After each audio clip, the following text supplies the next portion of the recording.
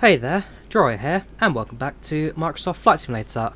Today taking flights in the Boeing 747 in KLM colours, in particular the 2002 livery, on flights from here in Amsterdam Schiphol to Princess Juliana. So got about 9 hours of flight time ahead of us. It's going to be a long old trip this, but of course flying in the famous route from Amsterdam to Princess Juliana, aka the low approach over the beach, and landing on the single runway. So should be a lot of fun this. I'm not crazy. I'm going to take comfort breaks throughout the stream because I'm not going to sit here for 9 hours and talk the entire time. But yes, Velux, we are going the entire way from Amsterdam to Juliana. So jump cockpit, set the aircraft up, St Martin, and prepare ourselves for our flights ahead. So how are you guys doing today? Welcome to the channel, welcome to the chat. Activate standby power and batteries. We'll then activate the external power, 1 and 2, looking good. Set the 3 IRS switches to nav. Nav lights come on, and that is pretty much it for the aircraft setup from the overhead panel at this point. We'll jump down to the FMS and go through our position initialization. So we are currently at Echo Hotel Alpha Mike EHAM. We are at stand Foxtrot 09. We'll take our GPS position, stick that in the RS position, then that start to align, and then the rest of that should be okay. Cool. Jump over to the next page, go to our routes. But before we do that, let's start off with the passenger setup, shall we? So just take a couple of minutes to board, of course, being in 747. So we'll pull our information from Sim Brief. So 8 hours 35 on the clock. Departure time is in about 28 minutes. We're going to mark it as a 747-400 as opposed to Dash 8. We are flying Dash 8 in Sim. It's only because Microsoft Flight, Microsoft Flight doesn't have Dash 400 over Dash 8. And so we're going to make do with what we've got essentially, but we'll do that with a passenger count of 4. Okay, now 400 on board, so I'll go for 326. Say 326 passengers on board. There's Wi-Fi, there's entertainment, there's no boarding music. We have got a safe brief from KLM, so we're using that. We get snacks, we get meals, and with that, let's start boarding, shall we? Yes, it's a long old flight today. Flying the KLM 747. It's about 9 hours on the clock for flying. So departure airport is going to be Amsterdam, Echo Hotel Alpha Mike, and our arrival airport is going to be Tango November Charlie Mike TNCM. Flight number today is KL785, is it? Just confirm. Yeah, 785. So KLM 785 was the very last flight number of a KLM 747 that flew to Princess Juliana.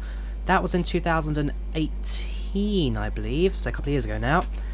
The aircraft has since retired from KLM, has since retired on this route, and now operates 787s and A330s on this strip.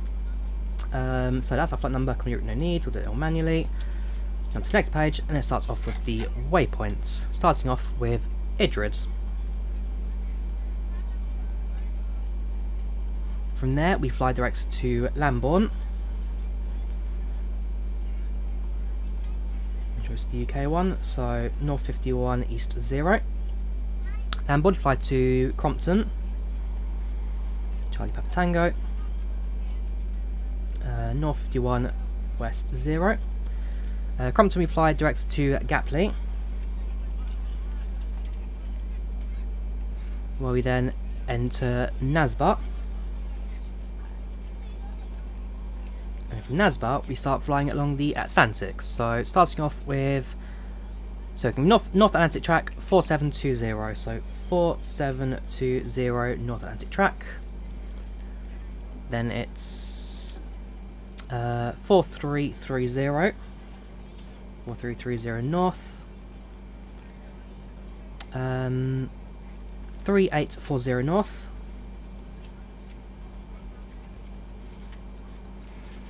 3150 North. And then we leave the Atlantic and head over to Arcadia, which is where I presume we'll start our descents. Arcadia will then fly to Manolo,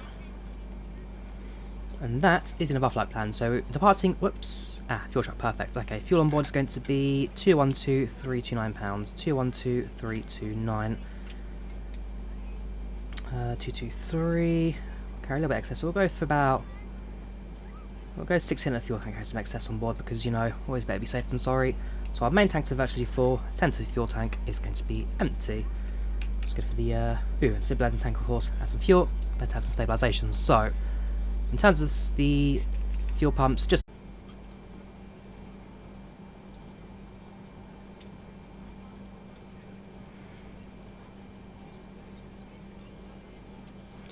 Alright, let's carry on with our setup. So, flying direct out of the Druids, yeah, we need to check our departure path, that'll be done shortly. But let's have a listen to window weights first, let's do performance first. So, back to utilization, go to performance, plug up performance. So, cruising altitude, initial climb will be to flights level 340, I believe it is, to confirm the flight plan.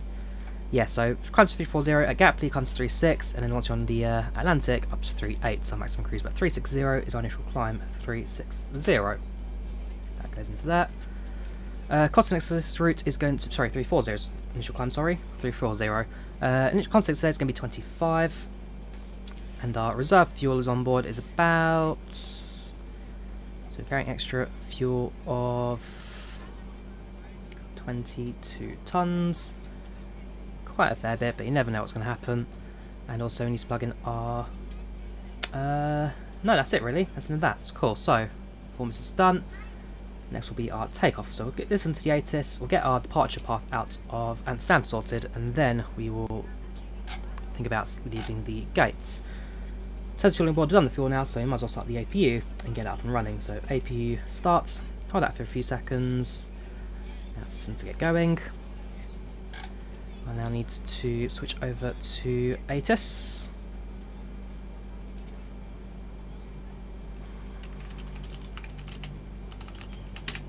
Let's have a listen, shall we? Winds 160. Variable 130 to 190. Altimeter 1007. Dew point 11 degrees Celsius. Visibility 10 kilometers. Temperature 14 degrees Celsius. Few clouds at 1,200 feet. Winds. Alright, so yeah, not too bad. So there's some low cloud cover, winds at 12 knots, heading 160, temperature 14 degrees centigrade, dew point 11, so it could potentially rain for us later on. Altimeter 1007 sets. We will now tune, that information by the way is going to be information Golf. Right, so I'm going to tune into frequency now, which is going to be Amsterdam Tower. I don't think there's a ground on line, so it's going to be Tower 11, there's 2. Oh no, it's Sint, okay, perfect, so it's 119.230, 119.230, that is down there. 119.230, and switch. So Stand Foxtrot 9, that is information Golf. Hello there, Amsterdam Tower. This is KLM 875, stands Foxtrot 09 with information Golf, requesting IFR copy to Princess Juliana. KLM 785, your plate to Princess Juliana via the Falco 3 Sierra departure, runway 24, and that's a climb flight level 60, squawk 3145. KLM 785 is cleared to the station Julia via the Salco 2 Sierra departure, runway 24, initial climb flight level 60 with squawk 3145. KLM 785, feedback correct. Cool, so departing runway 24, plug that in. On the orange 2 Sierra, yes.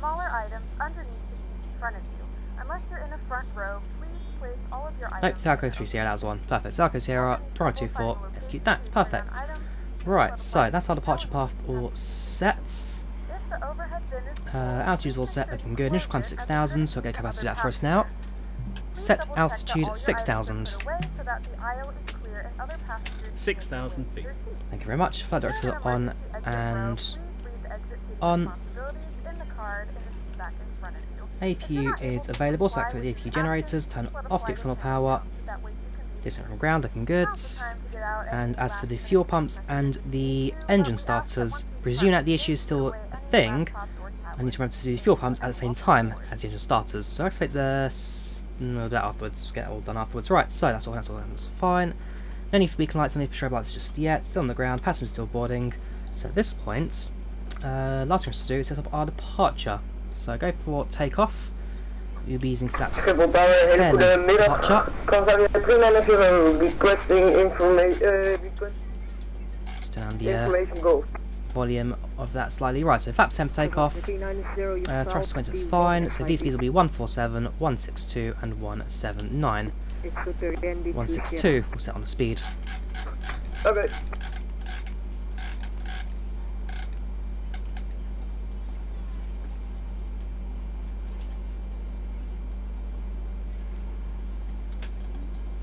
So set our speed, set our altitude, heading we done on the VNAV, that's fine. Activate the heating probes, since that's the last thing left from the eco messages. Those on the 747 are, if I can remember. We'll activate the that's all fine. That's all Schiphol Tower, fine. contact 390 There, so requesting on, requesting clearance to front. and on. Perfect. We're going to heat and so doors are open and we're going to heat left and right. Ah, there it is. Cool, so as soon as passenger board, we'll close the door, that'll be last message over, and we'll be ready to push and start. Out of runway 24, initial climb 60, squawk 3147.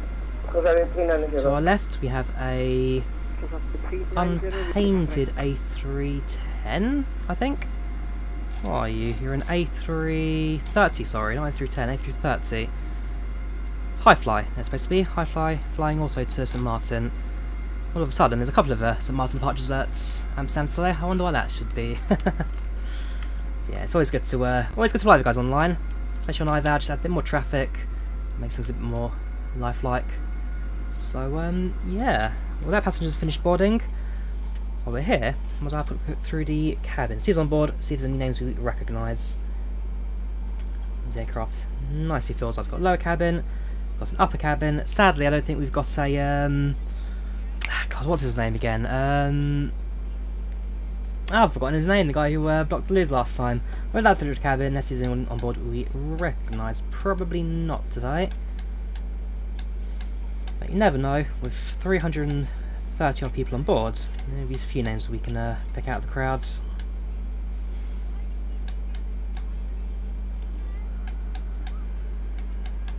Nope. At the moment, the answer is a no for me. Nobody on board I can personally recognise.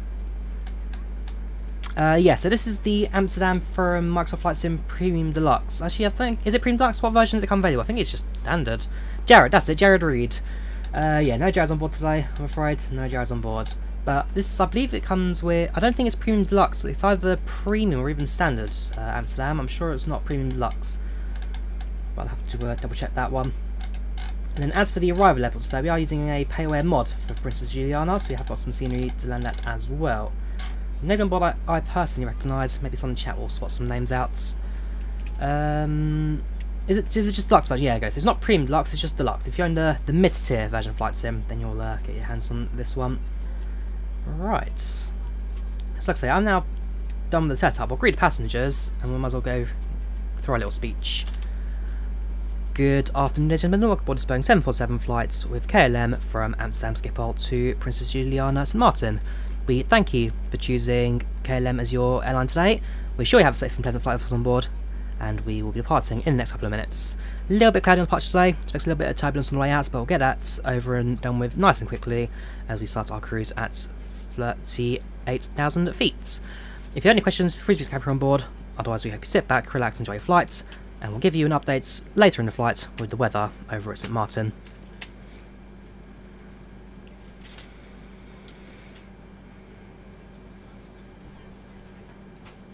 Flight time 10s. Flight time today is just under 9 hours. Just under 9 hours from start to finish today. So it's, like I say, it's a long old flight, but certainly a fun one. Of course, PACX is doing its listening thing again. There we go. Not a delay. Okay. Well, I cancelled it by accident, but hey ho, you get the message. Right, so that's set. That's all fine. We are just waiting now for the last few passengers to board. As soon as they're on board, we'll be ready to leave. Just to get an idea of how full we are. They're all seated. You're not seated. Well, you're seated on seatbelt sign off. That reminds me to activate the seatbelt signs, which are down here somewhere, not on the overhead panel. Rather, they're kind of precariously attached to the lower pedestal. Problem is, I can't remember where. Where are the seatbelt signs in this thing? Ah, there it is, right in front of my face. Seatbelts on, perfect. Also, let me set the transponder again, squawk 3145. 3145, there we go. 390, you felt your type of flight is Golf, and Golf is general aviation. Oh, sorry, it's from earlier flight. I will change it. No problem. Could you change it to Sierra? Sithra, thank you for 7 months in business class. Seeing you for a little while, we have good 3 days off. It's been good, Sithra, it has been good. I've got 2 weeks off at the moment, so I've been spending a lot of it travelling. I've got a couple of more trips coming up in the next couple of weeks, but hopefully should be pretty good time off. But cheers, Sithra, thank you very much for the support. 7 months, gosh, you have been here a while, haven't you? Cheers, dude, much appreciated. Tower, good afternoon. KLM 710 with information Golf. Yes, Gally, we are using the live weather for Microsoft Flight Plus today. Yes. We are using live weather. KLM 710, stand by, please. Standing by. Right, we're most of the way there now, so just a few more passengers left. We're not boarded. Because you're on board, not seated, not seated, not seated, not on board. So we've got about 2, 4, 6, 8, 10. We've got 14 passengers left aboard, so we are seconds away from being able to leave this place.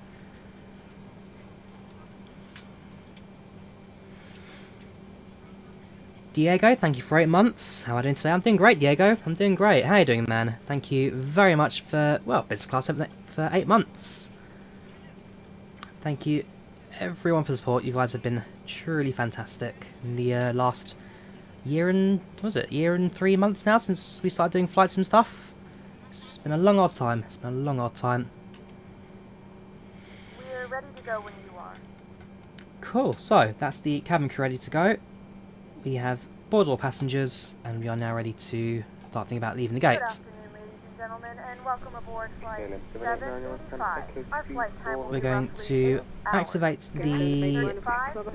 Now that the cabin doors are closed, please beacon ensure lights. all flights are in airplane mode. So we're going to let ground crews and they're ready for engine startup, since we've already got AP running on AP power, engine starters, fuel pumps and bleeds down there, that's fine. Cabin crew, prepare doors for I departure. think they're ready for push to start, so let's go request that.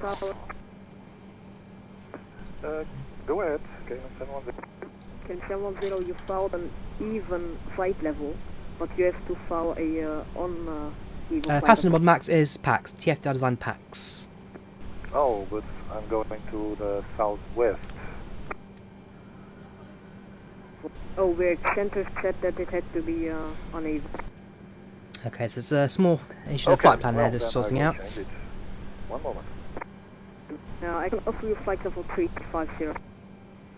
I'll look at the junk at some point, Ken. I don't actually own it yet because I was on holiday when it released, but I'll look at the junkers. Definitely it's worth a look. KLM 785 at stand Foxtrot 9 is ready for push and starts. KLM 789, push to startup is approved, push facing east. Push start approved, facing east for KLM 785. Right, let's do, shall we? 390, push start. 390, push to startup is approved, push facing south. Facing south. Ground from flights deck. Request pushback. Pushback request confirmed.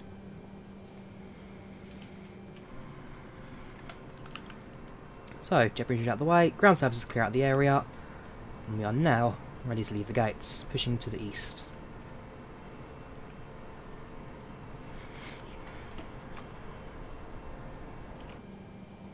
Going to start up the engines in the 4, 3, 2, 1 direction, so right to left.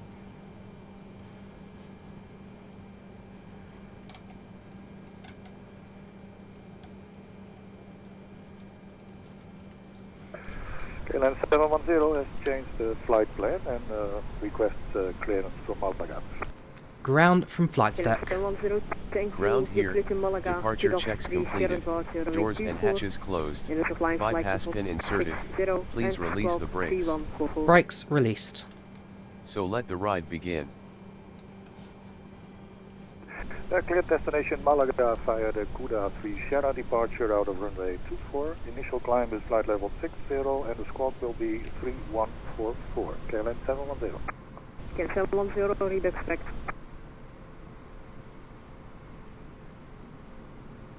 turn facing east. Sure, let me turn you to a eastern course. You may begin starting the engines, Captain. Right, fuel pumps 4. Engine 4 starts. All your personal electronic equipment should be switched off and stowed during taxi, takeoff and landing, while the fasten seatbelt sign is on. During the flight, the cabin crew may ask you to switch off the electronic equipment if circumstances so dictate. KLM 710 at Delta 56, request push and start. Turn facing north. 710, please accept. Okay, let me turn you to a northern course. Push and start facing east. Stop, KLM pushback. 710. That it is not allowed to smoke on board the aircraft at any time. Stop, pushback. Yes, tell when the parking brakes are set. Brakes set. Okay, Captain, pins removed. I'm done. Wish you a nice flight. Right, I completed the pushback. Engine 4 is starting as soon as that switch depresses. Engine 3 starts, so activates the fuel pumps. Engine 3 pull. Not a terrible pushback. I've done worse, I guess. We'll be able to manage that no problem. So yeah, going to have the bleeds off momentarily. Oh, look, an Emirates A380 just spawned up. Going to have the bleeds off until we get the engines all started. So with engine 2 to 18, engine 3, sorry, starts. Should we have to evacuate the aircraft in the water, there is a life vest located near your seat. Open the bag and remove the vest. Slip it over your head. Pass the strap around your In real life 10s, in the 747-8 I believe you can start 2 engines at once at a time. Since we're flying as a 747-400, quote, because KLM don't own any Dash 8s, well, it's not in the passenger side. I think they have a few cargo 747 8s. Could be wrong though, but in reality, these Dash 8 you can do 2 engines at a time, I believe. But we're going to go for 1 at a time just for the sake of keeping it within the kind of simscape. Right, so engine 2 starting. It's an AI A380, Ben. It's just an AI aircraft, so somebody's flying that probably in like X-plane or something. Can't really tell from Sim based on their IVAO plans, all that, but presumably that's just an FSX thing or an X-plane thing. Engine 2 starts.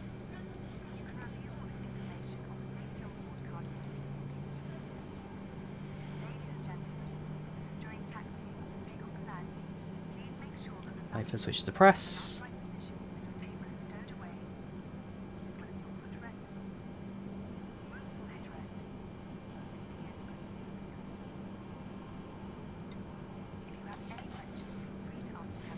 Engine 1 starts. Main and pull.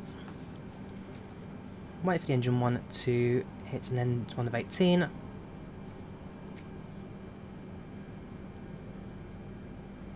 Too much the hot starts, too little the cold starts. 18 is kind of like the option Monday looking for an engine starting engine. Schiphol Tower, hello. Emirates 455 Super with information about onboard radio check. Emirates 455, request 455. 35 Emirates 455, request client IFR to Dubai International Oscar Mike Delta Bravo. There's no trim down here because the aircraft's got auto trim on board. 7478 similar to the A320 guys have auto trim, aka when you take off, the aircraft automatically adjusts its trim for departure as needed. And the squawk is 0147. Right, perfect. So got speeds, got stuff set, that's all fine. Engines all started, do activate the engine bleeds. Runway 24, Instagram 6000 and the squawk will be 0147. AP generator cast off. AP. So Javier 390 requesting text to runway 24. Perfect. So button brake set, seatbelts on, that's fine. Activate the stabilizer trim. There's no fuel on send tanks, so that can stay off. That's all looking good. Perfect. So we're now ready to taxi. 390, text holding point Sierra 7 for runway 24 via Bravo. Sierra 7, runway 24 via Bravo. KLM 785 is ready to taxi. Concern 85, text holding point Sierra 7 for runway 24 via Alpha. taxi to holding point Sierra 7 runway 24 via taxiway Alpha for KLM 785. Right, flight brake released. What's it need to do? Starboard left, starboard right. Okay, so activates the... Is it these two?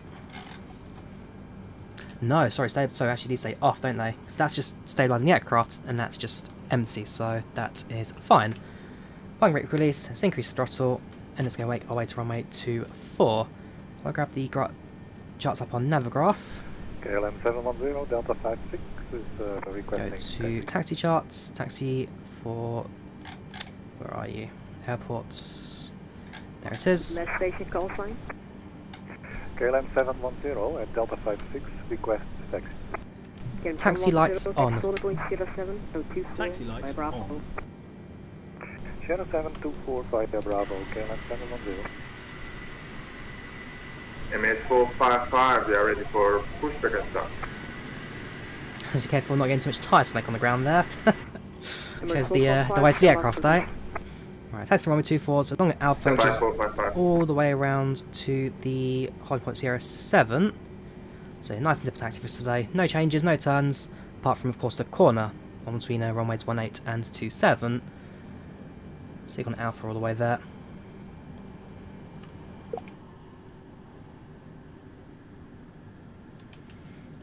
So as it stands, the weather forecast at the moment, it's cloudy of course here in Schiphol, but not raining.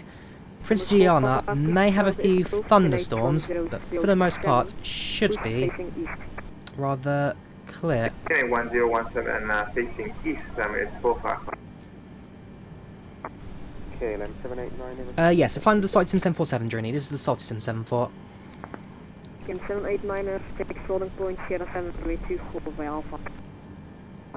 Sierra 724 via Alpha, that's for KLM 789. Avia 390, holding short, 24. Avia 390, runway 24, clear takeoff, wind is 160 degrees, 12 knots. Flight from Barry is just under 9 hours, about 8.5 hours at the moment on paper, 8 hours 35, looking at 8 hours and 9 at a max. Will I fly the A340 next plane? Absolutely, Diego, absolutely. As soon as I get a copy of that to stream, we'll definitely be doing a few A340 flights. It's looking good so far. I've got a lot of trust in Tolis. They're a great old developer, so I am excited for what they produce. I'm very excited to see what they release.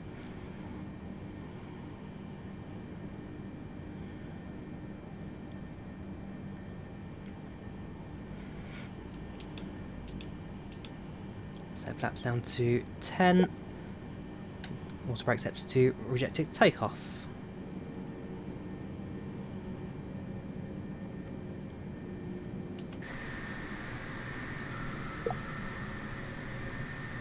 See that the A380 is also pushing back the Emirates aircrafts.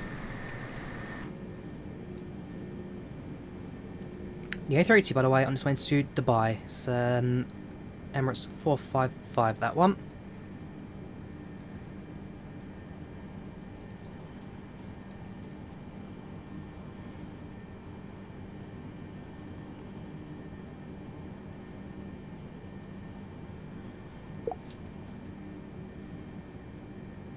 Welcome, Nux Aviation Spotter. How are you doing? Welcome, channel. Welcome to chat. Hope you're keeping well. Blueberry Guy, it's good to see you, man. How are you doing these days? How are you doing? Hope you're keeping well. I'm not going to buy X-Plane 12 right away. X-Plane 12 will be quite interesting, I must say. I'll keep an eye on that when the release comes out, but it's looking alright. The weather affects the weathering. Yeah, the weather affects the trees. The scenery's improved, of course. It's not quite ortho satellite imagery just yet, but we'll keep an eye on that as the updates come out. When we get to cruise, when we get to climb out and cruise, we'll talk about all the sim updates as well, because also there's the AnyBuilt A310 that's announced. I'm very excited for that one. There's quite a few good announcements, so we'll definitely talk about some of that during the flight today.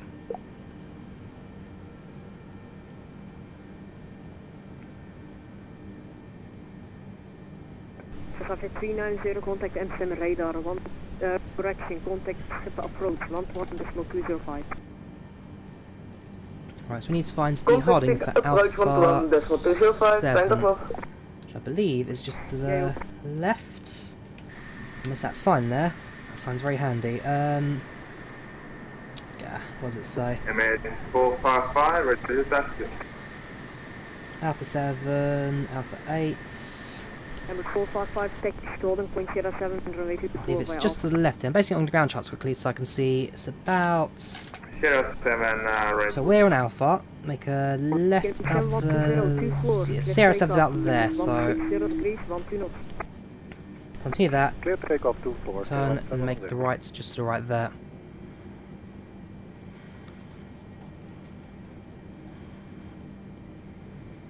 The Unibus A310's out for X-Plane. I don't think it's out on Microsoft. Is it out on Microsoft FlightSim already? Well, I'll have to check that, because I know they announced it. I didn't realise it was all out already. I completely missed that one.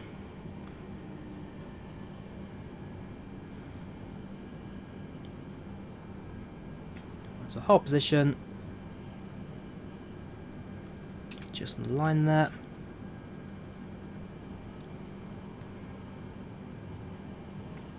KLM 785, holding short, runway 24, ready to depart.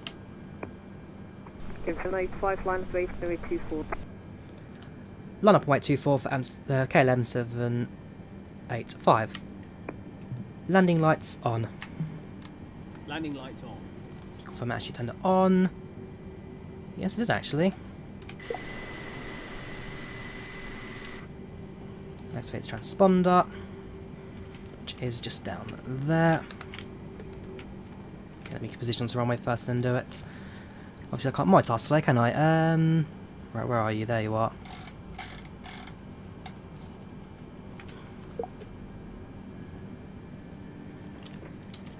Cabin crew, seats for departure.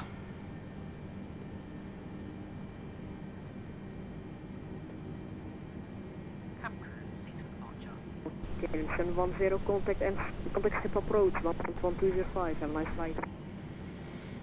121-205, thank you.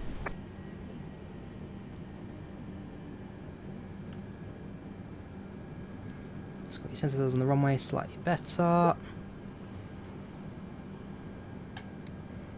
That looks fine.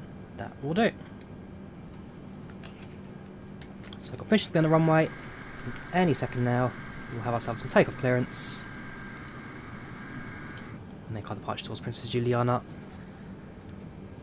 KLM 785, runway 24, clear for takeoff, wind is 160 degrees, 12 knots. Clear for takeoff, KLM 785, runway 24.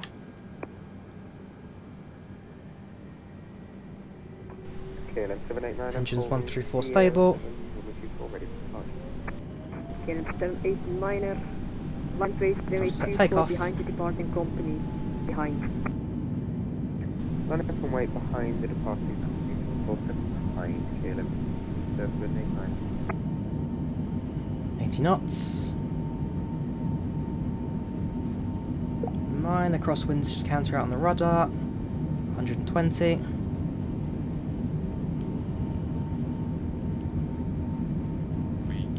V1. Gosh, bit of a wind there. Rotates. Positive right, gear up.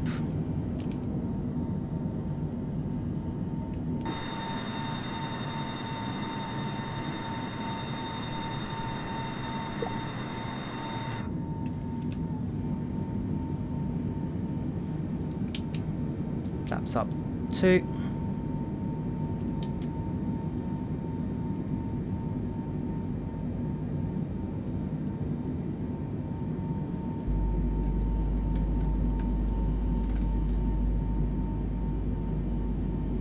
Key in the aircraft is 10 degrees pitch, flaps up 1. KLM 785, contact Schiphol approach, 11205, have a nice flight. 121-305 Schiphol approach for KLM 785. Thank you very much, take care, goodbye. Right, Schiphol approach. 1218. Nope, that's ground. Amsterdam approach. And it's going blind.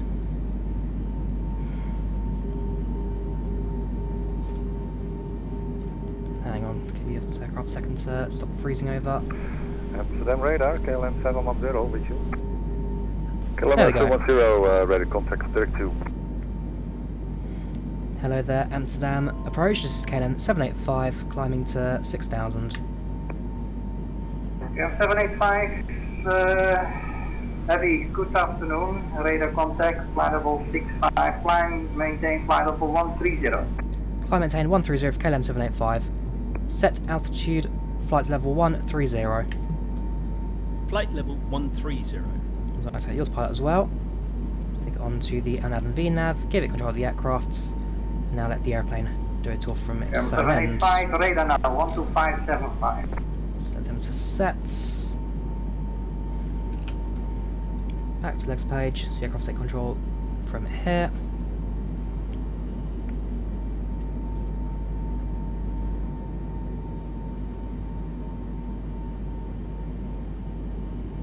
Passing 10,000, and lights off.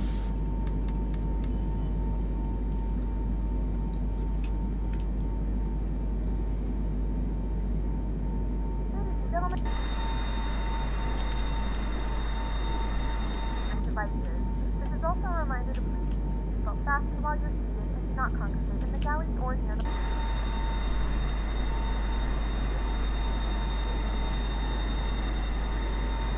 So far so good. So definitely quite some strong cloud cover at the moment here in Amsterdam. As we start heading our way towards the channel, expect to see some rain on the way out. Actually, let me turn the weather radar on for the sake of getting the weather updates.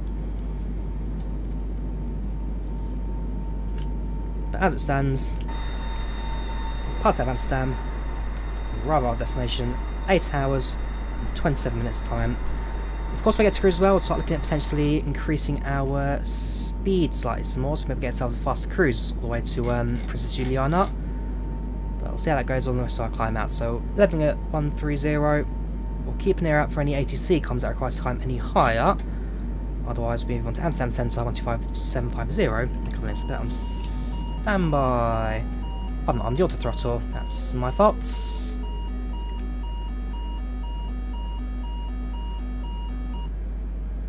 Check your auto throttles, Drawyah, that's why you're going a bit too fast there. Okay, well, auto throttles on now, the aircraft can control that. My fault. I said VNav, but I forget, in an Airbus aircraft, auto throttle is automatic, in a Boeing, there's a switch you have to do manually. It's my fault there, that's entirely my fault. Okay, well, before we cause any more crises, let's just listen out for ATC and get them guided the aircraft forward. On approach, hello, KLM 789, departed from runway 24, climbing 4,000. The radios, these are real people shows, using an ATC network called IVAO. 785, contact radar please, 12575. 12575. Right, over to radar on 125.5. Wrong plane, that's my call sign. KLM 789, radar contact, climb, maintain flight level 130.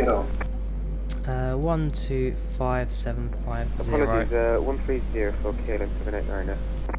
125,750 for KLM 785. Hello there, Amsterdam radar. This is KLM 785 at flight level 130. KLM 785, good day. Climb at flight level 280. Climb level 280 for KLM 785. Flight level 280. France 20 Echo, climb Set flight level altitude, flight level 280. Flight level 280. There we go. So the aircraft continue our climb out now. That's all looking fine.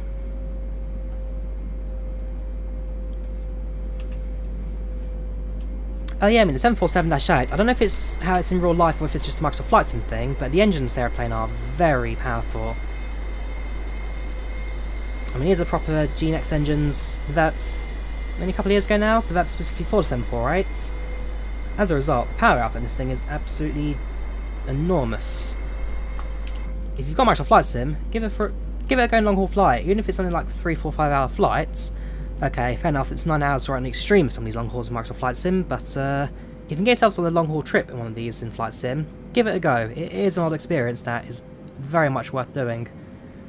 Where's it, the VNav? So start climbing, that's all fine. Seatbelt sign not yet. Given that we are about to climb through some heavy, thick cloud, potentially going to be quite heavy turbulence up there, so we won't do that just yet. Wat dus maar bedankt voor je service, fijne dag. Wacht even, volgens mij is er iemand online net. Standby. Contact Langen 136955. Kabinet 136955.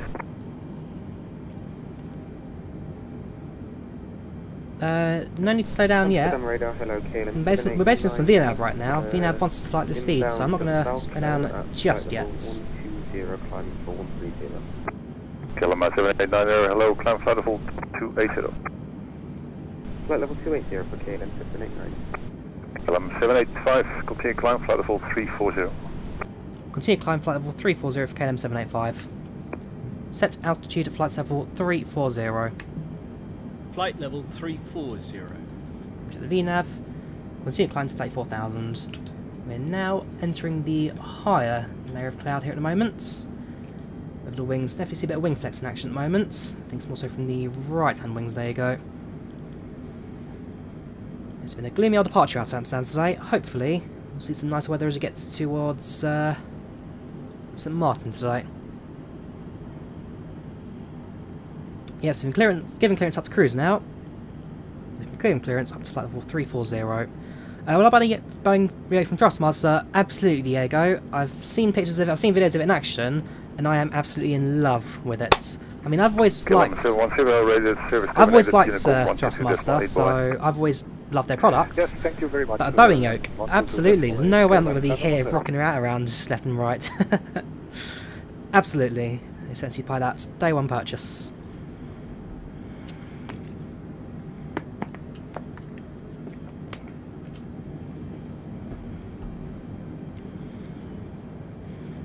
Yeah, just heading set direction of travel. Set heading 249. That's done. Thank you very much, co-pilot.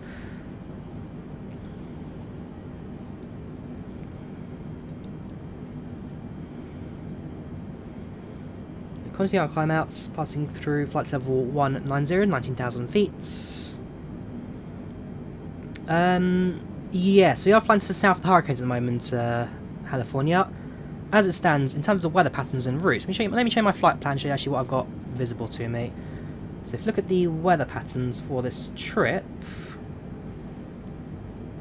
so yeah, you can see tropical storm has been detected. 208 Echo radar. The tropical storm detected, but our route takes us to the south of it.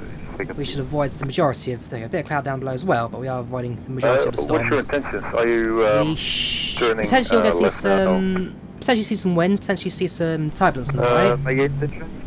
But we won't see too much of the actual storms. I'm sorry, say again. There's one thing I was very cautious about this flight, but it has all cleared now, so we should be alright. Okay. So maintain flight level 36, report. It's getting brighter outside now, so we potentially are leaving the cloud there shortly. Stay out of my airspace if you can.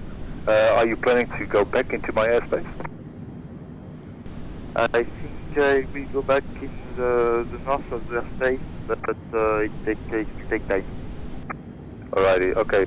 In the meantime, go to Unicom 122.8 and report when you like to enter again. Okay, switch to Unicom and go back to the frequency when I'm on the airspace. I must admit, yeah, I'm not sure what was at that time. Water control's active. Should be holding speed at 350. VNAV active. Water throttle active.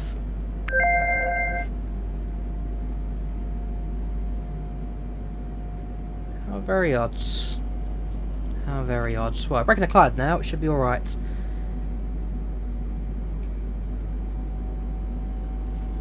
Come on, 747, you're meant to be better than this. Oh, we're descending.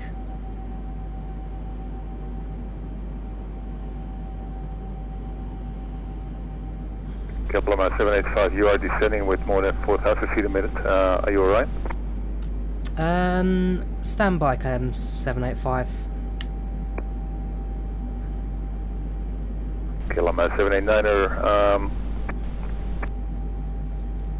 turn right heading 2702 forward. Stay on there. Autopilot active. VNAV and nav set. Autopilot's active. just confirm that's right heading 270 for KLM 789. Yeah, you're proceeding traffic. I think it might be your friend. He's descending through 220 now. So I don't know if he's going to climb. So just to get you guys separated, right heading 270. Yeah, I see, roger. Send right heading 270 for KLM 789. KLM 789, climb flight level 340. Press level change. 340 is KLM 789. I'll give that a go. KLM 785, climb flight level 320 now. Climb level 320 for KLM 785. It's very strange that I've never had an airplane descend on me like that before. Come on, Microsoft Flight Sim. I know you're not the greatest for...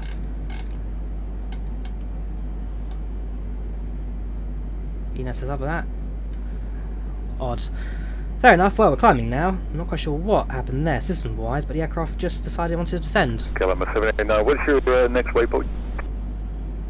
We're climbing with steady speed, so we should be alright for next now. Next waypoint Lambourne, Lima Alpha Mike for KLM 789. 789, direct to welcome, Paul, how Lambourne. are you doing? Welcome channel, welcome to chat, how are you today? How are you? Direct to Lambourne, KLM 789. We are flying the SaltySim experience version in the SCS. 5 for you as well, direct to Lambourne. Direct to Lambourne for KLM 785. Very strange. Okay, we'll fly direct to you now then, so that is going to be doing copy and paste. Well, already said there, copy and paste done. Right, left hand to Lambourne, we'll head on to Lambourne, that's fine. One thing I like about the SaltySim 747 is the fact that it gives you the arc, your top of climb range there, so you can see that we'll get to 34,000 or 32,000 by about 20 miles. Holding speed about 307 knots. It is slightly changing there, but for the most part it's holding the speed. That's the important parts.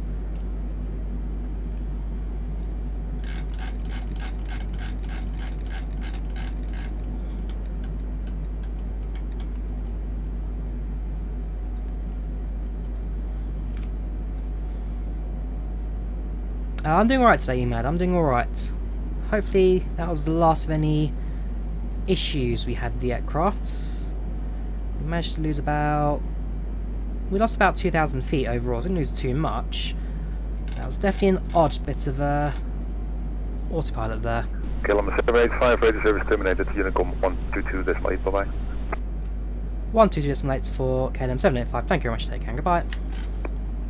Goodbye, KLM 789, same for you, Unicom 122.8. Right, 122.800. Over to Unicom.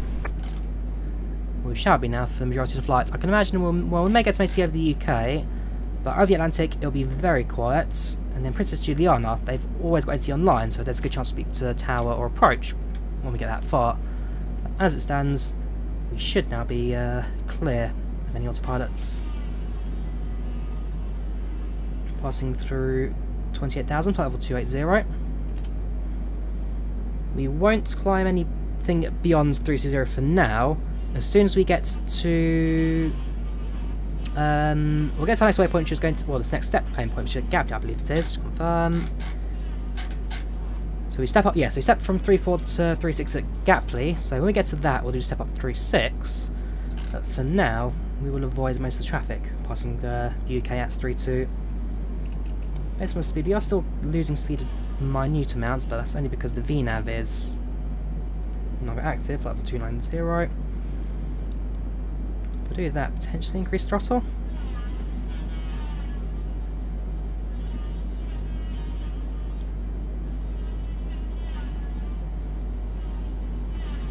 As soon as it gets to 3.2, that'll be the next bit for me to kind of be... well, keep a very close eye on, just in case our speed doesn't drop anything less than it should do. So we're on IVAO, Ben, from my player on IVAO. How's infiltrate handling nowadays? It feels alright manually. Like I say, just that speed and throttle output, some light concern about.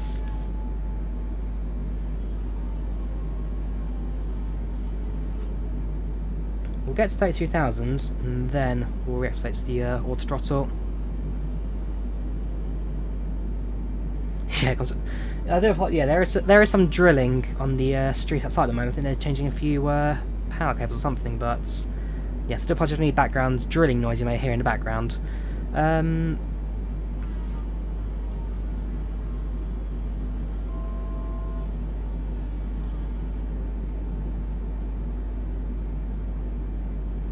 after Gapley, taking the left-hand turn, I believe. There's no right-hand turns until potentially we get to Juliana.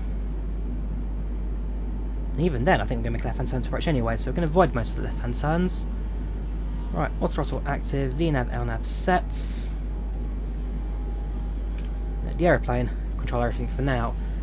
Just as we break the layer of cloud. We're going to turn off the seatbelt side now, and allow passengers to enjoy some freedoms in the cabin.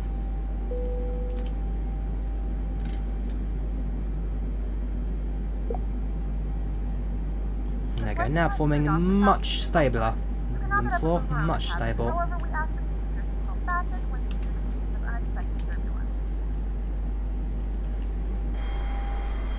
Welcome to the first layer of cruise.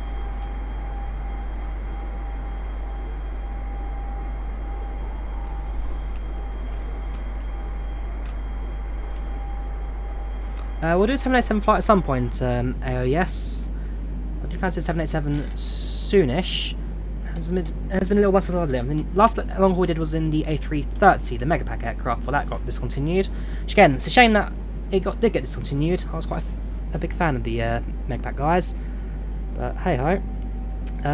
Yeah, so we're doing a 747 flight today. Next long haul will be in 787. I haven't got a route for it yet, so I'm going to have to try and decide on that, but we'll see. We'll see how that goes. So we're at cruise now. The aircraft's performing much more stable now. There's no issues with the speed, no issues with the altitude. We're not randomly descending now, so yes, I'm going to be a lot more relaxed with the rest of the cruise. Flight time today about 8.5 hours, 787 channel. There's a clock at the bottom of the screen. You also have expected arrival at the top of the screen as well, so I'll give you an Zulu expected arrival time about 9:30 local time UK, 8:30 Zulu.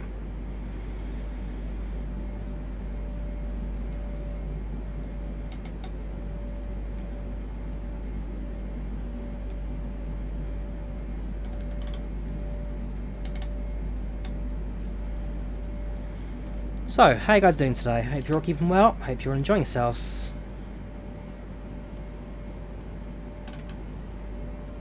I know, in fact, I'll be sitting here for a fair while myself for this flight. Just make sure everything on the FS is set correctly. So, land lights are all off, that's all off, that's all off. Nav lights, so nav lights on, beacon lights active, strobes active, no wing lights, no. Local lights we could turn on, but not for now. Bleeds all set, that's fine. Trim sets, that's all fine. There's air pressure in the aircraft's temperatures all automatic. Cabin altitude all set, that's fine. Your dampeners all set. Got control, that's fine. All set, no APU required. Sorry, that's fine, that's fine, that's fine. Cool, so. As far as I'm concerned, aircraft's now set up. It should be this way now until we reach the top of descents. Do I like 747? Absolutely, Staff. For me, the 747 is one of my all-time favourites. I never got to fly it in the end. I did book a Cherry 747 flight 2 years ago. Cancelled, of course, because of COVID, but what can you do about that, I'm afraid. I'll try and fly 747 potentially with Lufthansa. They're going to get their 748s for a little while. But it's a shame they've got to fly 744 with BA back now as a thing. Why did it discontinue? Discontinue which aircraft, Candidate? Sorry. Which ones are you referring to? Sponsora, very nice RV. What are you currently doing? Are you Santa Tower, perhaps? I see Santa Tower's come online. What are you doing at the moment?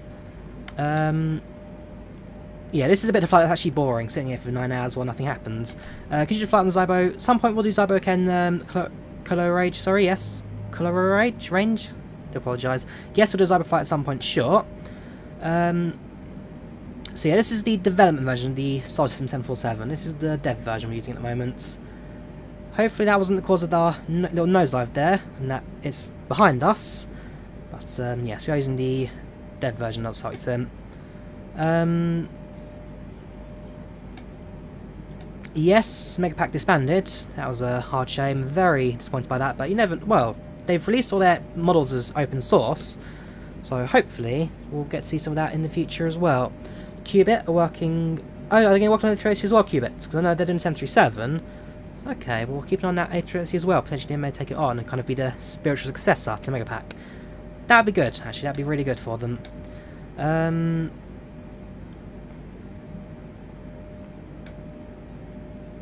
Select the speed button next to IS knob, and so select the speed button next to IS knob.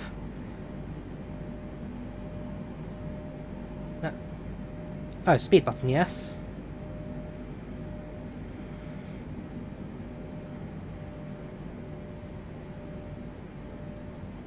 Plus authorized fates.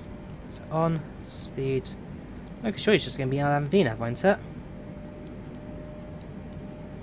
Well, I'll give that a go. Welcome Alex, how you doing? Welcome channel, welcome to chats. When will the 757 come? I believe there is a developer doing a 757. I can't remember which developer it is, but I believe there is one on the way-ish. I'll have to check. At the moment, it's using vertical trim there, Galley. Potentially could have set some trim for the crosswinds on departure, but at the moment I'm just using the rudder trim. Oh, his dad's been St Martin, has he, Noah? Very nice. I'd love to go one day. I'd love to go just to the beach and again, just walking around. I like my walking trips, so I did when I went to Barrow the other day. Yeah, I just like walking around. Right, I'm going to set my altitude now to 3-4. Get ourselves out of this cloud layout. Set altitude, flights level 340. Flight level 340. Let's do flight level change, of course, because that's, we know, works. So, see again the green bar here, just giving us an idea of when we'll reach our cruising altitude. It's very useful for descent in 747. As soon as we get towards Princess Juliana, I'll do our descent calculation. Very handy to figure out where we'll get to for the intercepts of the glide slope over there. Well, it's not really glide slope, sorry, it's an RNAV approach, so we'll have to kind of, we'll manually approach, we'll approach the aircraft on LNAV, but as soon as we reach the runway for the glide slope, that's when we have to do it all manually from there. So autopilot's off, do it by hand. Should be a pretty good landing overall. And of course I'm hoping for minimal crosswind, but you never know what it's like at Juliana, you never know. At the moment, the meet after Juliana showing 28 degrees centigrade, QH1015.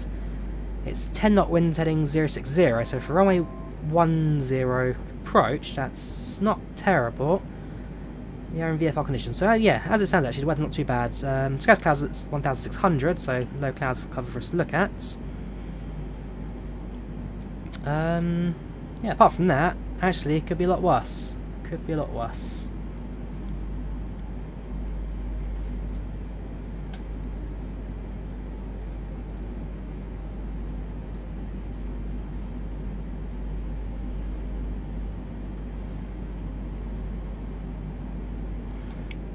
You doing London-Sydney, are you doing, Ilias? It's a long old trip, that. Good luck to you. I've done it in X-Plane with the Magnite 787, as a charity flight. Took us about 19 hours, plus we did a stopover and went to Melbourne in the end, so actually it wasn't even the full flight. We did 4 flights, including the extension to Melbourne. But, yeah, it's a long old trip there, dude. Good luck, do enjoy it. Do enjoy it.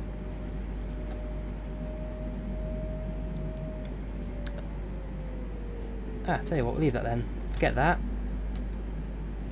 Perfect.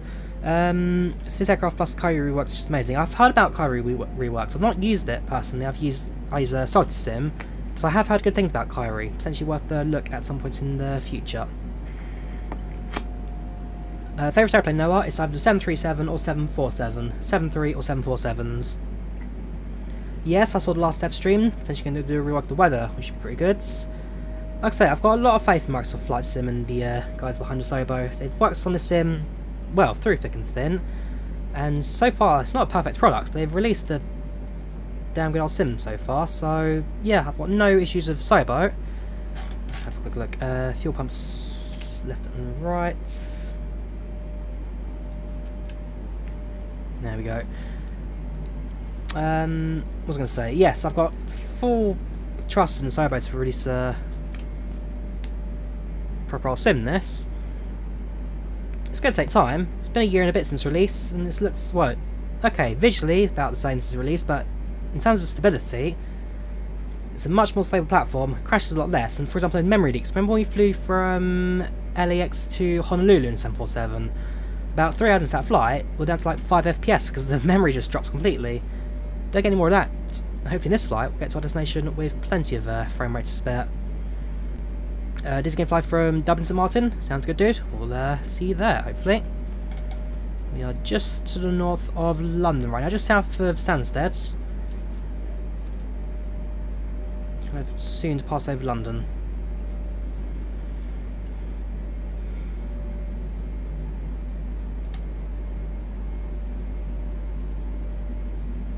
You're doing a 737. Gosh, good luck to you, dude. 739. Hopefully he has enough range for you. Right. So at cruise, so far so good. We will be climbing up to our next level of cruise at Gapley. So as soon as we hit that waypoint, we climb to flights level 360.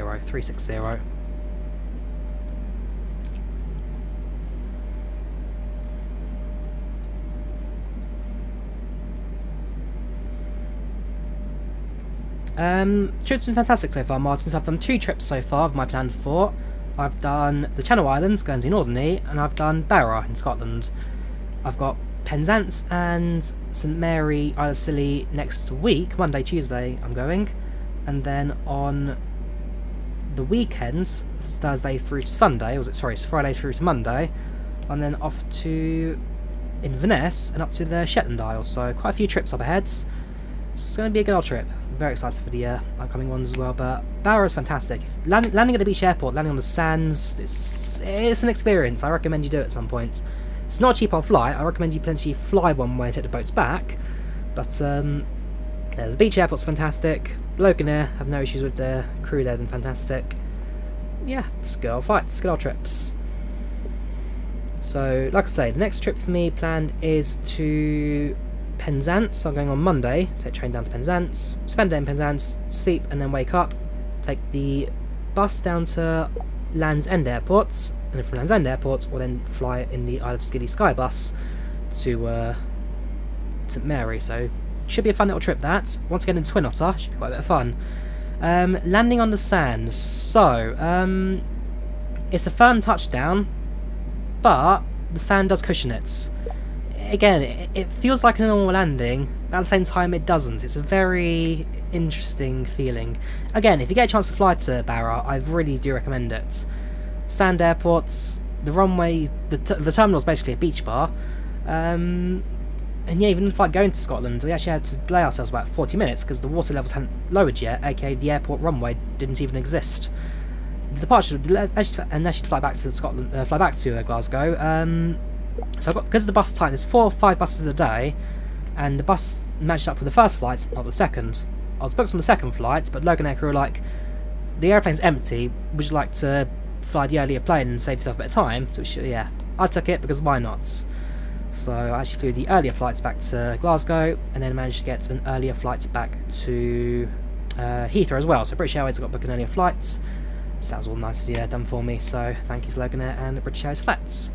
Yeah, Barra's in Scotland, Gally. Barra's in Scotland. Scottish island on the Outer Hebrides. I've certainly learned my pronunciation for that region since we last did the Hebridean Islander video. That was all horribly done wrong. Why does the plane go so close to tourists on the beach at St Martin? That's just how the airport's laid out, Melbourne, because St Martin itself is in a tiny little island, and most of it is taken up by hills and volcano.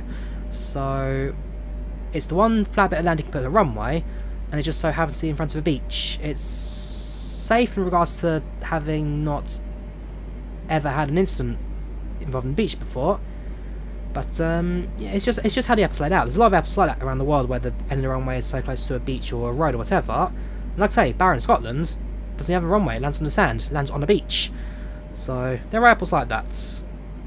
And yes, the airport runway is rather small at St Martin, so we're going to be very careful with our touchdowns today, aka touchdown early, on the markers of course, and then 4 brakes to bring up into a halt.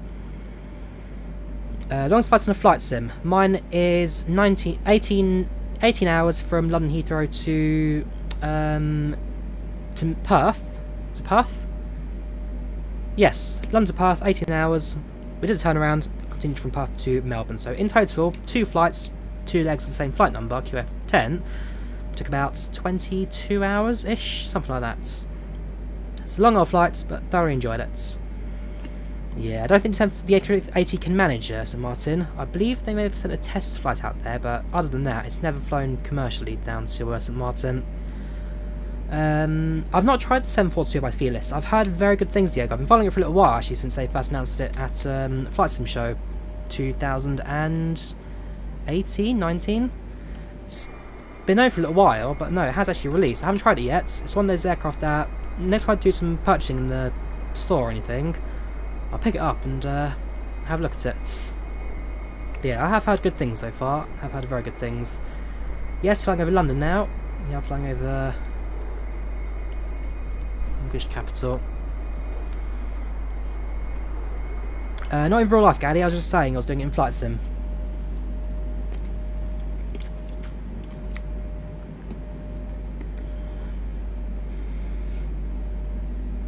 How come London Skies didn't come on YouTube? Because I did the flight and forgot to press the record button apparently, so that was a bit annoying. If the A380 could come out, would you make a video like this? So when the A380 comes out from Drawyah, the plan is either to do a London to Johannesburg in British Airways colours, or a London to Dubai in Emirates colours. I haven't decided which aircraft, well, aircraft's A380, I haven't decided which airline route I'll do yet, but I'll either go to the aircraft's limits range, which is London to Johannesburg, or I'll do a well-known flight, or this is a very busy commercial route, which is London to, even Manchester to Dublin to Dubai. Well, we'll see, There's a few routes you could do for that one.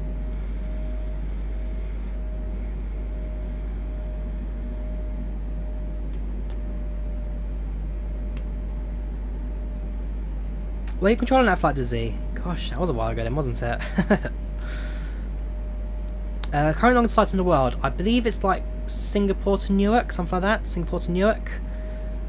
That, I believe, is the longest flight in the world right now. It's a Singapore Airlines strip, A350-1000.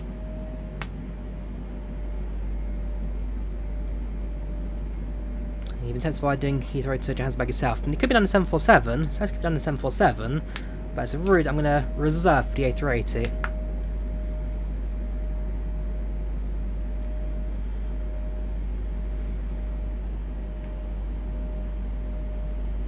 How much do you think we'll have? Not sure about timing, Filippo, yet. There's one thing that we don't know yet. It's about timing for the A380. Hopefully not too long away, but at the moment, not much you can really say. Yes, KLM retired the 747-400 a couple of years ago. Yes, due to COVID, more lack of traffic. But for a lot of airlines, it was on the way out. I mean, British Airways actually spent a couple million just to renovate their 747s, make it a bit more modern. Then COVID struck. Then nobody flew, and so they had to force try the aircraft after spending a lot of money on it. But it's a shame. COVID has changed a lot in the scope of aviation, but ultimately, now that we're potentially coming out the rear end of it, we'll kind of see how the new age of flying works. It's going to be different. I've not done an international flight since October last year. I've done a few domestic flights. I've done quite a few domestic flights, but I've not done any international for a little while, so we'll see how that goes.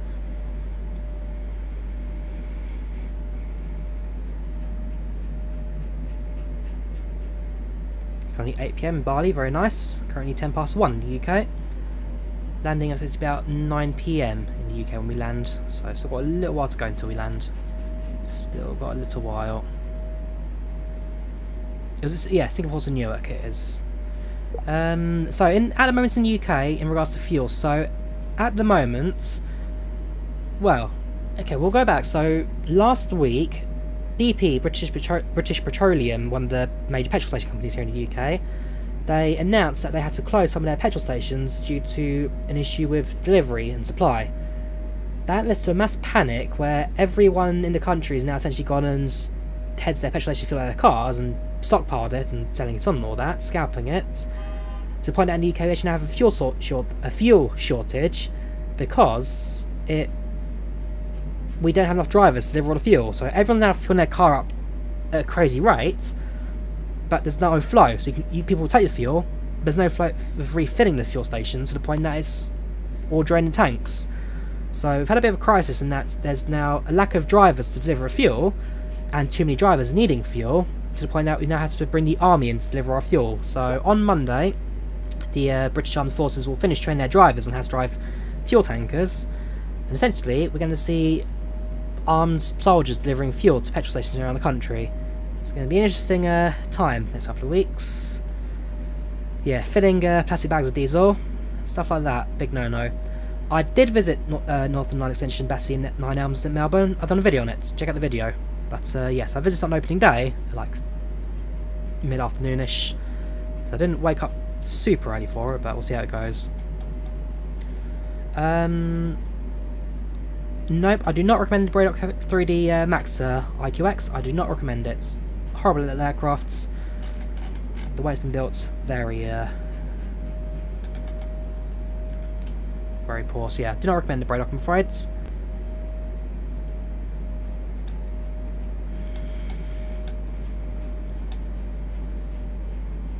We do have unemployment in UK speed brakes, but the problem is if you're going to deliver fuel trucks and tankers, you need specialist licensing that, in the most case, the driver themselves will self-fund. So if you're a courier driver, for example, and you end up doing your own licensing for becoming a lorry driver, it's like being a pilot. You become a pilot, you pay yourself for the most part of the course. If you become a lorry driver, you pay for the courses yourself, and as a result, no one has the money to kind of spend on becoming a courier driver, or it's financially not the strongest job in the world. So there's a few reasons why no one's going for it.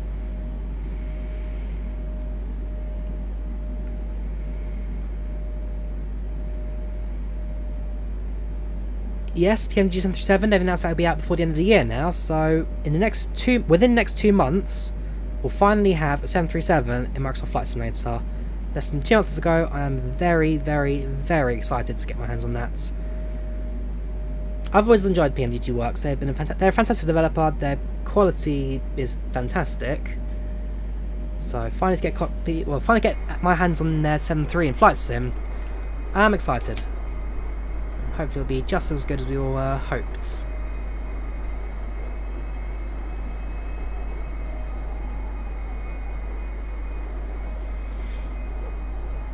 There's a shortage in everything for drivers at the moment, Sergeant Snuggle.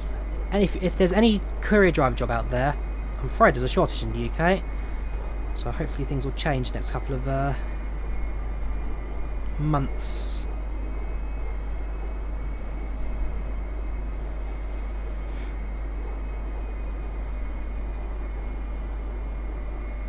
Yes, minor turbulence at the moment, but for the most part the aircraft's handling pretty well. In the next 10 minutes or so, we'll climb up to flight level 360. And it'll be that level until we get to our top ascents. Yes, there are going to be A321s doing A321neos doing transatlantic routes. I believe. Who is it? Who's that American courier's name? I've forgotten who they are now. JetBlue doing an A321 routes from Newark to Heathrow.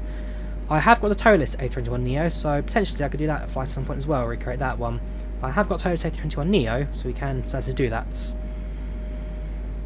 Welcome, Augusto from Sydney, how you doing? Welcome channel, welcome to chat tally today.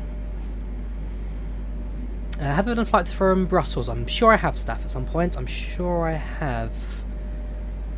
Let me just double check the map.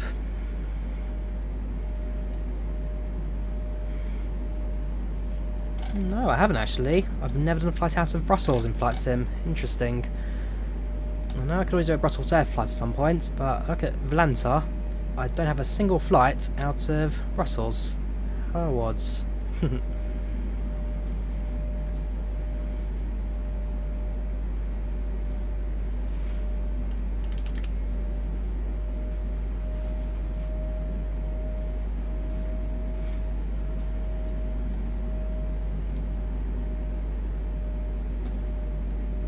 Yes, TAP was easy as well, TAP Air Portugal from Lisbon to the US. Favourite plane to fly amongst a flight sim? Favourite airplane to fly, in terms of jetliners, will be the 787. That is a fantastic aircraft in flight sim. 787, fantastic to fly. In terms of all the smaller GA aircraft, I quite like the CTSL, the flight design aircraft, microlight. So I'd say those are my two favourites in flight sim at the moment. Any free aircraft into Xbox? Not sure, Jake, I'm afraid. The answer is unlikely, because it doesn't quite have the same systems for modding, but wouldn't say never.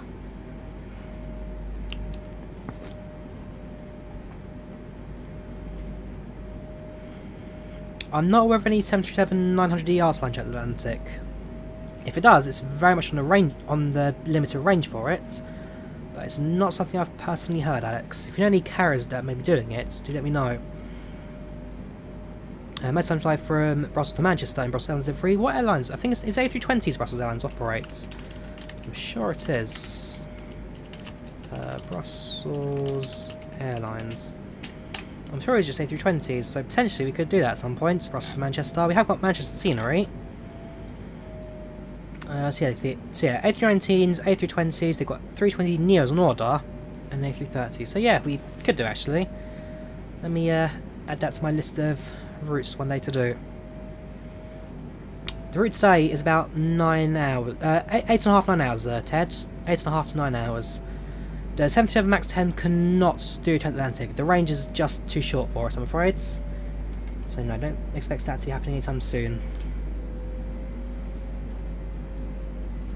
Concorde, yes, there's a DC Designs Concorde being developed for Microsoft Flight Sim. There's no release dates yet for it, but DC Designs are doing a Concorde for Microsoft Flight Simulator.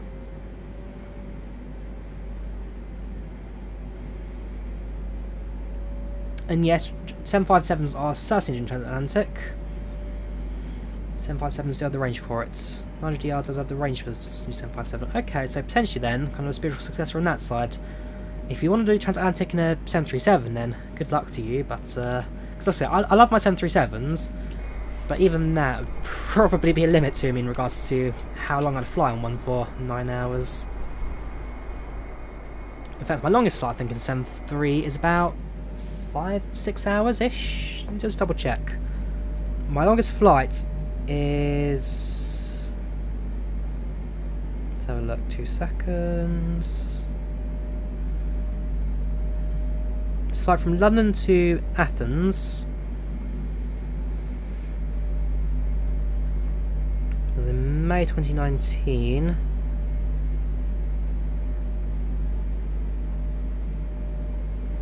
So it's 3 hours 50, which is about 4 hours. Yeah, about 4 hours on 737. That's my longest trip in one.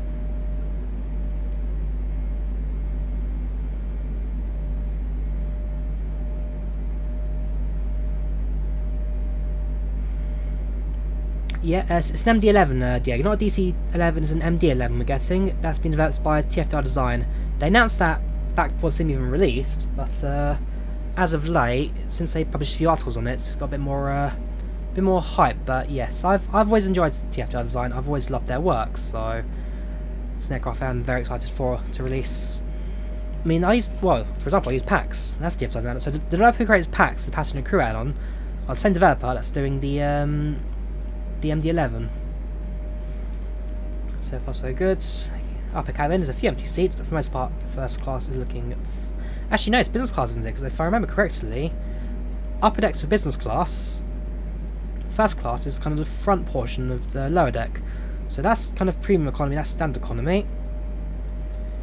That's upstairs business class, and then first class at the front. That's how most airlines operate these days. Back in the day, upstairs used to kind of a lounge area for first class passengers, so you have a few benches and a bar and all that. That's long gone, but yeah, first class now is kind of low deck front of the aeroplane. GDX, how are you doing today? Nice to meet the man behind the voices. Cheers, dude. How you doing? Welcome to the channel. Welcome to chat. Hope you're keeping well, dude. Most exciting upcoming releases: PMTG 737, absolutely, and the again the TFDi Design MD-11. Two developers I've got a lot of respect for, love their works, so excited to see kind of how they release as well.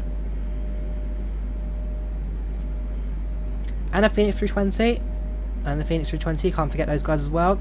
They're looking very good, of course. Another one, kind of see how it looks when it does release. Do I plan to do trip reports? I've got 2 trip reports on the way, one in the Drawyah 228, one in the Twin Otter. So I need to edit those videos. I have got 2 trip reports on the way. I don't know how interested people are in them, because when I did the Islander one, I got about 1,000, 2,000 views on that video, so not as high as I was expecting. But we'll see how it goes. If people enjoy them, then we'll upload more. I'll upload the 2 as kind of a testing thing, see how it all works. If the views are lower than expected, then we'll just drop the idea, but we'll see how it goes.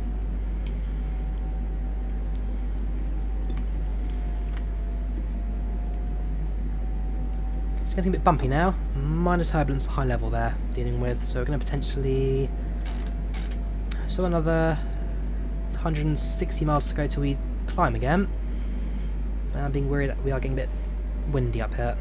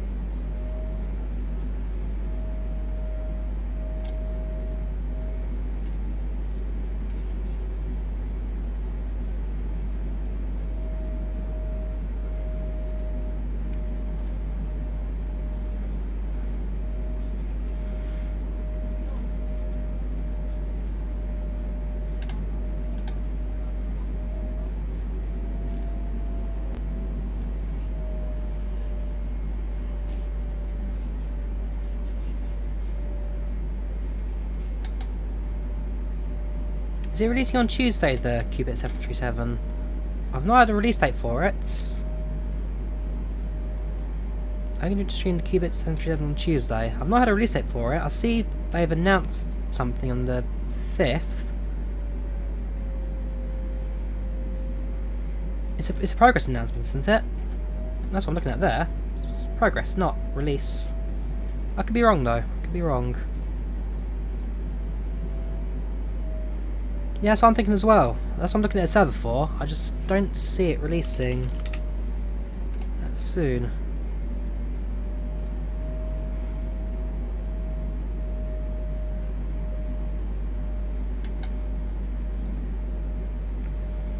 Fair enough. Maybe I've missed it. How long's flight take from now? 7 hours, 41 minutes and 45 seconds. That's the expected arrival from passenger point of view. Yeah, that's what I'm looking at. It's a progress announcement, not on the release announcements yet. So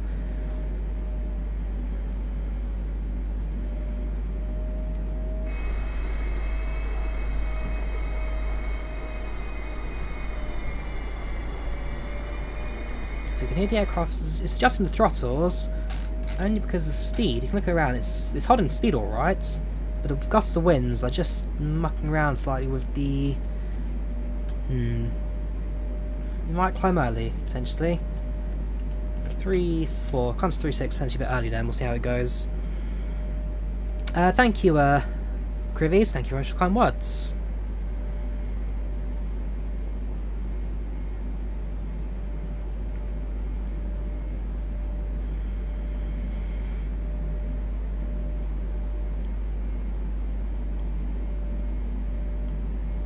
Your house is located on the base leg downwind to approach path 09 left and 09 right. Can do some displays once a good day. Very good, Adam. Very good. Still got here's got a while to go, Tommy. Still got a couple, well, several hours to go.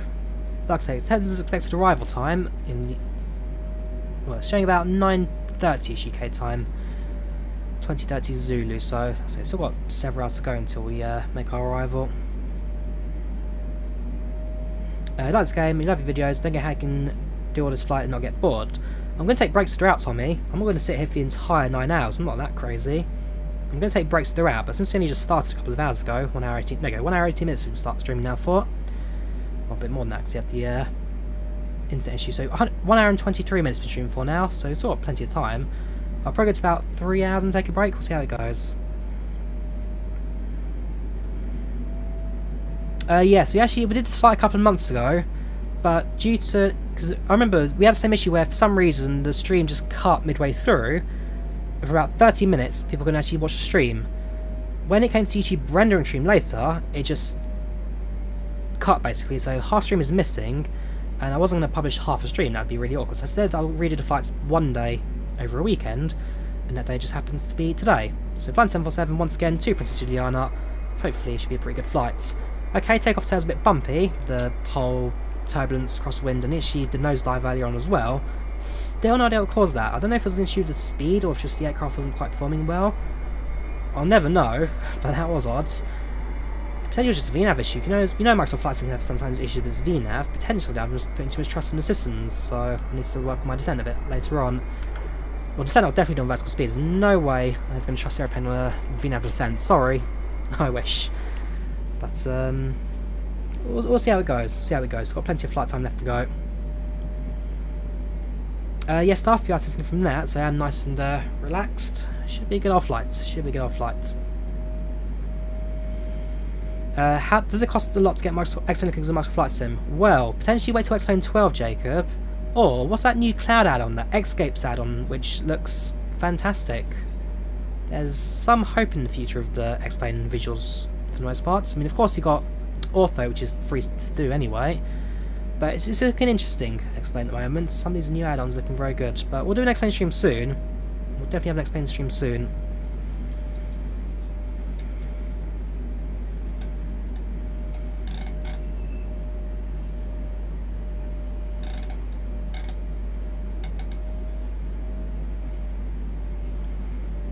Right now we are flying over, let's go up on the map, we're just over Cornwall now, just to the south of Hartsland.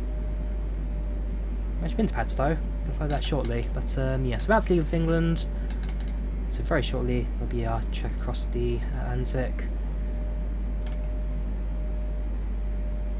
I swear that plane was behind me.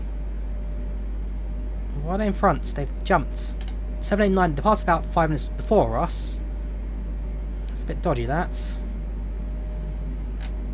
very dodgy, because that's the problem with that now is they're going to, in terms of the arrival time, 8 hours 3, 8 hours 7, all of a sudden the spacing is now completely wrong.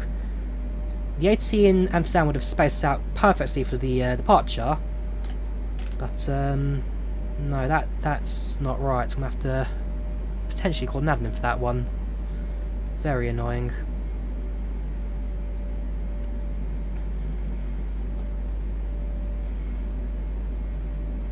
Oh yeah, I never dropped tracking, didn't I? So let me just drop the tracking link in chat for you guys. If you wish to follow our flight, feel free to follow us on IVAO. Accidents or not, Charlie, you should have spawned behind me, regardless. What we've done is messed up the spacing and potentially have caused a traffic jam at Juliana. May force me to go around. Because our arrival times are very close, and the airport's only tiny. It'll take a while to manoeuvre yourself out the runway anyway. The whole point of flying on ATC network is to be listening to ATC and following their requirements and rules. So far so good, Gally, so far so good.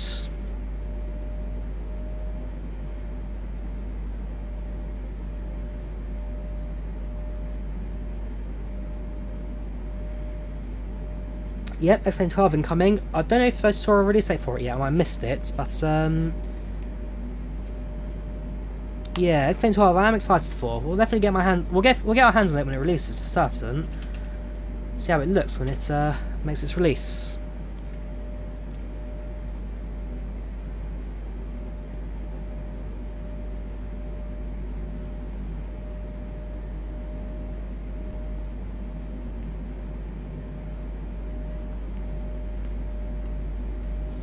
Have a look at the cabin. Let's see what's going on in the back of the airplane today.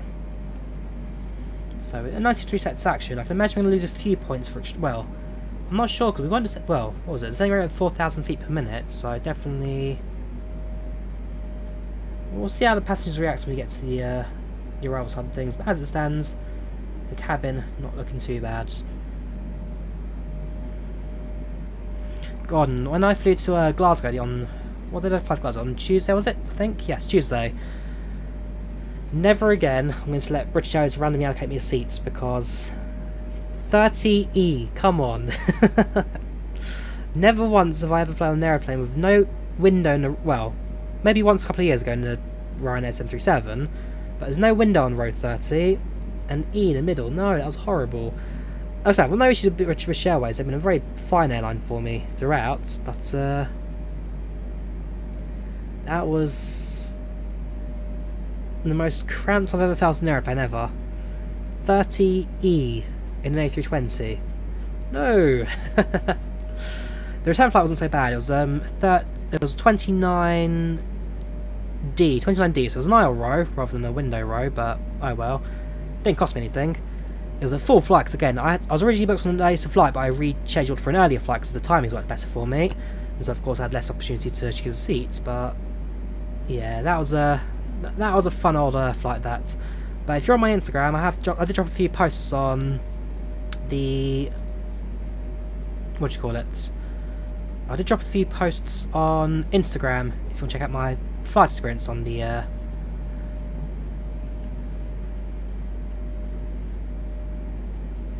Twin Otter. Definitely experience worth doing. Highly recommended.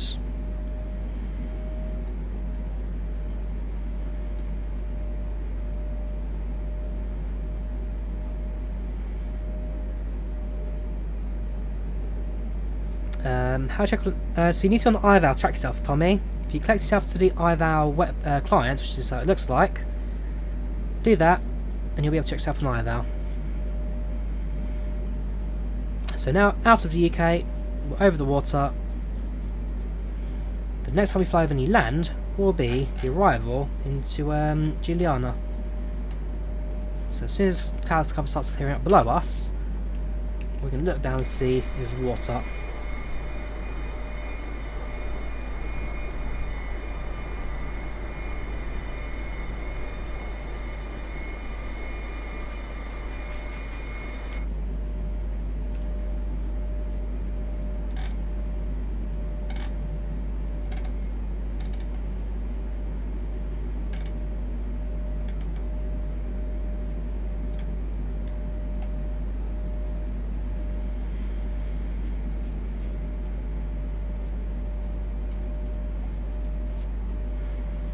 Which air can delivery is my favourite?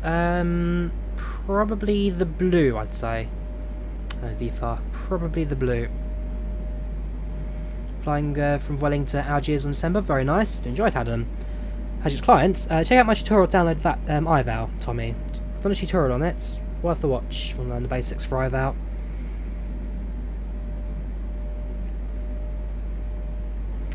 I do not recommend the Captain's Sim 777. Waits for the pinpoint 777, but no, I do not recommend. No, do not recommend Captain's Sim. Do not purchase it, Velox. Do not purchase.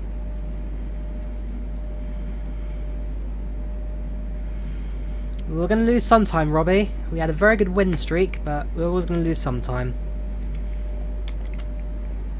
I was at Stamford Bridge actually for the Aston Villa game last week. Was it last week or 2 weeks ago? 2 weeks ago. It was for the Carabao Cup, so held a 1-1 draw, went to penalties. Gosh, that was tense, the penalty shootout, but we managed to, well, actually managed to do pretty good at, but yeah, definitely tense old game, that.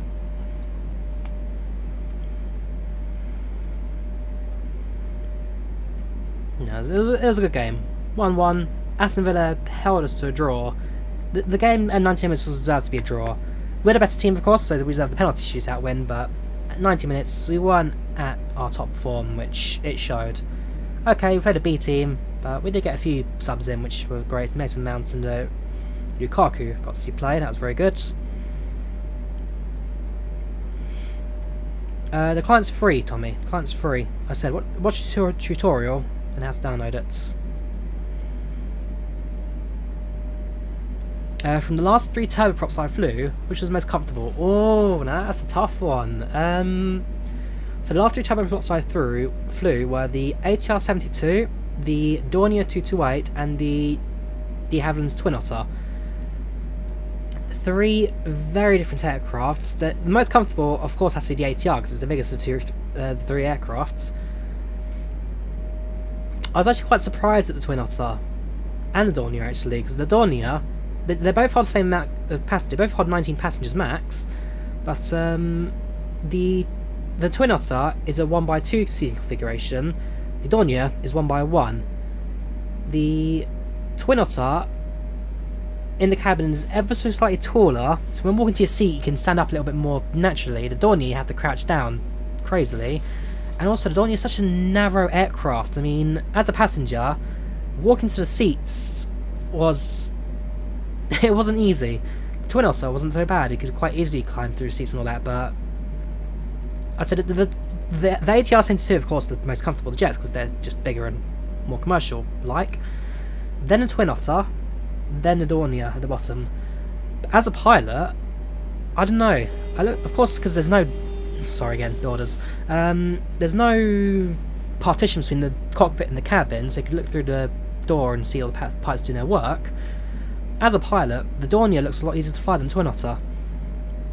The Twin Otter's cockpit is an interesting one because it's 1960 technology, but with digital dials in its place, and the FMS keyboard is on the yoke, which moves as you move it around. So, as a pilot, I can imagine that gets quite awkward sometimes. The Drawyah is a fixed cockpit layout, but yeah, I'd say as a passenger, the Twin Otter was great, no complaints. Drawyah, bit cramped, but again, fun little aircraft. Flew that into Southampton, which was a good old flights.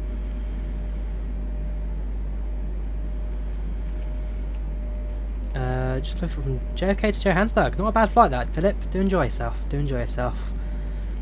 Like I say, I'm very excited for the... So I've got one more Twin Otter flight coming up on Tuesday. I'm flying to Isle of Scilly, with the Isle of Scilly Skybus. I'm taking the boats back, so I'm going to fly one way, boats return.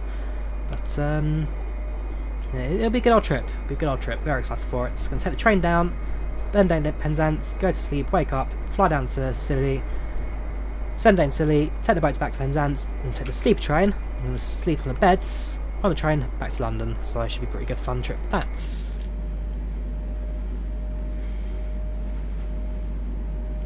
I'll watch F1 races California.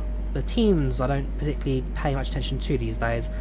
Years ago I used to follow it through and through. Robert Kubica, by far my favourite driver from Mercedes. Was it Mercedes? I'm sure it's Mercedes. My knowledge is going to fail me now, is it? Kubica... Yeah, it was Mercedes. See, I'm not crazy. Yeah, he was always by far my favourite driver. He only ever won a single Grand Prix, that was Canada a couple of years ago. Let me just make sure I'm not going crazy. So yeah, he was at his heights back at with BMW. Then he went to Renault. Then he had an accident and then went to rallying GT. And then he came back. It was Williams and then Alfa Romeo. Okay, so maybe it wasn't Mercedes. Sorry, it was BMW then back in the day. But Robert Kubica always adored his driving. If he wasn't behind Robert Hamilton and God, who was that Finnish one? Not the current Häkkinen, was it? Not Häkkinen, Raikkonen. God, it's all similar. Kimi Raikkonen. He replaced. So it wasn't Häkkinen then, yeah. So if he wasn't at the same time as Hamilton and Häkkinen, he would have won a lot more. I'm sure he would have. 12 podiums, 1 win, 99 entries, 99 starts.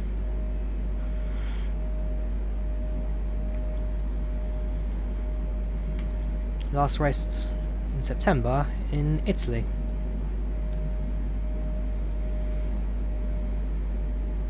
Do you find it hard to fly big planes in Microsoft Flight Sim? Absolutely, Forbes. The 747 especially, very prone to crosswinds. Takes a little bit of, it takes a lot of adjustment to keep the aircraft flying steady, but it does take a bit of time to keep it all going steady. I'm using a Sandbox 747. I don't think so, Penzante. I'm using the SaltySim 747. I don't think it modifies sound in any way. Could be wrong, but it's unlikely. This is Microsoft Flight Sim staff. This is Microsoft Flight Simulator we're using right now. If I was using X-Plane, I'd have X-Plane in the title.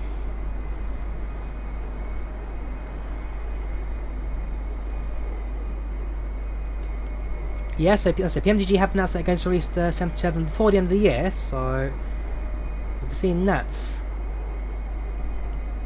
very soon, hopefully.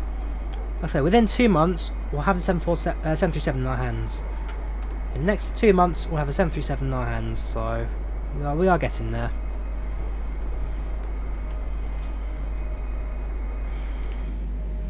I've not tried the Heavy Division 787 as of late. I've only used the fuel pumps and APU. Interesting.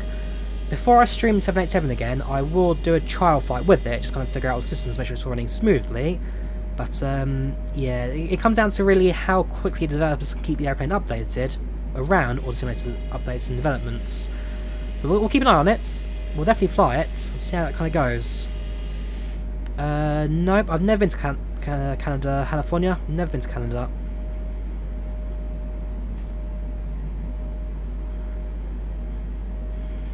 Going to Schiphol in December, very nice Panzarte. I don't know if I ever do Schiphol Airport. I mean, for me, if I'm ever going to Amsterdam, it'll be easier and quicker and potentially cheaper to go by Eurostar. I don't know if I'll ever make my way down to...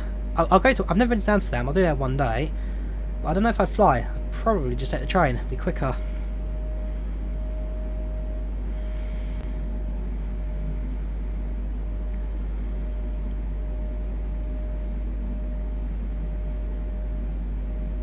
Drilling noise.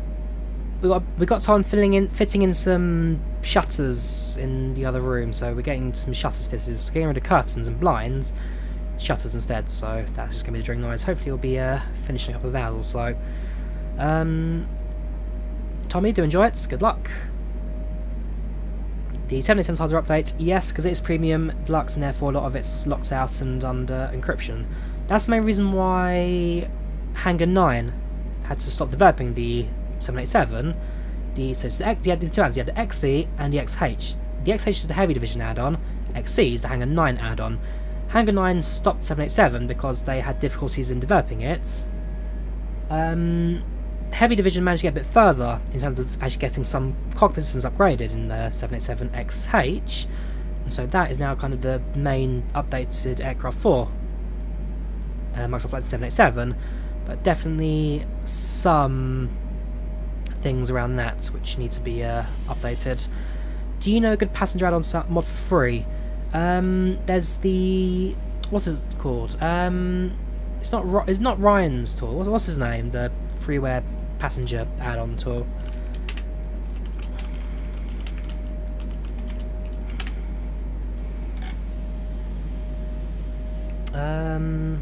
What's it called? Luke Air Tool. Luke Air Tool.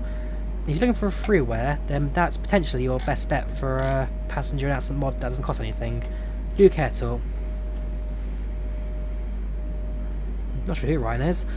Is the Captain 777 good? No, John. No. Do not buy the Captain Sim. If you're waiting for 777, wait a few months, we'll have the release of the what do you call it? The Pinpoint Simulations 777. Avic route is written next to 11, great flight. It is a good old flight, this. It's good old routes. I'm very excited to fly into Amsterdam, into Princess Juliana today.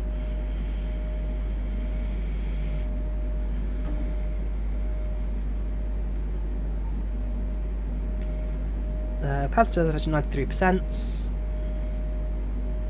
We are just about to hit that next waypoint actually, so I might as well start our climb to 3... okay. Just about 30 odd miles to go till we climb.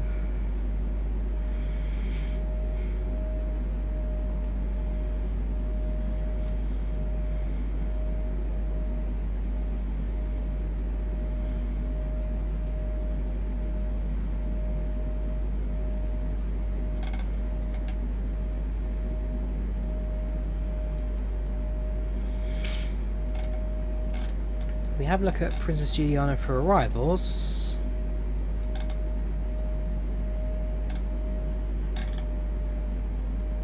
Where are you? Chiga, Ngualia, Haiti, Dominican Republic. Where is it? It's one of these islands down here. Grenada, Spain. Going blind. There it is. There it is.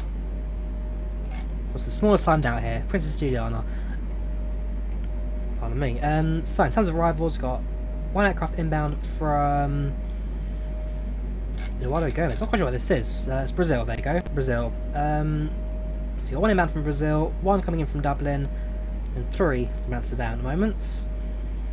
ETAs all within a few hours of each other. Not quite sure about this route from Paris, I must admit. Paris to Punta Cana.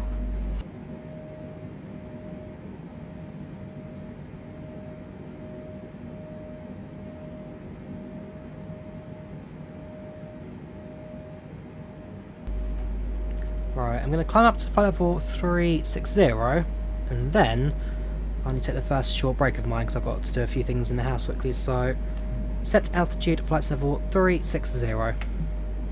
Flight level 360. The co-pilots. So we'll climb up to 36.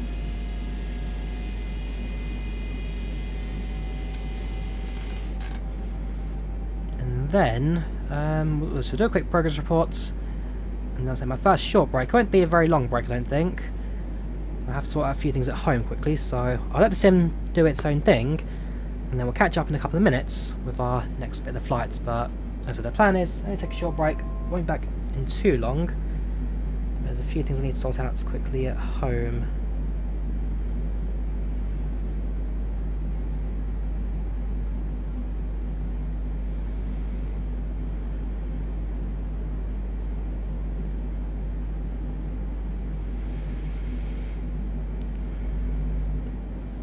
I don't have the Xbox, Jack.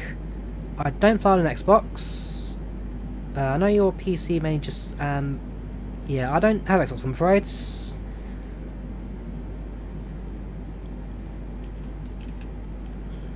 I'm actually hitting another layer of cloud as well, actually. It's getting a little less covered. I should potentially see some ground over there as well. Say ground, you can see some water in the background, so it's getting a bit clearer, the cloud cover now. 747, so far performing very well.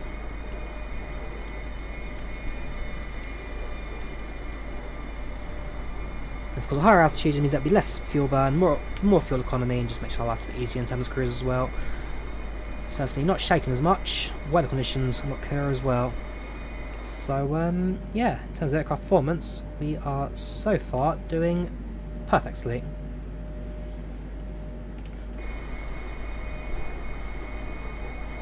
No complaints for our 747 so far. No complaints.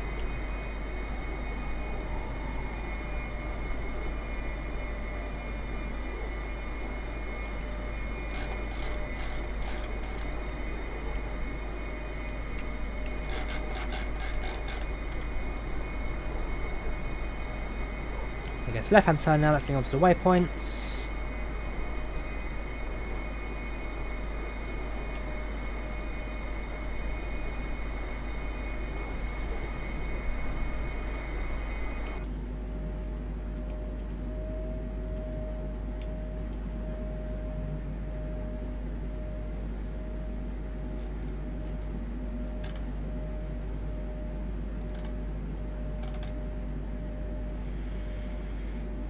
How much time till landing? 7 hours and 15 minutes. Coin clock. 7 hours and 15 minutes to expected arrival. Based on current airspeeds, looking at 8 hours 26. We could be behind schedule for the approach today, but we'll see how it goes in terms of the arrival expected. Yeah, we'll see how it goes.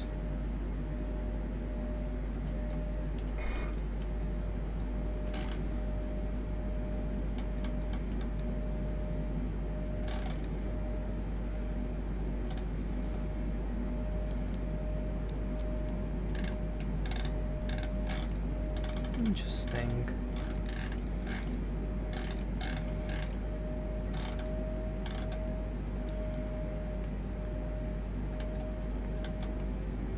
There we go. Now look at the airspeed there. It's not quite Mach. We mentioned we held it at Mach 188. It wasn't quite on Mach 188. So we'll set that. That's looking fine. We'll continue our cruise. Just see something Atlantic down below now. Actually, the water slowly coming visible again.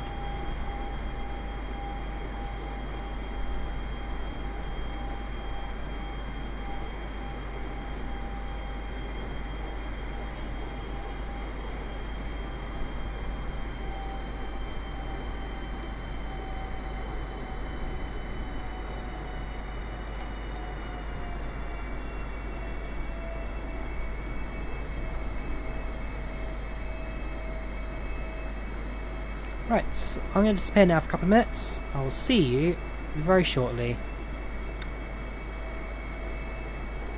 It's only a 9-hour flight, Tommy.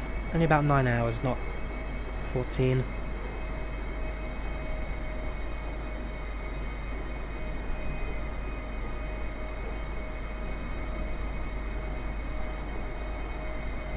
Right, back in a moment. It won't be too long, guys.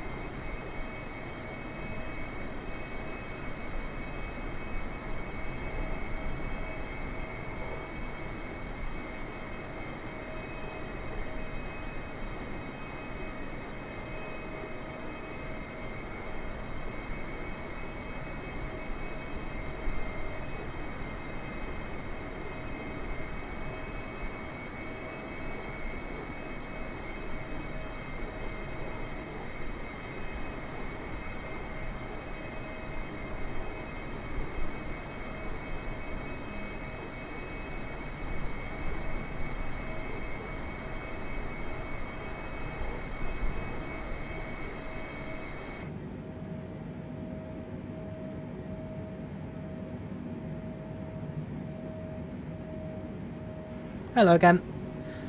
Right, let's see where we're at the moment.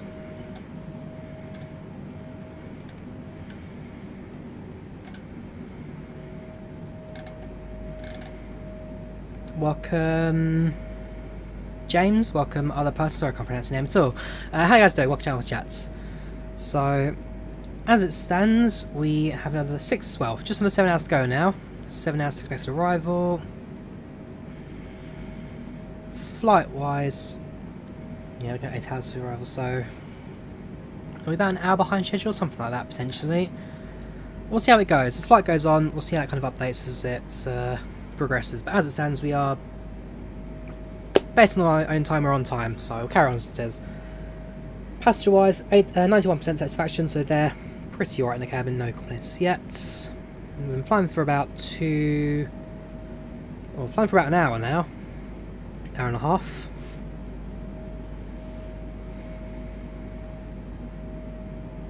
We'd have to stand about 1 hour and 32-ish minutes ago. So yeah, plenty of time at the moment. So far so good.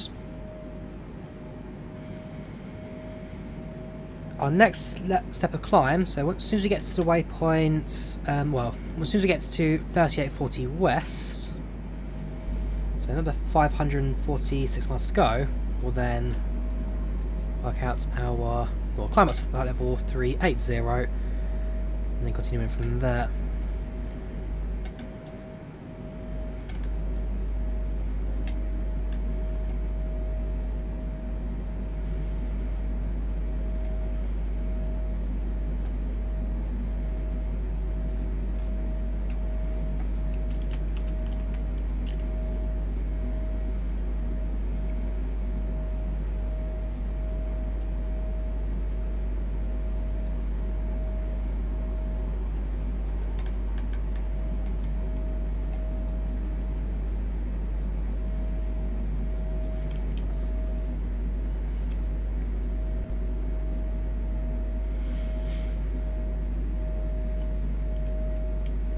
So far so good. In terms of the expected, in terms of the arrival state at the moment to Princess Juliana, we're looking at, so still about 10 knot winds, crosswinds at 060, runways at heading 100, so definitely have a bit of a crosswind on the arrival today. But as long as we can make ourselves a nice and slow approach into the runway, we should for the most part be alright. Of course, if you get ourselves ATC control at Juliana, which is very likely, we'll be able to benefit from that as well.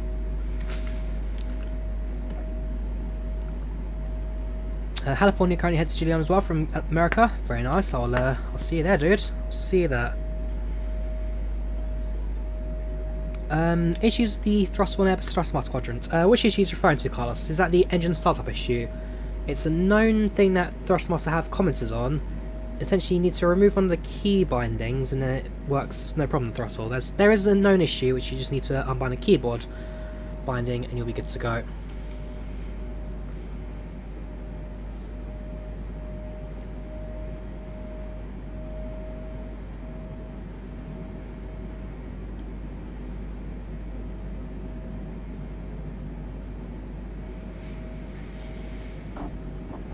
Look at the ETA again. We're looking at just before 9 o'clock, so about 10 to...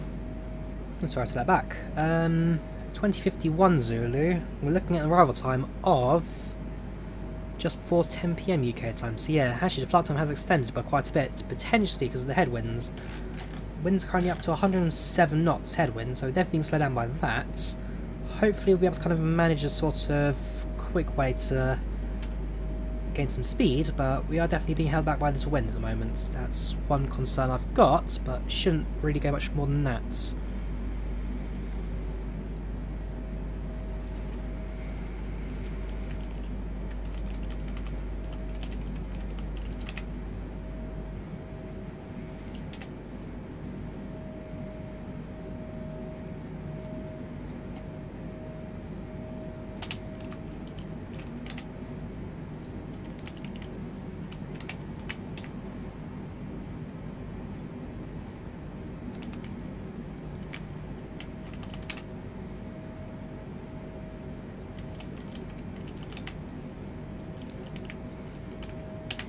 having at the arrival time and sunset time. So as it stands, sunset at St Martin's about 6 PM. We'll be only about 4 PM local time. So, ooh, sorry, they're back. Sorry. So sunset's at 6 o'clock. We're landing about 5 o'clock. So before sunsets, there'll be a low sun over the horizon, but we're only before sunsets. How to keep a control tower? I'm using an AT network called IVAO. OG Smith using a network called IVAO. Oh, if you guys use like that, Carlos, check either the dead zones or or recalibrate it. Check the dead zones and recalibrate your controller, and that should sort out any issues with your controller there, your throttle there.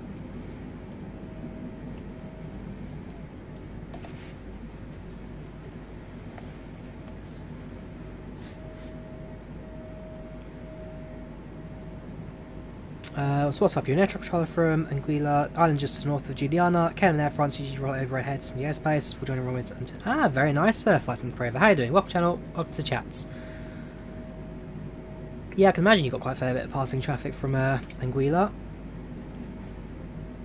Though certainly more of the 747s these days. Looking more at A330s and 777s for these routes. But yeah, I can imagine you've got. He says he had quite a bit of spotting. Yes, we have got the announcements of the Indie Builds A310 for Microsoft Flight Sim made. So I mean, the A310 for X-Plane is fantastic. So to kind of get our hands on that for Microsoft Flight Sim, very excited for that. Very excited.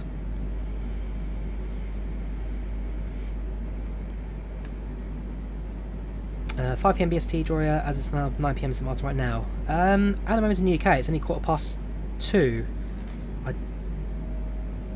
I'd have to check the time in St Martin. I don't think it is that late, is it?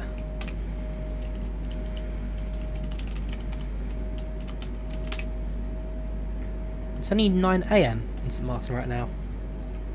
I'm not quite sure. Yeah, I'll check your time in there, dude. You're about 12 hours behind.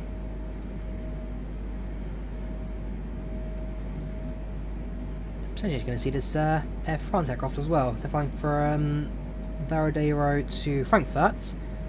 While you're a 767, 763. Yeah, you may potentially cross paths with us actually. It'll be very interesting if we can try and spot you in the cruise. We're doing flight level 330 planned, currently doing 36, 37. Potentially, we'll keep an eye out for them.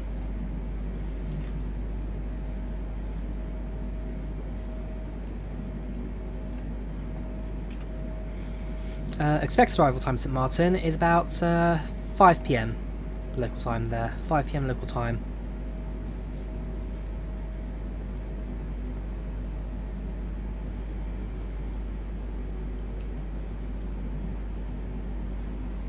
So got plenty of time, so far looking good.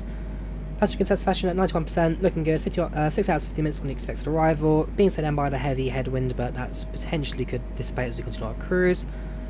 Cruising Mach 0.88 is slightly higher than the original flight speed based on the the cost index.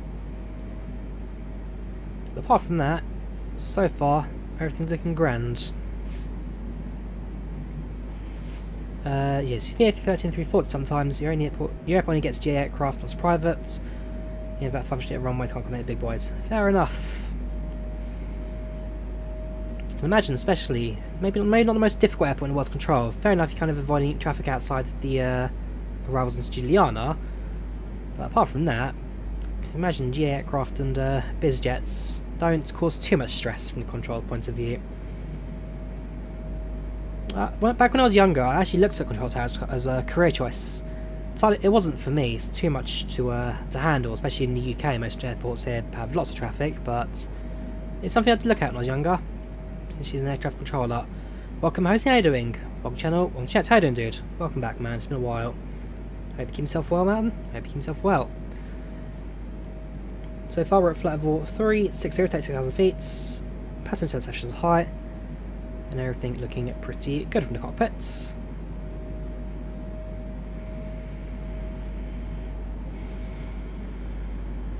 It's a bit chilly in you guys all these days. That's just like raining. My thermals on underneath this.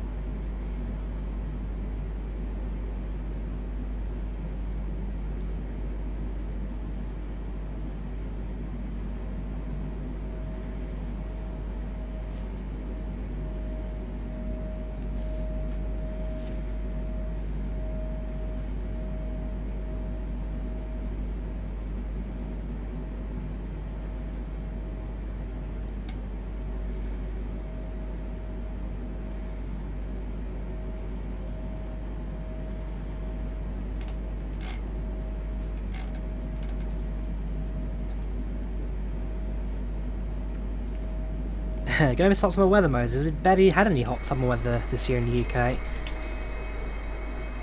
We had a few small spells where the sun kind of came out, so it got a little bit warm, but for the most part this year, I mean, especially at work, I've been wearing my winter outfit virtually throughout. I'm a couple of weeks annual leave at the moment, but as soon as I start going back to work again, I can imagine the thermals will definitely be coming out.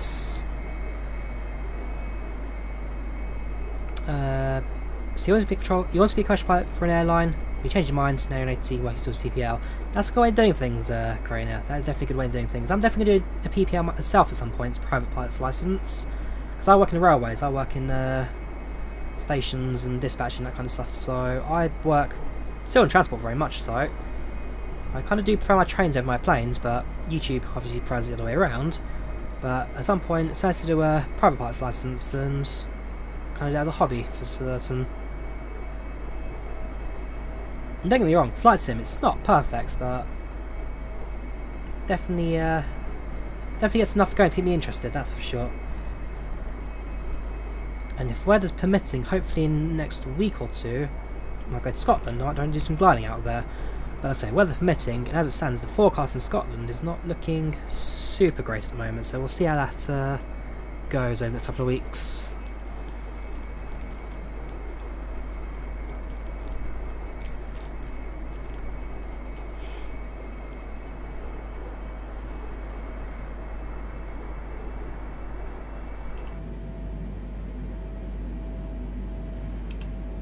So now hitting the Nasba waypoints. Next couple of waypoints will see us over the North Atlantic tracks. Well, not the set tracks, but as if you're North Atlantic. So 4720, 4330, 4840, sorry, 3840, 3150. It's Arcadia Minolo and into Juliana. In terms of the path as well, if you look at the, unless you went to plan mode, did I? Should have checked that earlier on. In terms of waypoints, step by step, it's all pretty straightforward. Keeps the aircraft on the straight ending course into Juliana. Runway 10, expecting the Uluba 1 arrival for Juliana, so I'll get ready to go later. As it stands, should be so far so good. A few minor storm cells to our right hand side actually, nothing really in front. Somewhere out there, potentially some storms we'll keep an eye out for. But yeah, apart from that, so far, cruise wise, we are going excellent.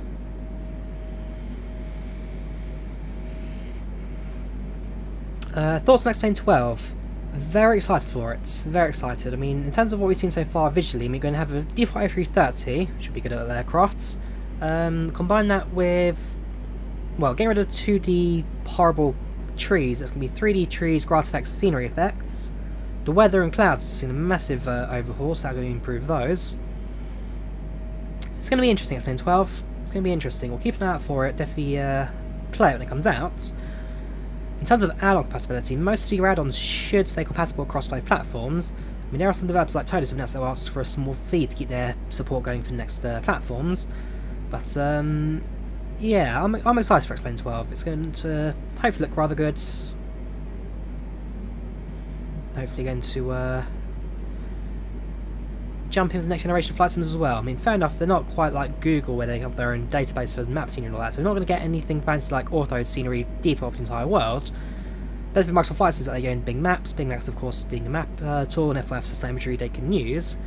But it's just going to use the same old autogen system, that's not going to change, but should still hopefully look rather good. Do you think it competes with Microsoft Flight Sim? Possibly, quite possibly, Azzy. It's going to be an interesting comparison. do apologise. So an interesting comparison. I mean, certainly in regards to the flight dynamics and the weather simulation, that's going to be very close in regards to seeing which one tops the other, which explains flight dynamics has always been fantastic. With Microsoft Flight Sim, it uses data tables to render your flight dynamics and all that. X-Plane physically renders the airflow around the aircraft and bases it around that. So Blade Element Theory has always been a great way to check weather, or check flight flow and all that. So X-Plane will definitely feel better. In terms of systems as well, if stuff like the Zybo mods will carry on, then yes, we'll get some very good aircraft system-wise for X-Plane as well from release. It's gonna be a close one, but an interesting one to keep a look at. So we'll see how it goes. X-Plane Microsoft Flight Sim. If you get the visuals of Flight Sim and the dynamics of X-Plane, then you've got your perfect Flight Sim. That's for sure. Welcome, man. How you doing? Welcome to the channel. Welcome to chat. How are you today? Just wanted to explain to you, you expected more, you're buying it anyways. Absolutely. Say what you want about it, you're still going to buy it regardless. So yeah, as soon as I get my hands on X-Plane 12, we'll definitely start doing a few streams and look around at that, see how it all works together.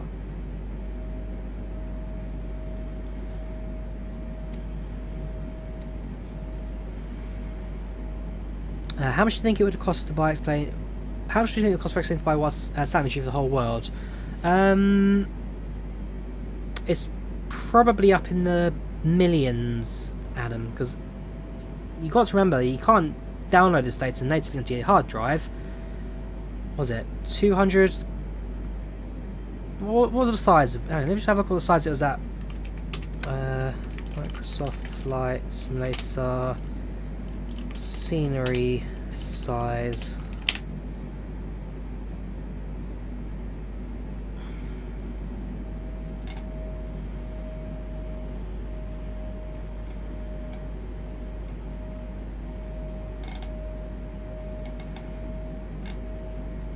It was something like 900 terabytes of scenery that is in total to download it all.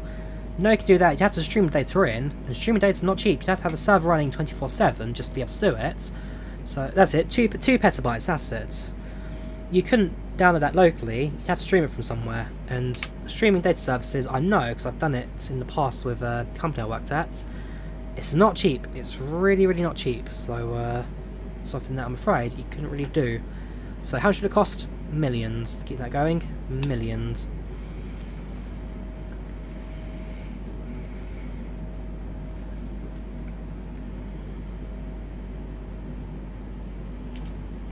I mean, even right now, we're at 36,000 feet, we're above clouds and over water, we're still streaming in lots of scenery data. Lots of scenery data for the whole world onto the horizon. A lot of that moment is going to be water and clouds, but you've got to remember there's a lot that sim needs to render, a lot of stuff for online connectivity to keep going. I'm using a Thrustmaster Warthog, Azzy. A Thrustmaster Warthog. But as soon as the Thrustmaster Boeing yoke comes out, day one I'm purchasing it, absolutely. Favourite plane host seats, either the 737 or 747. 73 or 747.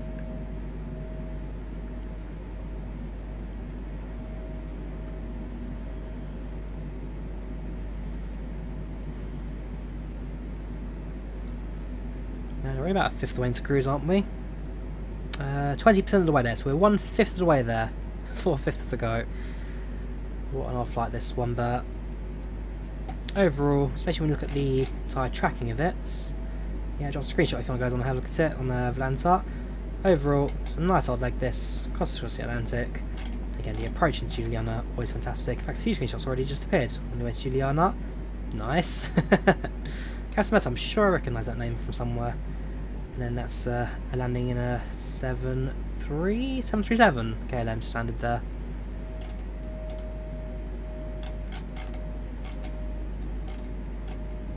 And it's actually on the ground at the moment. It's private jets.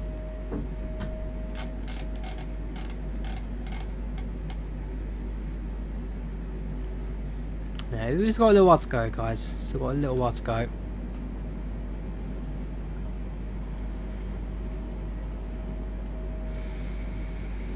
They should try to do something like Orbex and not get to Orbex hard, but an Orbex global for X-Plane would be amazing. I'm sure there was something that Orbex did for X. No, you had the Orbex true earth sceneries.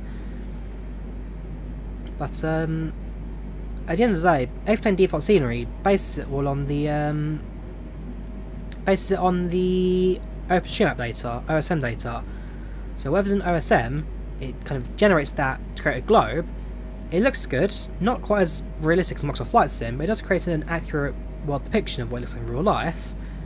And so it's not all bad. But yeah, an Orbex Global for X-Plane, how would that look different to kind of Orbex, well, to X-Plane's default scenery, and that uses stream map data to stick the road out in the right place and buildings on top of that.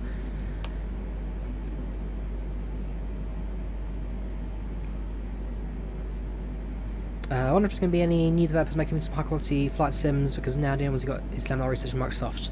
So there was Dovetail Games and Flight Sim Worlds that sadly never got the user base to keep it running. There was that VR flight sim that I can't remember the developers behind it, but they had quite a few pair developers, flight aircraft back in that. What was it called? The VR flight sim. It was created by the same people who developed the VR stuff for P3D. What was it called? VR Flight Simulator. There was one.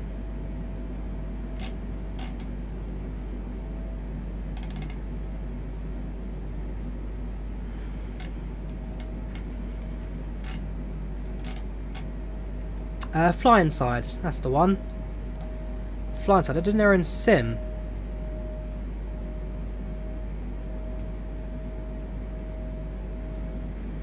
Fly Inside Flight Simulator, a modern flight sim built for VR. So if you have yourself an Oculus headset or something, so yeah, because you had Milviz B55, Milviz, so yeah, Milviz supported it. TFDi designed it even the 717. That's about it really. I'm sure there's more developers, but yeah. Payware developers gave them default aircrafts. Visually was interesting, but it was a sim built for VR, so if you had a VR headset, it was worth a go.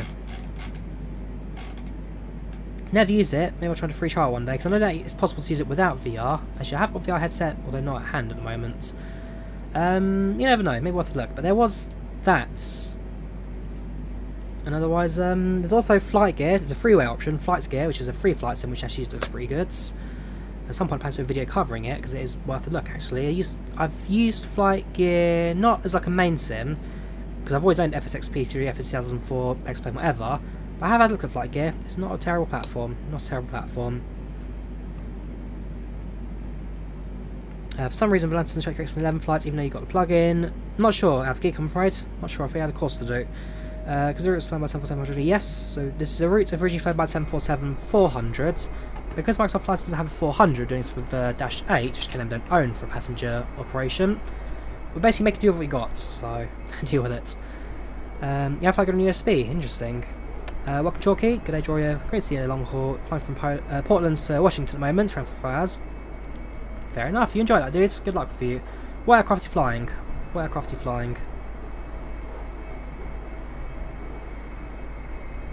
This man made me 747 flight experience go from 0 to 1 billion. Cheers Abdul, glad you're enjoying it. How you doing dude? Welcome to the channel, welcome to the chat.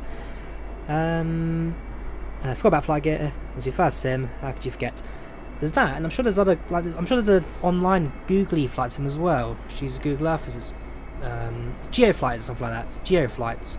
There's a couple of small options out there, but Microsoft Flight Sim and X-Plane and P3 are 3 main options.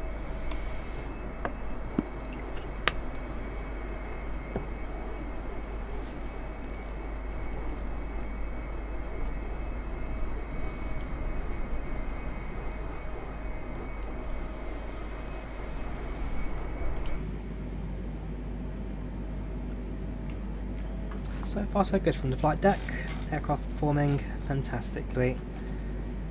Got a few more waypoints to go until we need to climb to flight level 38. That's at 3840, so there you go, 546 miles to go until we climb up.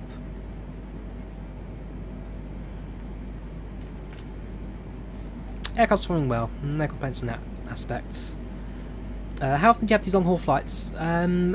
So, originally I was doing them every 3 weeks or so, But then work and travel and real world kind of mess things around a bit, so the schedule kind of changed. But I'm hoping in the next couple of weeks, kind of put that back to that every 3 weeks or so. So not every week where they're boring and really long, not too long parts where it kind of gets a bit, well, to point another issue doing, because it has been a while since I started the last one, that was a flight from Athens to Cairo. Was it Cairo? Where did I go to? I was in Etihad aircraft. I flew into, what was it called? The airport. It's in the Middle East. I can't remember the airport's name. Let me Google Maps it, or Volanta Maps it. So it was flights from Athens to Qatar. Athens to Qatar, Hamad International. Flew the A330 in Qatari colours.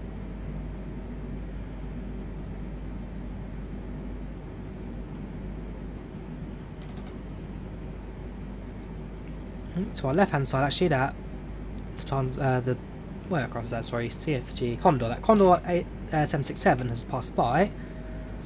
Probably too far out for the visual, but certainly not super duper far away.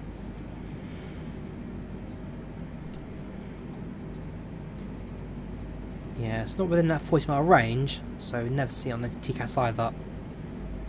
We have crossed paths with it now.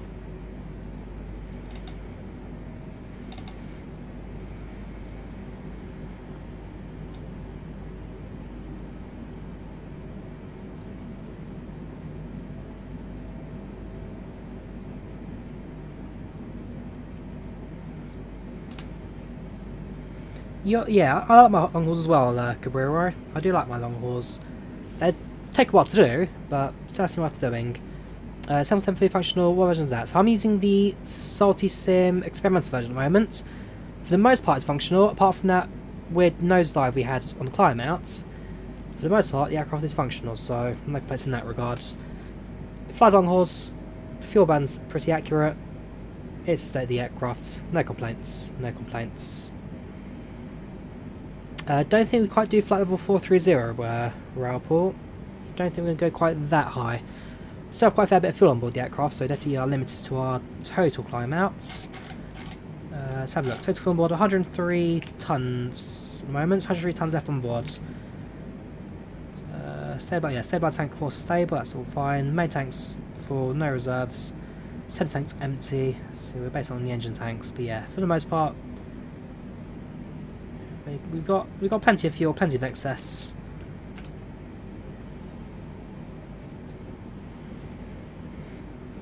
CAD's initial 7 works for SaltySim systems. Still requires you to use a mod for a payload aircraft. FS Aviation, not worth it.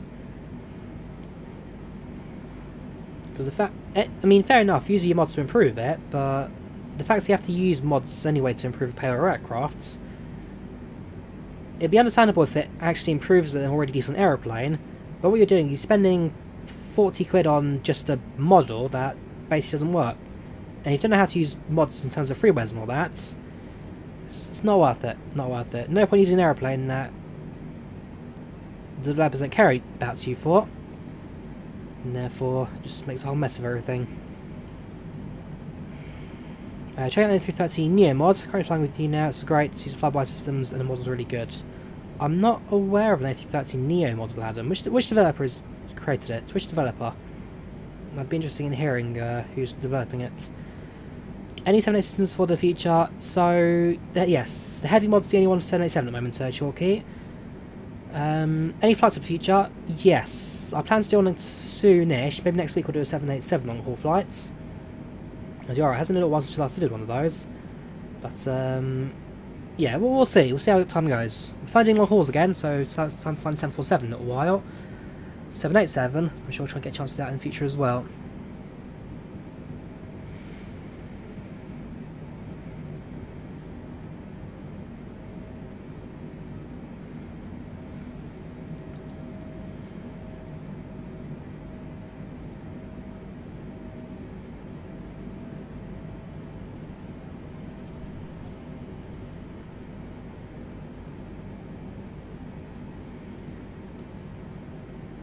So according to IVAO and Volanta. And based on current airspeeds, we have just under 7 hours to go now. 6 hours 58 minutes expected till actual arrival time, according to all this. Expected arrival time 6:28. Up on the top screen there, it's showing me an ETA of 20:33 Zulu. So we'll see how it goes. The A318neo was made by Philippe Marion. It's a free FSX port using flyby through into cockpits. Ah, okay, so it's just another FSX cockpit port. Fair enough. My interest, I'm afraid, has dropped on that now. FSX cockpit ports were fun when they first appeared, but admittedly, they have become a bit dry. Especially when you look at stuff like there's so you've got like a C-17 out there with 747 cockpits. You've got virtually every single website. You've got an A380 with an A320 cockpit. I've seen a 737 with an A320 cockpit as well. They were all around when the first of them came out, but we've I don't know, in my opinion, the cockpit port mods have run their course. Megpack are a bit different than A330 in that they actually modified the A320 cockpit to look like an A330, but apart from that, it's a bit, yeah, it's run their course in my opinion. Tree Fox Web Channel Chat, how are you today? How are you? Yes, DCS is worth a shout. If you're looking for a good free flight sim, Mallow, if you like your combat, go for DCS. If you like commercial flying, go for FlightScare. FlightScare is a freeware sim that's very good. And DCS, very realistic. Does take a bit of getting used to control-wise, but very good platform, DCS. So if you want my recommendations for a free flight sim, either DCS or FlightScare. The A330 is discontinued, Chalky. Megapack have since disbanded. They no longer develop anymore. It's been published as a free open source aircraft that anyone can now modify and improve upon, so hopefully someone will pick that up on and continue it. So I think Qbit have announced they're going to do it as well. But in terms of Megapack themselves, that has since been cancelled, I'm afraid. I'm good, Zainab. I am good. How are you doing? Welcome channel. Welcome to chat. Hope you can well, dude.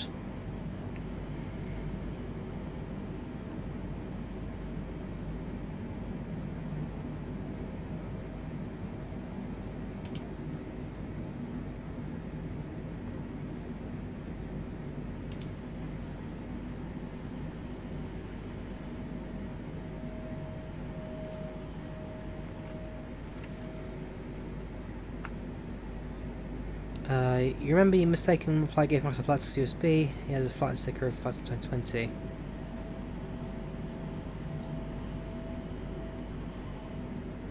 Why would Flight Sim 20 be on a memory stick? I'm not sure.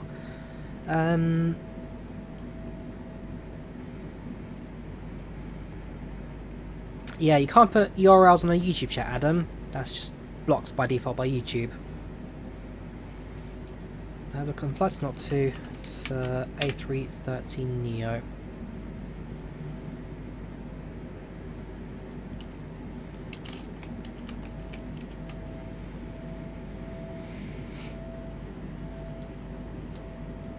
This one.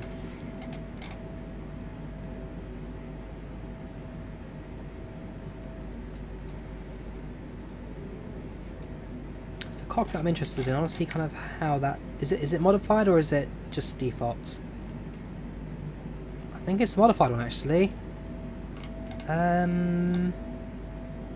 Yeah, this is Megpack's old cockpits, I think.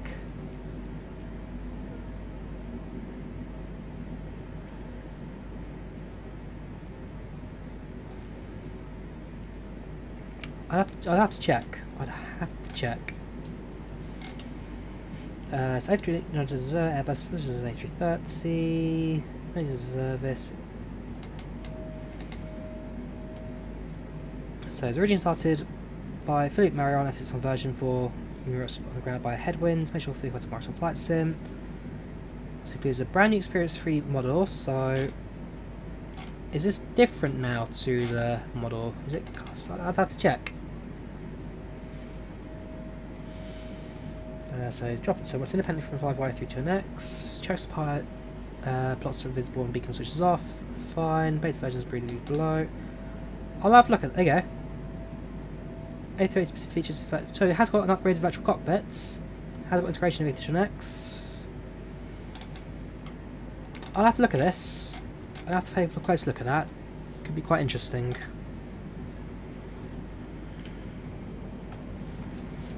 And how's our co-pilot doing today? Oh, they're not there. Where are you? Back to... Where is it? Main menu. Salty. Where are you? Miscellaneous. Oh, really? Co-pilot not even visible. Oh, there you are. Welcome back, co-pilot. How are you? In a few moments, we'll be starting our in-flight service. We'll be serving complimentary drinks and snacks. Please look in your seat back for... Of course, in the 747, it's a grand old spacious cockpits. Plenty of room for both pilots to stretch their legs.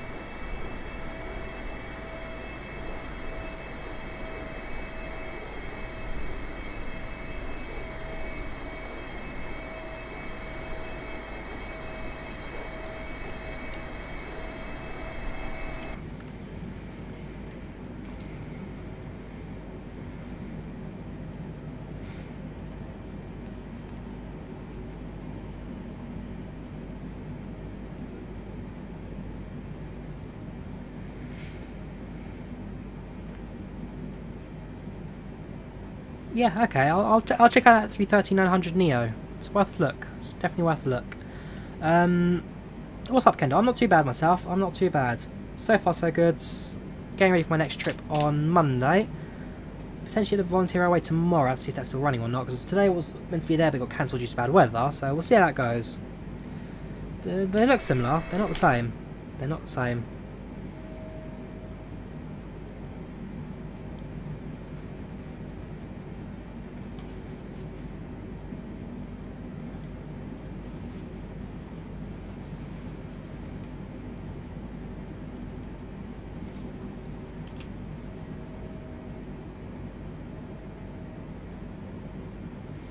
In terms of the weather at the moment, cloud cover definitely getting lower and lower now, getting more of the ocean down below.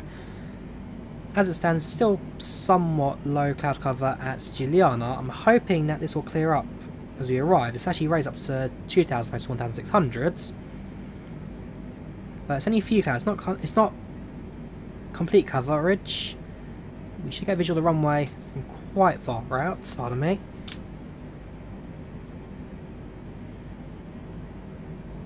We'll see how it goes. See how it goes. It's actually, yeah, there's rain detected at Schiphol now.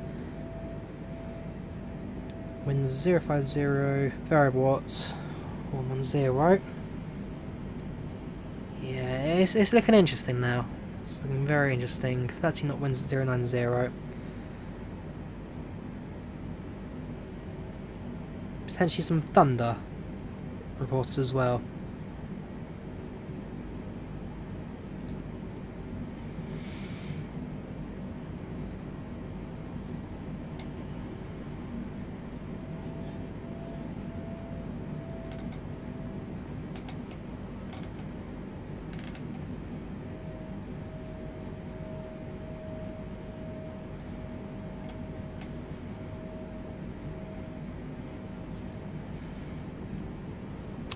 I don't use on air myself, Chalky. I've heard good things about it, but I've not used it myself on air.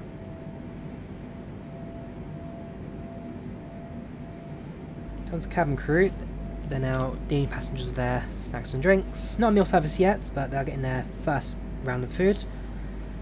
Therefore increased satisfaction by a few points at the moment. Up deck as well, they're going to get a nice, well, a bit more of a luxury option up there, but for the most part, how do you manage to get yourself there, flight attendants? There's no space. They're just sliding against the wall there alongside all the seats. That's, well, naughty there. You couldn't quite fit in real life. Now, I do like PACX. It's a grand old platform. It does look rather good. And yeah, the passage simulation also very good on this aspect.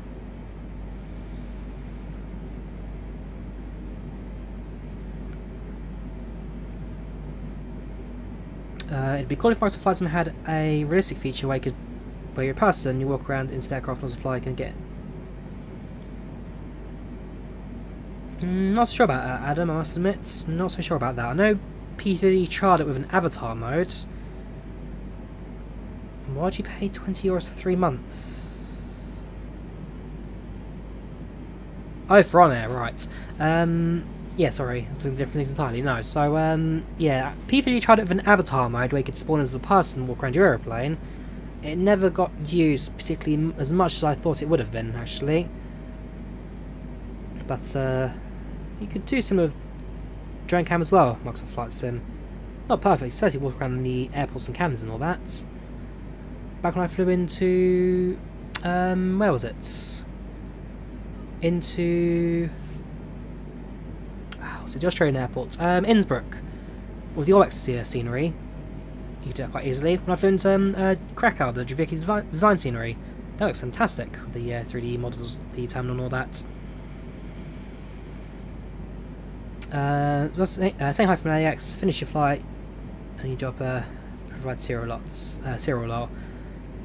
Well, welcome, Ado, how you doing? Welcome channel, welcome chat, how you doing, dude? Welcome back. Welcome back, Tommy, how you doing? Welcome back. No, John, it's not very good. I explained that to you earlier on the stream. Pay attention. No good, don't recommend it. Don't get it. Wait for PMDG, it's only a couple of weeks away now. The aircraft behind us is not catching up, Tommy. Look at the map, they're expected to be about 20-30 minutes behind us. They're not catching up at the moment. So far, our separation is actually rather good, because it ensures that when we make our approach into Juliana, I'll be clear of the runway before they make their own approach.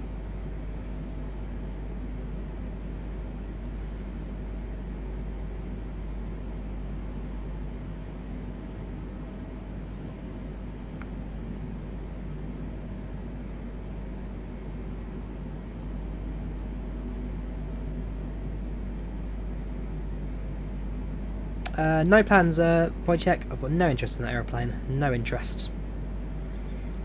Yeah, it's a very strong headwind at the moment. It's calmed down a bit now, down to 87 knots, but earlier on we were reporting about 112 knots headwind. That's flight level 360, so it's definitely calmed down a little bit. In a couple of hours I'll be making my climb up to flight level 380. I'm hoping this will be a bit shallower up from up there, but we'll see how that goes when we make that next ever climb.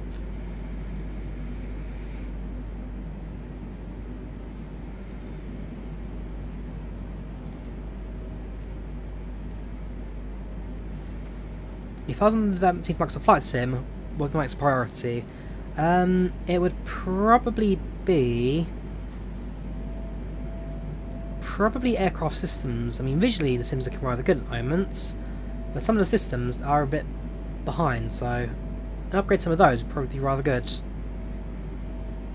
Do you want to be piloting in real life? Asked Tommy. I'd love to, not commercially. If the plan is in the next couple of years to try and do a private pilot's license, a PPL or an NPPL, National Private Pilot's License. Those would be a bit cheaper, and yeah, just kind of fly small aircraft around from time to time. I certainly wouldn't go commercial, too much hassle, too much money, but certainly a private license and do something light. I'd certainly love the experience to do that, absolutely.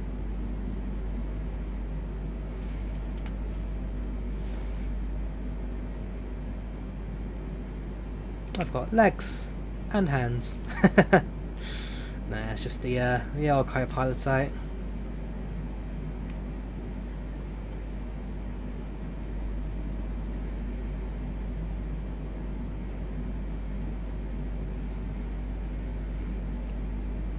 Flying 748, Scottish 748 KLM colours, specifically KLM 2002 colours.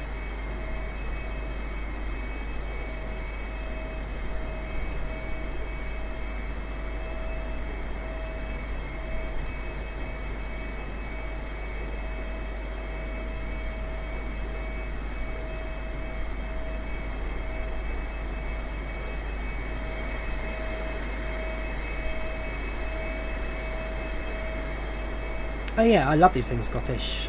Absolutely adore the 747. Still my regret never being able to fly one. Or at least never fly one British Airways. I had the ticket booked, had it in my hand, but never happened. Twins are not twins, California. They look nothing alike. look at their faces. The first officer on the right, on the left, sorry, he's got a much smaller nose than the pilot on the right. One left's got a much bigger face. And very different hairstyles. They're nothing like each other, I'm afraid. Not twins.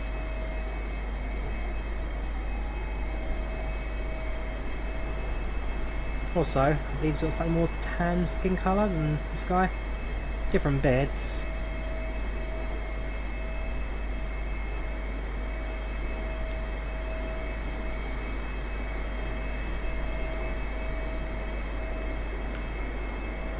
Still don't know what this is. I'm sure this is just a visual glitch. But yeah, for some reason the end of the wing on the 747 Microsoft FlightSim just has a random spike. Comes off it. It's not an antenna. It's not something I think I've ever seen before on the 747.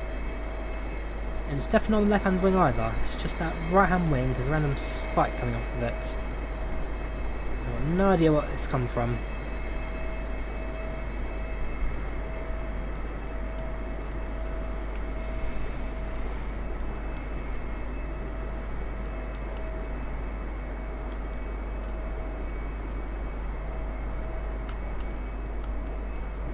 Is that the moon? You've got a bit of moon out today. Yeah, it's half an inch start them. Not today, yeah, CID, not today. Can I film slightly crash? It's possible stuff, but not likely. It's possible, but not likely. Can't be a mid-air for could be a mid-air refuel, you never know. 747's actually capable of doing that, I guess. Yeah, so far so good, the aircraft's performing very, very well at the minute. Welcome FlightSim channel, how are you doing? Welcome channel, welcome chat, how you doing dude? How are you doing?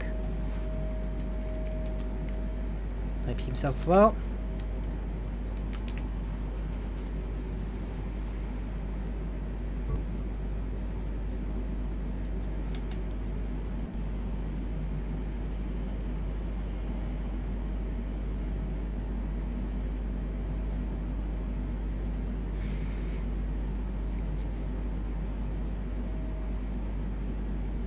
Yeah, it's exactly that. It's as likely as crashing in real life as it would be in FlightSim.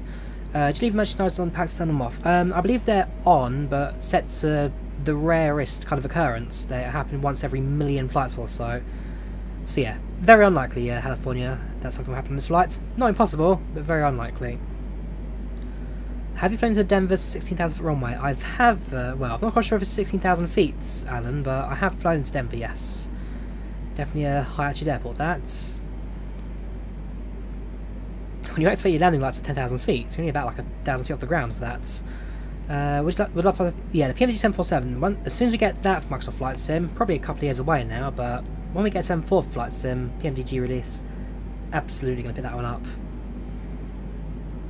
Will I do on Direct 11 stream soon? Yes, Alfie, so I plan to do a Zybo 7.3 stream soon.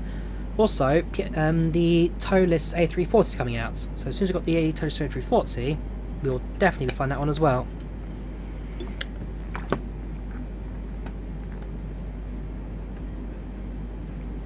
To get fighter jets to Microsoft FlightSim White, there are a few freeware mods out there. There's nothing in the sim yet by default, but there's a few freeware options, there's a few payload options. Also, there's that Top Gun add-on coming out as well next year when it releases the movie. Yeah, got 9% satisfaction in the flight so far. Passengers looking very happy in the back. No complaints, no moans. It's just all happy travellers on their way to Juliana.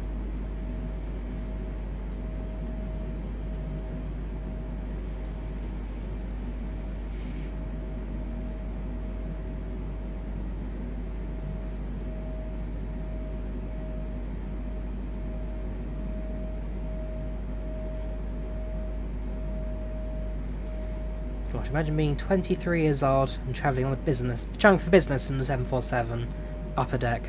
That's the dream. 48 years old, 45, 29, again another young one there, travelling also on business. 12 years old, travelling on 74 upper deck as leisure, that's crazy. 51, 68, 63, 19, again another young one, Betty, travelling on business. 21, it's actually quite a young upper deck. Quite a young upper deck today.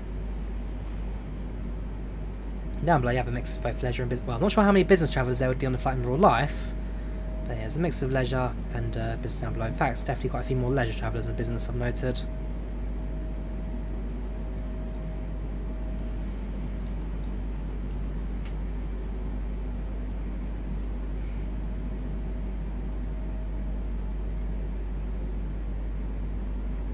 Yes, Chalky, there is definitely some balance between your service times and your flight times in terms of how satisfaction will balance.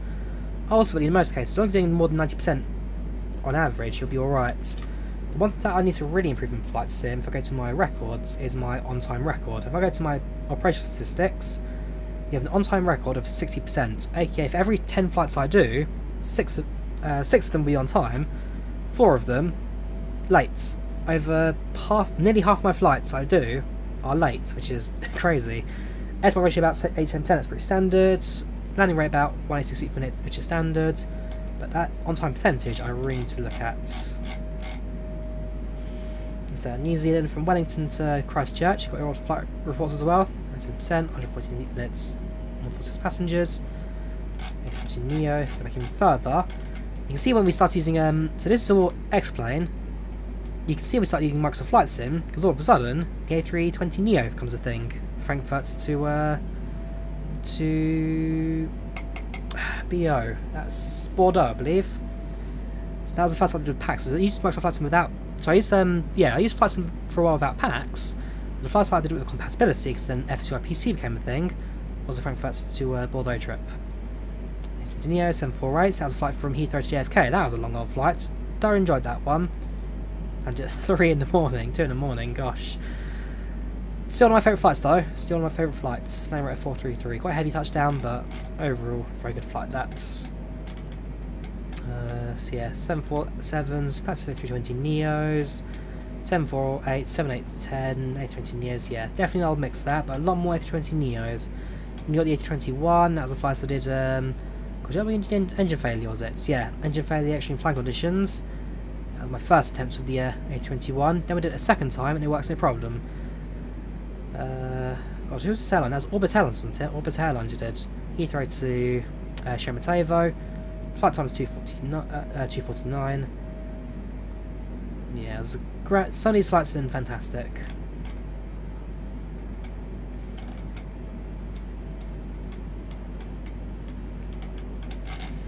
Yeah, even one aircraft in there you may have spotted back in the. Look, there's the Q400 flights. Flyby, that was back in X-Plane. Where is it? 2 flights. There you go. Sukhoi Superjet 100s. You might get a few of those in. Sheremetyevo to.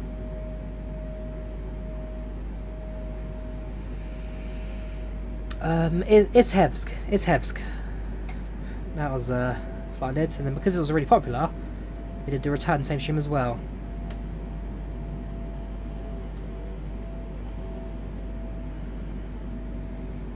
I've been using I've always enjoyed Flight Sim, using it for years.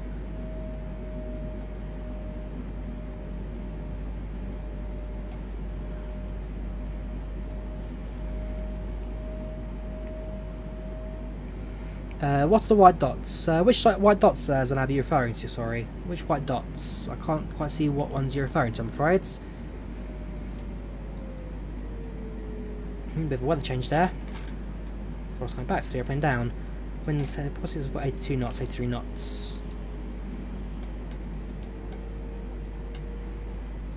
Right now on an SSD Flight Sim channel. We're on an SSD.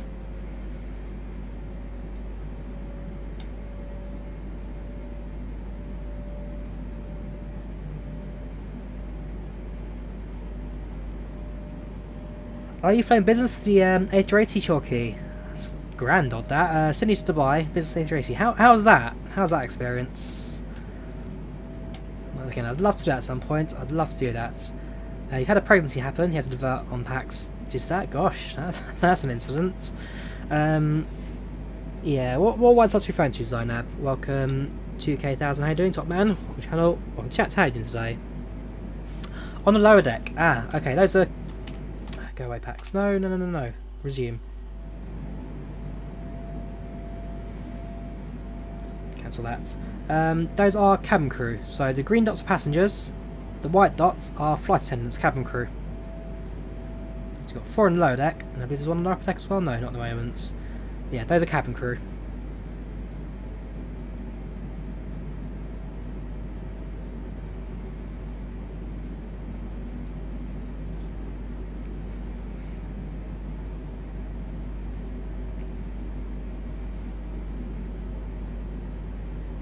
It's called PACX, 6 foot scream. It's called PACX, TFDi design PACX. Yeah, so you're about 50% on time record. What did I do to you, Captain Canada's Rich Timmy? Interesting his name. What have I done to you, dude? What's up? I like PACX stuff. I do really like it. It's about $30, but it's one of those add-ons that you'll use on every single flight you do. I mean, fair enough, I own the Airsoft CRJ. I haven't flown it quite recently, I must admit, but it's one of those add-ons where you can buy yourself an aircraft and airport scenery. You won't use it every single time you fly. You won't fly the same airport every single time, but PACX, no matter what you do, it's always in the background, always in your passengers, always ticking at your times. I like it. I like it. 7478 is unsuccessful because there's no market for it, Adam. Aircrafts with 4 engines are no longer efficient in regards to both fuel burn and cost. They're expensive, because you've got to remember that with 4 engines, you're burning twice the amount of fuel as the twin jets. Compared to a 787, you're burning over twice the amount of fuel per hour you're flying. So it's expensive, and in terms of passenger numbers, especially with COVID at the moment, you're not going to fill a 747 at all. Most seats will be empty, and so economy-wise, it's just not worth it. On paper, it's a grand old aircraft, but in operation, modern day and age, it just doesn't hold up to modern standards, really.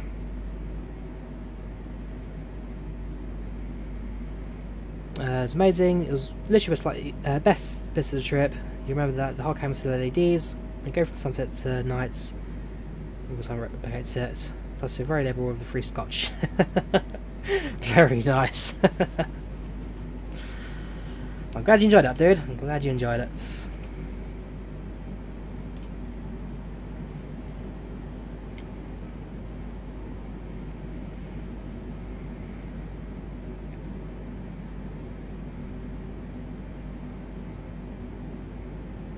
So 3840, about 1,000 miles or so to go before we hit that. We're almost a third of the way there, actually. Almost a third of the way there, 2/3 to go.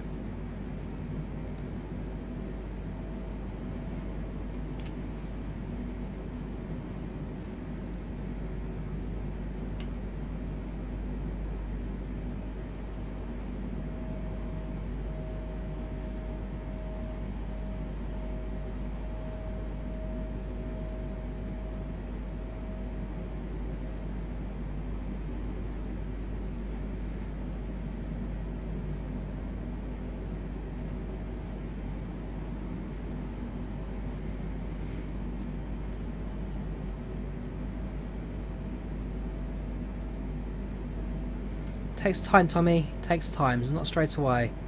Be patient, dude.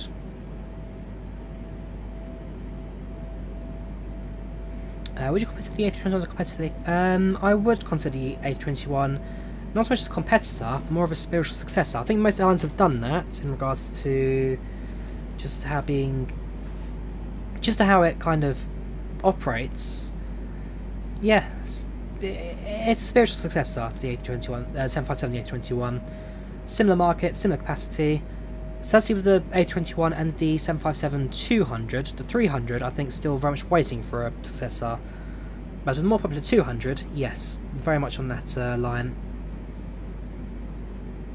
It can take up 24 hours, Tommy, so be patient. Nope, we're not increasing simulation rate, A-Man. We're doing this flight in full real time. Because 1, we have passenger counts ticking down the clock, and 2, we're on an online network and therefore speeding up time breaks the rules of flying on like IVAO and VATSIM. You don't speed up time, you do it in real.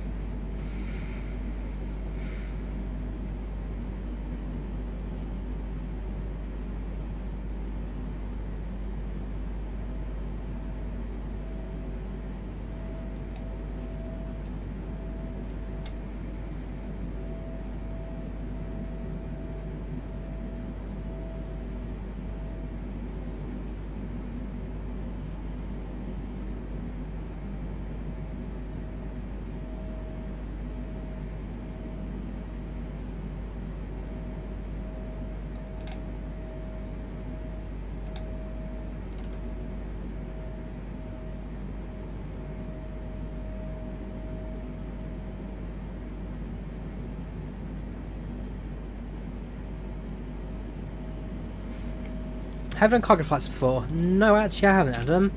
I've not really done cargo flights before in Flight Sim. I don't know, for me there's an appeal to it which isn't quite there.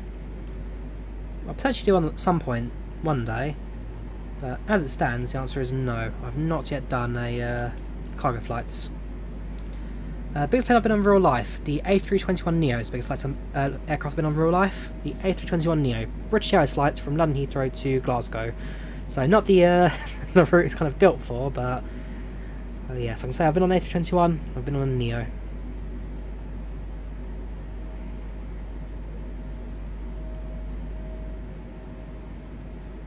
Kansai Airport, so that's an interesting approach we could do at some point. What was the airport I did in, I think it was not Kyoto, it might have been Kyoto, the approach I made. Once in Flight Sim a couple of months ago when we had that Japan update come out, World Update 1, we'll make an approach into Kyoto, and I managed to lose track of the airport. So I hadn't realised the airport's actually on top of a valley cliff, rather than the bottom of it. So here I am looking around for an airport which I just can't find. Until I realise I'm looking too below the valley for the airport to actually be there. It was an interesting approach to that. It's worth a watch. The landing was fantastic. The bridges and the scenery down there was fantastic.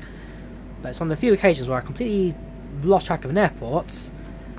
Regardless of where I was looking, it actually almost descended below the actual altitude of the airport, just trying to look for it.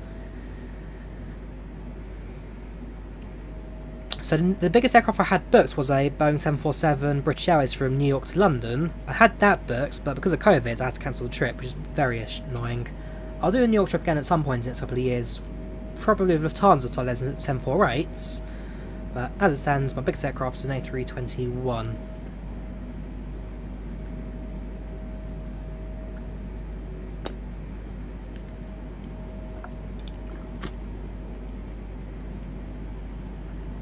Not sure about that, Justin. It should just work with... If you're on PC, it should just work regardless of PC packs. If you've got FSUI PC running, I'm not quite sure what I mean by it opens my Steam. That bit I don't get. It should just be... As long as you've got FSUI PC running, it should just run. If you've got any issues, dude, drop a message to TFDi Design and get an update on that. Yes, Chelsea have just scored. 1-0. Chabel have scored. It's a good game that. I'm not watching it because I'm streaming instead, but yeah, I'm definitely it's going to be a good old game today.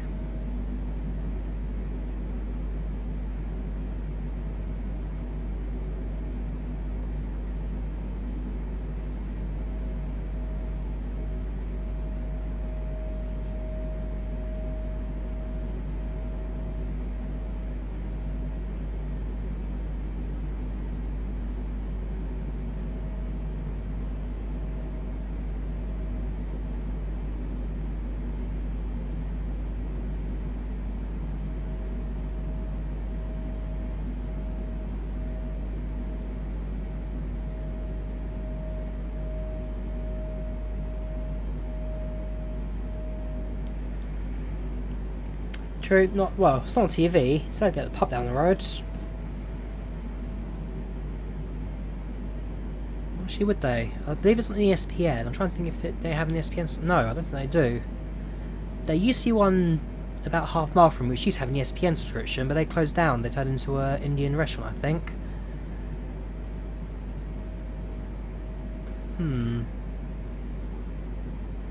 Because I'm not one for streaming stuff. I hate dodgy illegal links. God knows I could lead you to. I'll have to look at kind of where I should watch that game then.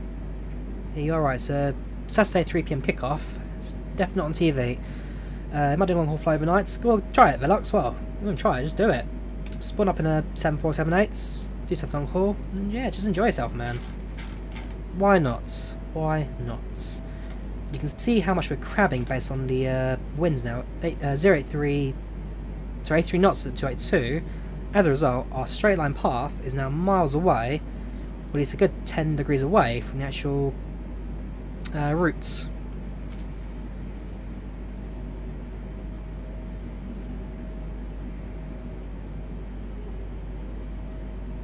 Welcome, Mr. Shona, how are you doing? Welcome to the channel. Welcome to the chat. How are you doing, dude? How are you doing?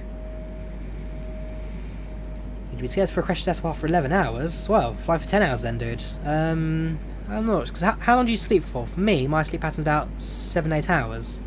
So, I could easily do say 8 to 9 hour flights, sleep in the middle, and wake up for it to land quite easily. How you doing, Shuno? Hope you're keeping well. Welcome to the channel, welcome to chats.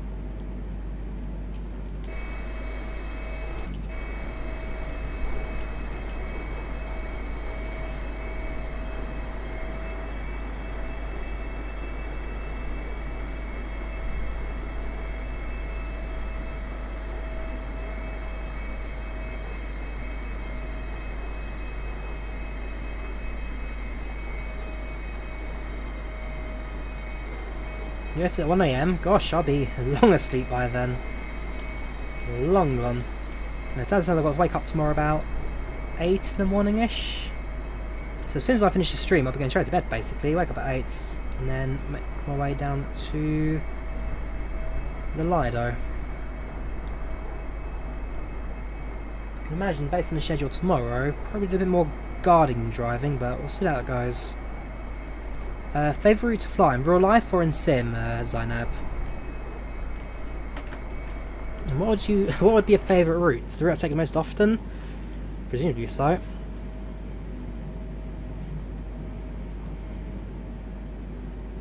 So far so good at flight level 360, passengers are happy, 94% satisfaction. Boat cruise, nothing particularly going on outside, and yeah.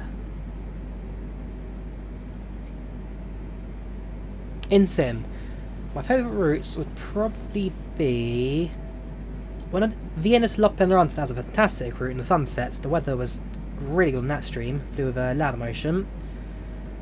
So yeah, thoroughly enjoyed Vienna to Loppenrand, so with louder. I really enjoyed. Gosh, what was it? I departed from.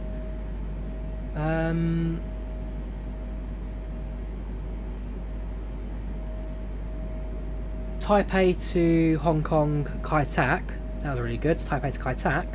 Flew that 747. Very good approach. Actually, pretty much inch for inch perfect landing. That's very good stream. Thoroughly enjoyed that. In fact, how is that doing for views these days? The old streams. Have a look.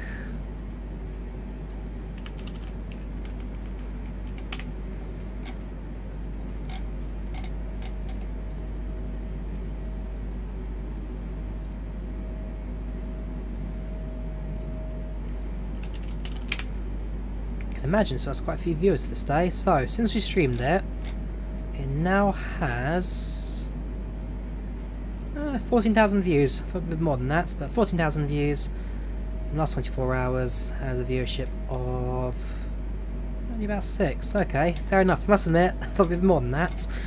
But hey ho, some of these streams, they do eventually die out. And if I look at the original one I did from London to New York,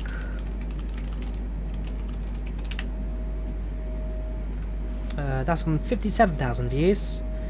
So that was Heathrow to JFK, and analytics wise it's about 25-ish views a day, so it still has some longevity. People still interested in that flight because of course it's quite a famous one. We did it relatively early on in the Sims kind of life, so it definitely has a few. Yeah, it's one of those that will kind of live on a bit longer. The most viewed streams to the States is still by far the Heathrow to Dubai flights we did, 787. That was crazy views, 241,000 views that got. Still quite short to stay. And then the second one is the Helsinki to San Francisco 330 flights. That sold to Tokyo, that was the Sims release dates. Heathrow to New York, there it is, 4th most viewed. And then of course the 777 from Sheremetyevo to London Heathrow, that was a bit of a bummer. I loved the flight itself was fine from Moscow to London. The aircraft performed horribly, and actually for that stream it was kind of almost a public announcement to say don't buy this aeroplane, it's not worth it. So actually that stream had a purpose, and its purpose has done rather well. Tokyo to Manila, remember that stream as well. Heathrow to Athens. Yep, that was another fun one I did. Changing around the weather and all that, changing the weather, see how it all affects the sim. Tokyo to Sydney. Really enjoyed that flight. Scenery wise, fantastic. We had a go around that flight because we missed the first approach because of heavy winds. So we went around, did the loop, and then came back to land again. That was a pretty good stream. Heathrow to Dubai the second time around, again, pretty good one. Bangkok to Sapporo. That was my first long haul in the 747. Had issues with the LNAV, the aircraft was doing, well, almost went upside down actually. It was really, really bad to control. Mallorca to... Well, I don't know, that's Mallorca to Bordeaux or something. That was the first flight with IVAO. Although that had issues with the FPS, you had to kill it in the end, something like that. Yeah, I've got a good flight, a couple of other flights in there. A lot of these I do remember doing. Gatwick to Barbados and the A330, that was a very fun flight. The livery of that one's still one of my favourites, the whole reflective tail and all that. Also Heathrow on the Sims release date, did that multiplayer flights, CRJ modded. Yeah, some of these highly viewed streams I got good memories of. Good memories. There's Heathrow to Moscow. Like I say, I'm not everyone's favourite streamer in the world, but I enjoy what I do. Those who tune in seem to enjoy what I do. I'm not going to sit here and fuss about it. Thank you, Horizon. Thank you for subscribing. Much appreciated. You didn't seem during a long flight's pointless. Didn't really get a feel for distance you covered and give you proper satisfaction. True, Adam. True. It's one way you kind of look at it. I don't know. Maybe a bit different as a streamer. You kind of let it go for a couple of hours and see how it all kind of extends. Do get to Orlando version A330 next. We'll see, Sean. Especially now we've got the A330-900 to look at. Could be worth a look. And thank you, Kendall. I'm glad I'm your favourites. Same to you, California. Glad you enjoyed the watch. Flying Drawyah, best cross on lots 1042, also Tokyo. Good up with that, dude. It's another quite long route. Presuming a A330, I'd have a guess at. A330. I've done Paro, man. Tried Paro. We had to go around because of the bad misapproach, but second attempt we landed, and then we clipped our wing against the lamppost and damaged the wing, so that was a bit of a negative. But yeah, we have done Paro. It was a good old route, that's.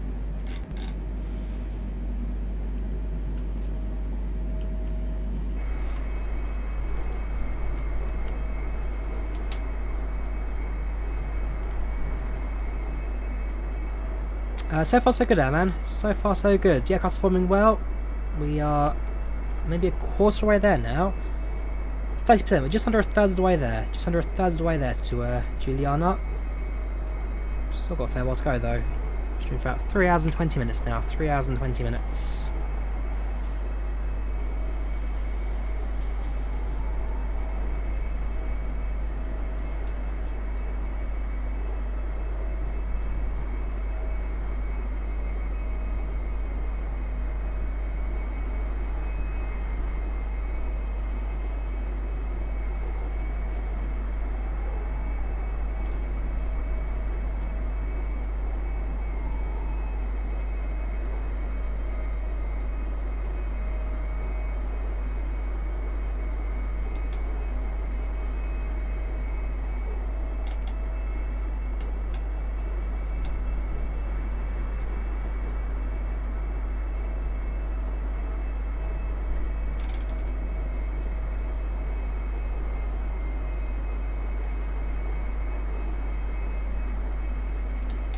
Got 5 hours 44 remaining according to the tracking. So actually, yeah, that's caught up now. Remaining 544. Expected arrival 544. So we are bang on expected based on current winds and airspeed and direction. So we're doing good actually. Time has finally caught up. That was my big concern with this flight. Earlier on about an hour behind schedule, but now that we've caught up with the timing, it's working a lot better in our favour.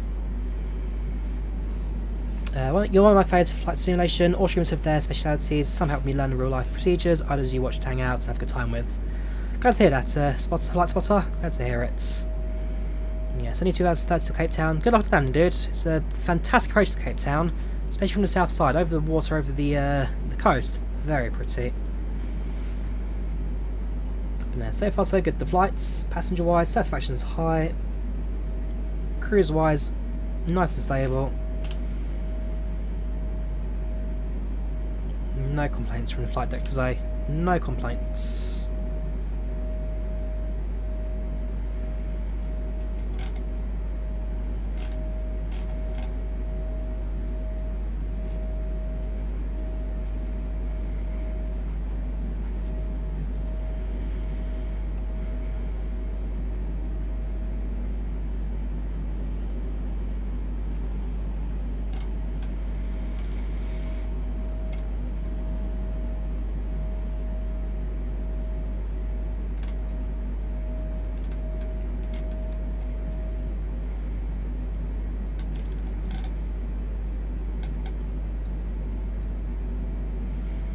Welcome Kai, how are you doing? Welcome channel, welcome to chat. So far so good for my flight, and so far so good. Passengers are happy, we're up at cruise, wind speeds are still a bit strong, but we'll manage it with the timing, no problem. So yeah, you can see on the FMS actually we're set to flat cruise Mach 0.839, it's Mach 0.84. We fish out to Mach 0.88, try to get us to that speed in the aircraft. It's still got plenty of excess fuel, so burn some of that as well. But as it stands, we are so far looking good. Yes, when we try and go home to the underwater aliens, also they are home to hundreds of aeroplane wreckages that came out of nowhere. Doing Dubai to Manila with the Emirates 737, you got 4 hours and 38 minutes PACX. You better watch land too. Very good. No, so far so good, Kai. So far so good. DIO got cancelled today, so I'm hoping it'll still run tomorrow. If there's no passenger service, then I might just jump on PUA anyway, but we'll see how it goes tomorrow. I'll wait for an email later on.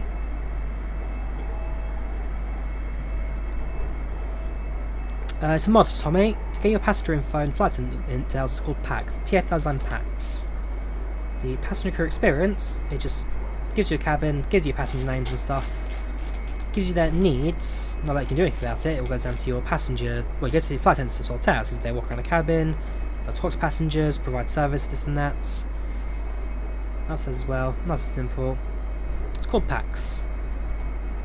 Highly recommended.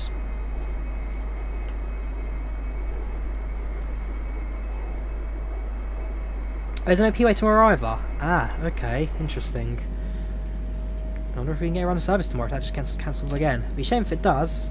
Although at the same time, it just means I could prepare for Penzance tomorrow instead.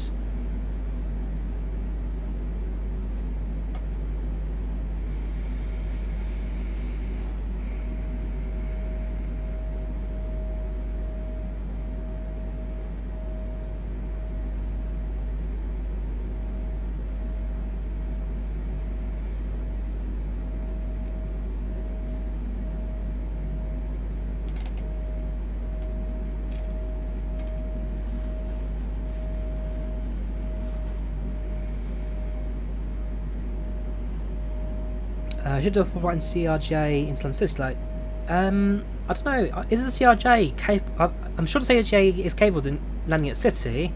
Has it got a certification for it? That's the one thing I've always kept a close eye on. I own the Orbex scenery for London City Airport. I've never streamed it because I don't have any aircraft that is technically capable of landing at City. A lot of streamers use the A320neo in City. That's inaccurate. 20neo can't do it. The biggest aircraft that can land at City is the Airbus A318. So I'd have to double check if it's, let me Google it now. Cause, I mean, what am I doing at cruise right now? Absolutely nothing. What's happening on the news? Man shot dead near London. Gosh.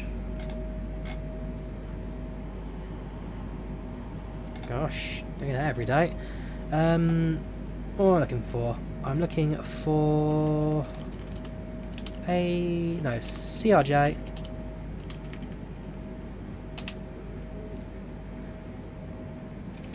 London City.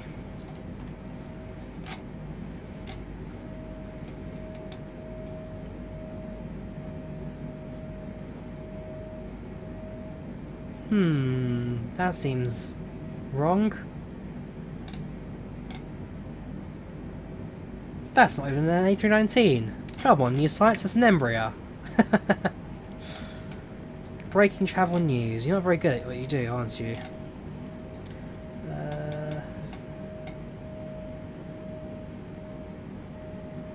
specially modified A318 aircraft. You can't say A319 and give us wrong pictures and call it the wrong aircraft anyway. Rubbish. Pure nonsense. Someone's on an infinite flight, but I've not seen a single real scheduled something on Pinterest. That's FlightSim again.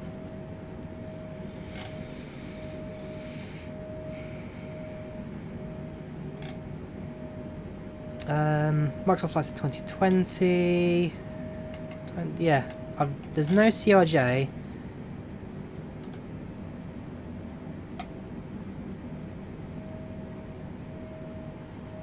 That can do it.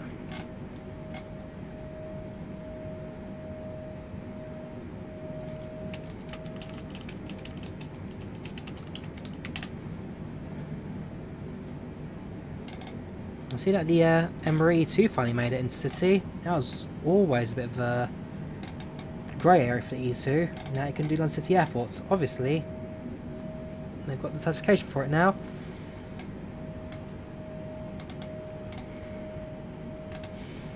Because the big difference between the E1 and the E2 Embraers 190 is that the E2 has bigger engines. As a result, a lot of people thought that with bigger engines, it'd be incapable of doing the approach to City because there's an increased chance of it striking the runway. Obviously, they've since got it recertified, and now they can fly land at City. It's good for Embraer. They'll find that very helpful for sales in the future. Because that was one big issue to sales for E2 is that the aircraft was incapable of actually doing some of the bigger airports they could land at. Yeah, CRJ is smaller flight spotter, but it doesn't have the specialist certification to land at City, I'm afraid. So the answer, I'm afraid, for that would be a no. So yeah, wait for an A220, or do it. Citation 4 can do it, that's got certification for it. You had to do a few go-rounds in City at A3X because they can't do it, dude. I'm good, Fusion. I'm good. How are you doing these days? Welcome to channel, welcome to chat. Hope you've been well, dude. The Embraer Enterprise Regional Jets 135, 70 and 90. Sim Flying's got a list of all... Okay, let's have a look. Simple Flying London City approved. There we go. Let's have a look. See. You can never get wrong Simple Flying. Simple Flying, they've always got an article for everything. So, approved aircraft includes the ATR 42, ATR not 600. Gosh, okay. ATR 42, ATR 72, the ERJ 135 and 190, the Fokker 1570, Aerospace Jetstreams 41 and 146. Saab 340 in 2000. I'm hoping to get a Saab 340 flight at some point soon. I've managed to spot Logan Air operates a few of those out of, I think it was Bristol, so potentially could do that. Do you have a -8 Q400, A318, 220s, Dornier 228, gosh, that doesn't land anytime soon. I've noted that I can actually get a Dornier 328 jets out of City into Billund in Denmark. They're not running at the moment, but it's not impossible to fly, so that's going to be one for the future, I think. Because it's done with one of the subsidiaries of British Airways, Sun Air or Sunjet, something like that. Potentially, one to fly in the future. And the DHC-7. Okay, pretty operated by London City Airways.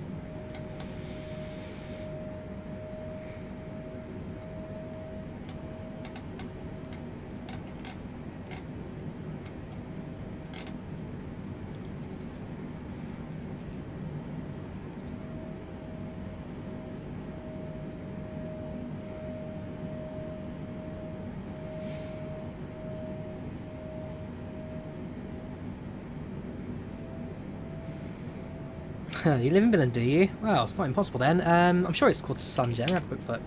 Sunjet. Is it Sunjet or Sun Air?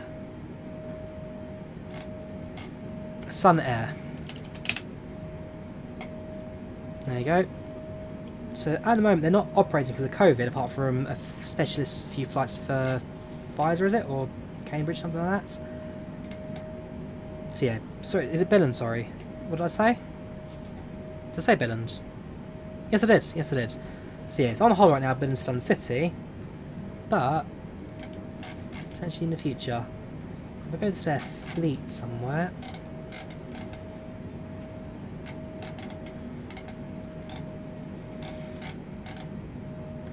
Yeah, their fleet on their website. Sun's address, service on board. About perhaps. Oh, there you go, fleets. So Sunair have fleets of Drawyah 328 jets. I mean, just look at that thing. It's adorable. It's slick. It's clean. Can't fault the Drawyahs. Search Chrome. Where is it?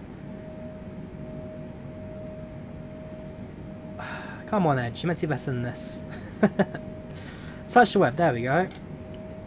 Drawyah 328 jets. Sorry, it is just standard here. You have your standard prop version. And then you got your jet version as well. Same body, different propulsion. 1998 first flight, still active, 110 built. Operators. Sunair Scandinavia, there you go. 14 of these.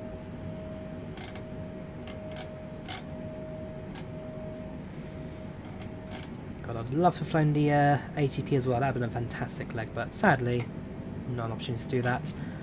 But I don't even know prop versions as well. But yeah, I'd love to have flight on one of these at some point. I'd love to fly on one. I like that. Comfort, air conditioning and toilets. Catering, food and drink that suits time of day, and today's newspaper. Book of flights, Billund, so it'll be the other way around, so it'll be London City to Billund. Sadly, they don't operate at the moment, so there's no real dates you can fly. You do book it, it takes you straight to British website instead, where it will just give you nothing. There you go. As soon as Sunair become a thing again, I'll definitely give the Drawyah jet a go. Hej, jak się masz? No jestem dobry, ma? No jestem dobry, dziękuję. Jak się masz? Next I can do an A20 Wizz Air to London, Luton to Skopje. We'll see Fusion at some point. No need to copy and paste it. I did it the first time.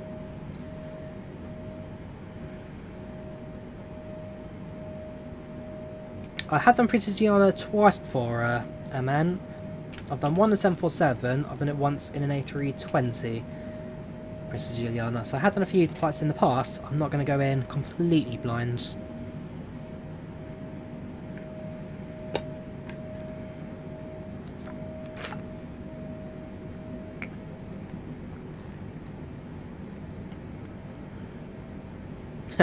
That's why BA has weird connections to Billund.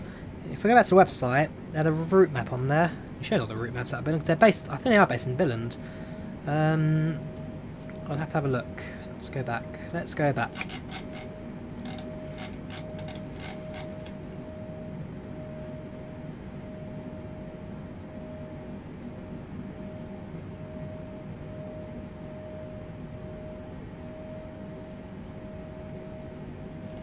I'm sure they had them on their websites.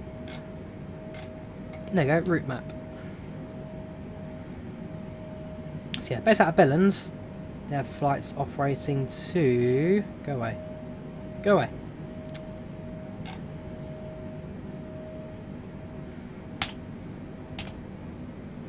So flights going to Oslo, Dusseldorf, Friedrichshafen, so actually a flight out of Dusseldorf to Friedrichshafen, Brussels, City and Manchester. It's the same as a Comair in Africa.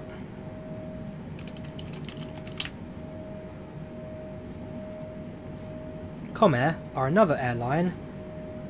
There you go, Comair British Airways.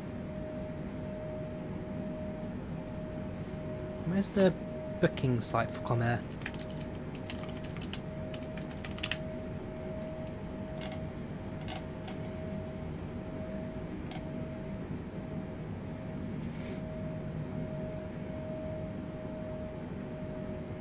Let's just pick on British Airways website directly. Let's have Africa. Come here.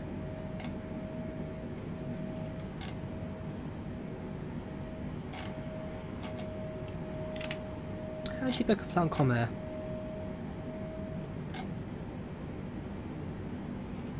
Maybe you don't.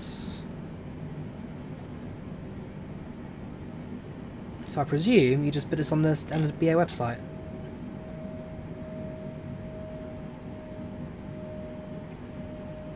Yeah, okay. BA.com. So if I want to search a flight from, say, Johannesburg to Cape Town, perhaps? One way on 2nd October today, that's fine. There you go, yeah. Comair, non-stop flight, 2 hours 10 minutes. Go to flight details. It's in a Boeing 737 jet, operated by Comair. So, okay, so you're just on the BA website, same as presume then Sun Air as well. 4 flights a day, direct. And then you have 2 flights with connections. Connection at Durban. Connection, also then presumably at Durban. No, Port Elizabeth. Port Elizabeth also had 737s. So yeah, you got a couple of options out there for British Air subsidiaries or code shares.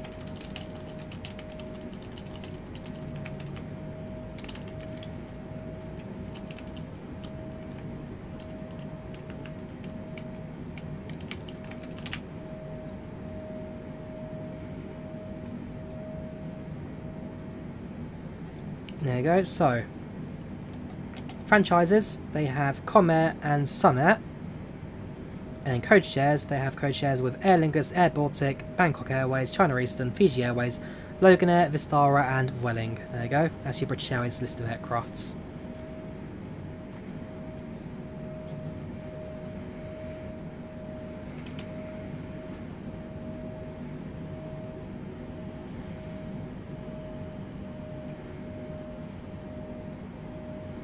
Alright, we are over 1/3 of the way to Princess Juliana now. Still got most of the flight to go, but we are progressing so far so good. We've got 5 hours 26 expected arrival, 5 hours 20 according to the passage side of things, so we are now finally kind of ahead of schedule.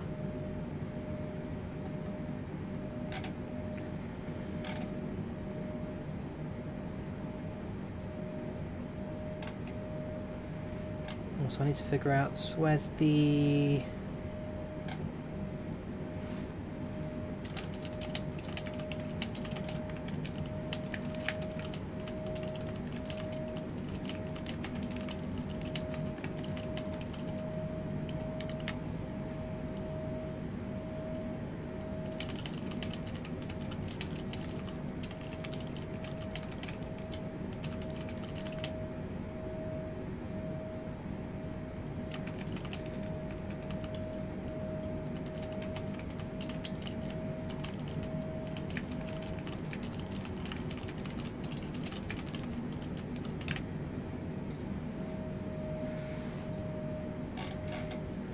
Look at the Atlantic, there's 3 aircraft about to combine with one another. You've got Medita A777, an Iberia A330 and an Air France 777, all within a couple miles of each other. They're at flight level 36, they are 2,000 feet separation there. 3-3, okay, so they are all separated, but it's an interesting little meet-up just randomly in the middle of the Atlantic there.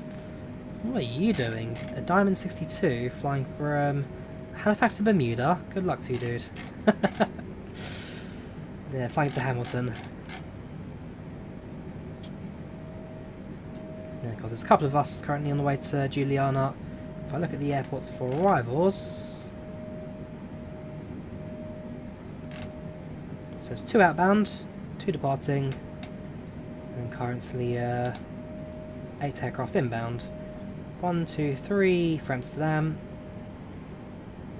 Sure, there's a Dublin Air arrival as well. It must have disappeared. So this is Virgin aircraft inbound from Amsterdam today at the moment. A couple of American locals as well. But yeah, it's starting to get busy now at Juliana. Quite a few aircraft expected to arrive later today.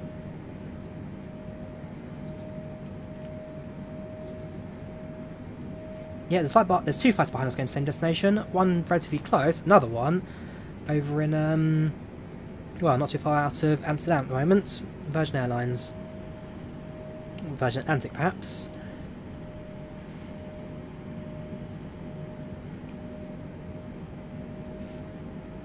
How long left, Harry? 5 hours and 23 minutes. 5 hours and 23 minutes till arrival today at Juliana.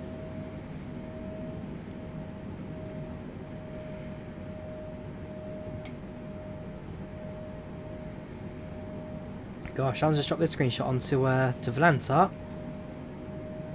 That's the weather at Heathrow right now. Look out the window, not too dissimilar to actually what I'm seeing there. Gosh, glad I've avoided the worst of the storms. I mean, if you look at Amsterdam earlier when we departed, well, that's quite nice. Give you a like for that. 757 TUI. Yeah, we looked at the weather at Amsterdam earlier. We got cloud cover, nothing too bad.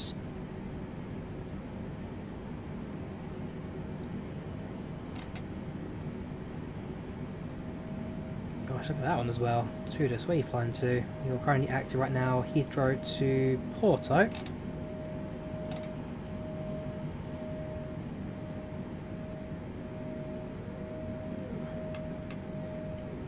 There's my screenshot as well from earlier. 747 looking rather good. Yeah, the weather's been very interesting over Europe these last couple of days. Very interesting. But ever since Volanta added the screenshot snap, I absolutely adore it. You get an eye into other people's sims, kind of how it looks, how it's all operating. Here, William Suarez approach over the Balkans.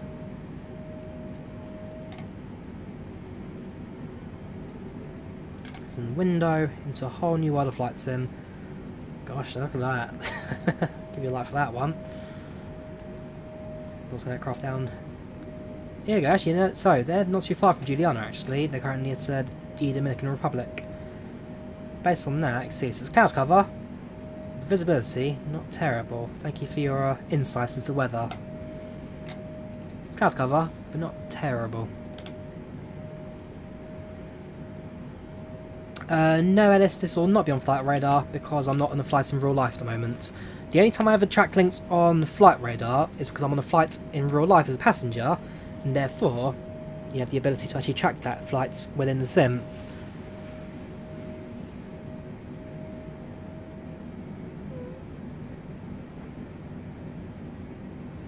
Does I even have Gander? I'm not quite sure about that flight spot, so what do you mean by Gander?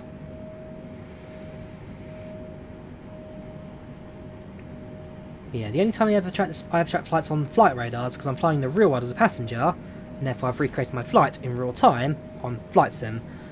If I'm not in an airplane right now, then don't expect me to appear on Flight Radar, unless coincidentally my flight time is the exact same time as that of a real flight. Gandon Airport in Canada. Well, it must be then.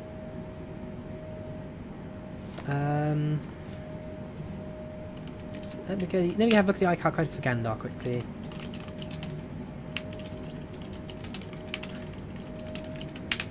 So, Gander is Charlie Yankee Quebec X-Ray, Newfoundland. Pilots. No data. So, it exists, just nobody's flying there. So I know TNCM. See, these are all the aircraft inbounds to Juliana. There's all your call signs and all your flight aircraft types.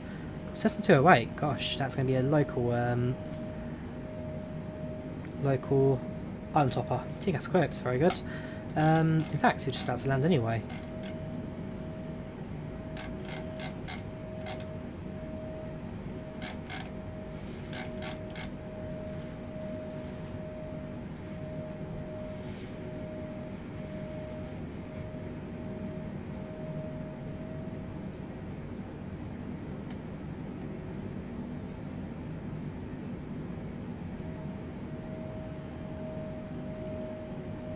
It's got a little while to go, 5 hours 13 on the clock.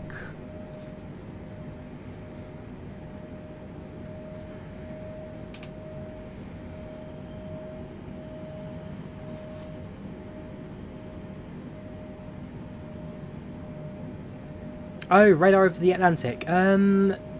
Not during... not unless, if there's an event on, then yes. Otherwise, generally not Flight Spotter. Both IVAO and VATSIM generally won't have those. I think, if I look at VATSIM now, actually, the map-wise, I don't think they've got it active either. Could be wrong.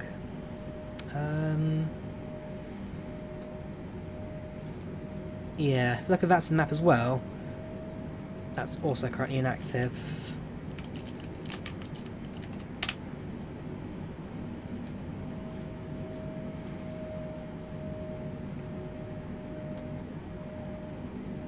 Possibly, actually.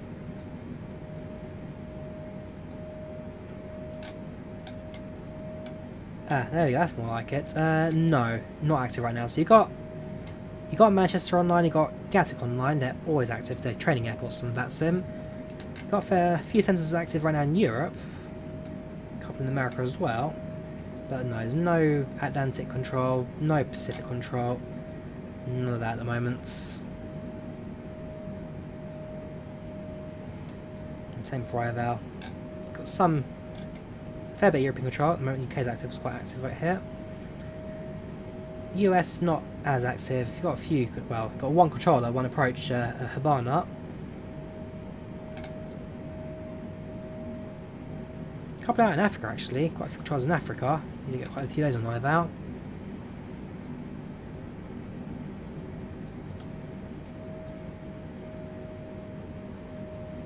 Bit of a mix, bit of a mix.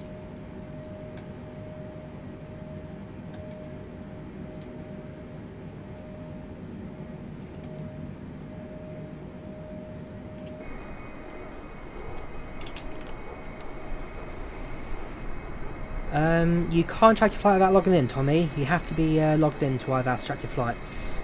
And yes, you would appear in the same sim, being on the online network.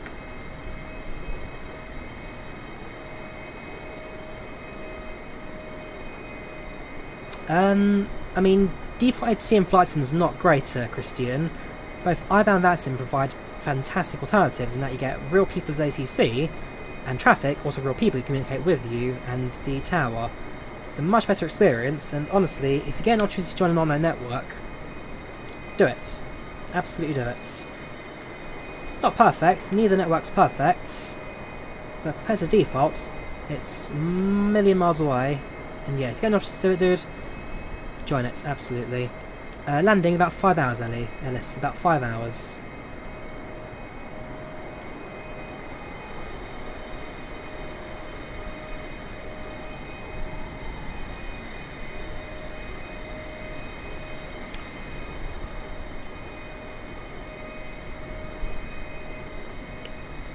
Glad you enjoyed that, Kai. Glad you're enjoying it. Hopefully at some point see you one day in the background of one of these streams.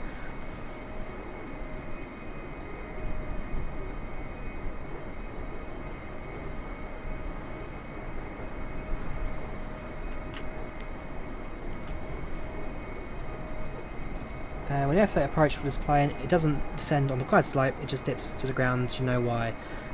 Check your approach, Jacob. Check if you're flying into an ILS approach or just an RNAV approach. RNAV approaches or NDB approaches, non-directional beacons, don't have glide slopes and therefore have nothing to establish onto. Check your type of approach, dudes, and just double check if you have a glide slope to follow. But you should fly that sim because of reasons I've already explained on several occasions. I'm not going to go into it again, but we fly IVAO, we stick with IVAO, no issues with this platform at all. What's your feature sim? We'll try X-Plane 12 for certain real blocks. We'll definitely be checking out X-Plane 12 because it's the new platform that's going to look quite exciting. But we'll see. We'll do a bit of a mix between X-Plane and Microsoft Flight Sim. We'll see how it goes. No, so Juliana does not have a ILS approach. It's either got an RNAV or a non-directional beacon. So we can have a look at that now. So yeah, there you go. Arrivals into Juliana, got non-directional beacons, RNAVs and VOR approaches, or straight-ins. There is no ILS for us to hook onto, so we're doing it all manual today. The Uliba 1 star is the only star available to us, which is what we're expecting to do on the flight plan. If we look at the path here. So Manolo, Uliba 1 to runway 10. So in terms of our approach today, it will be an RNAV approach on runway 10. And we'll look at that one later on. We get ATC pardon me, we get ATC contacts.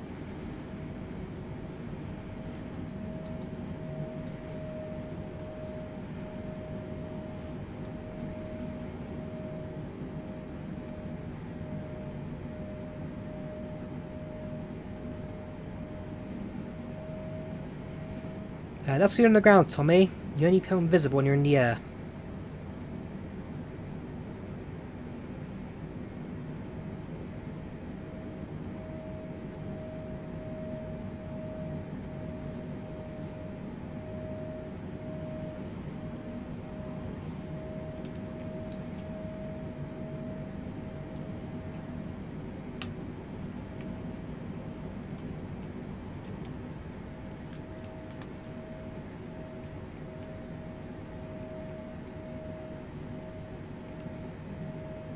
Yes, we got the A310 announced by AnyBuilds yesterday. That's a very exciting announcement.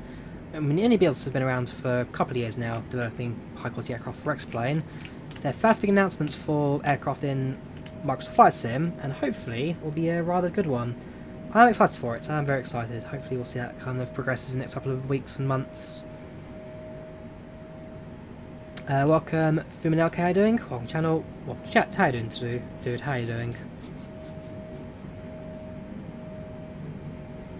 You can't put any screenshots of Volanta because you need to go to the Volanta settings and add your screenshot folder as per the on-screen instructions.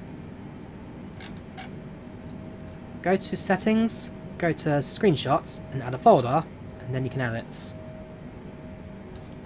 No folder, no screenshots.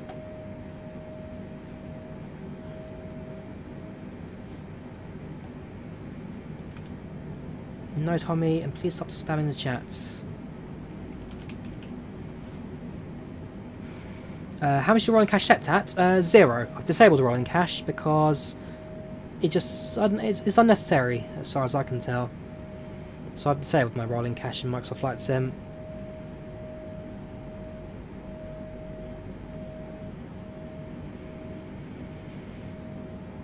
You are right, Flight Spotters. Quite a few developers out there for the majority of jetliners now, both past and present. The future of Flight Sim is looking very bright, I must say. It's looking very bright with the number of aircraft we're going to get in the future. Hopefully, things that will stick around for the long term.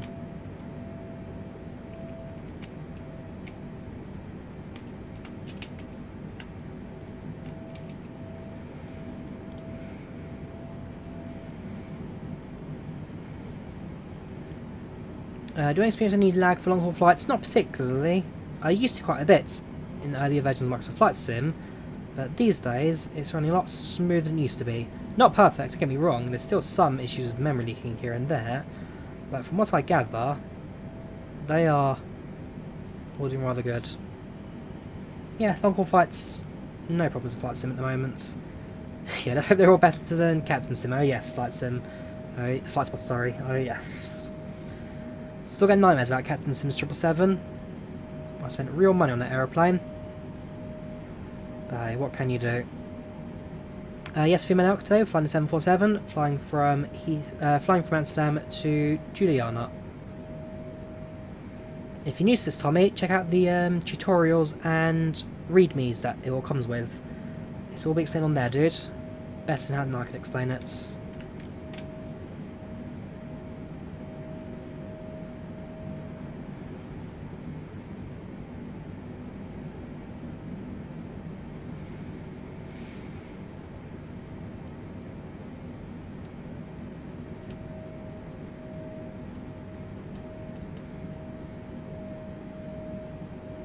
You spawn in, check out the interior, and don't fly it. Sounds about right. Sounds about right. It's nothing more than a fancy model that you paid too much money for.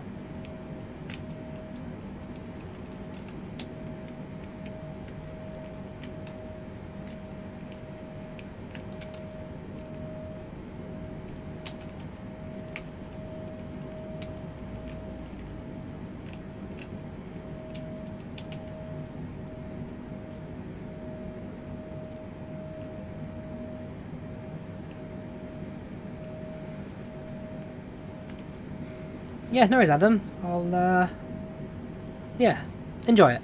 Enjoy your fancy new screenshots.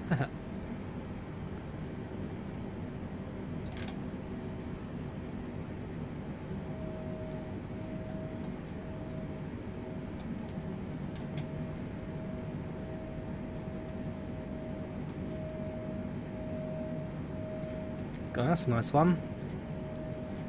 One I uploaded just out in Amsterdam minutes ago. Go for a reason nose, a few clouds outside. Very nice. Not as good as this screenshot. This is excellent. So you got your 747, you got your clouds. Beautiful picture. Like.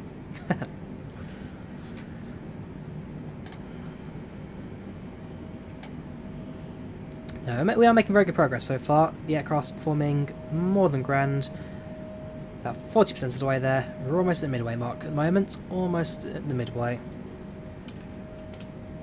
Satisfaction at 90%. That will slowly dwindle with long haul flights because passengers get a little less comfortable the flight as it goes on. But once our approach into Juliana today, it should start to pick up again. And again, the landing's the most crucial part of this flight. The landing's the one that we've really got to stick. A few errors and potentially we can end up, well, either in the beach or off the runway. So as long as we get our approach and touchdown inch perfect, then the rest of the flight should go pretty well. Welcome Tyler, how you doing, man? Welcome back. How have you been, dude? How have you been? Watch your video landing in Pyro. Absolute gold, cheers mates. I have the Innocent, yeah, Innocent trend looking very good, Jake. Very excited for it. And yeah, I enjoyed the Pyro landing. Keenan just took off from Istanbul to Dublin on the Mecca 330. Ah, nice one, dude. Good luck with it. Good flights. Good route choice, good airline choice, actually. Turkish Airlines 330. You'll enjoy it. How you doing, Chopper Rush Out? Welcome to the channel. Welcome to chat. How you doing, dude? Hope you're keeping well.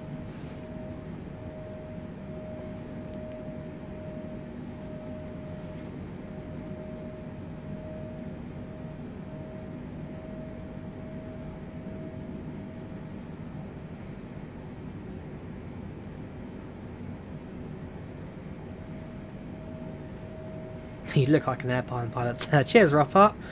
Thank you very much.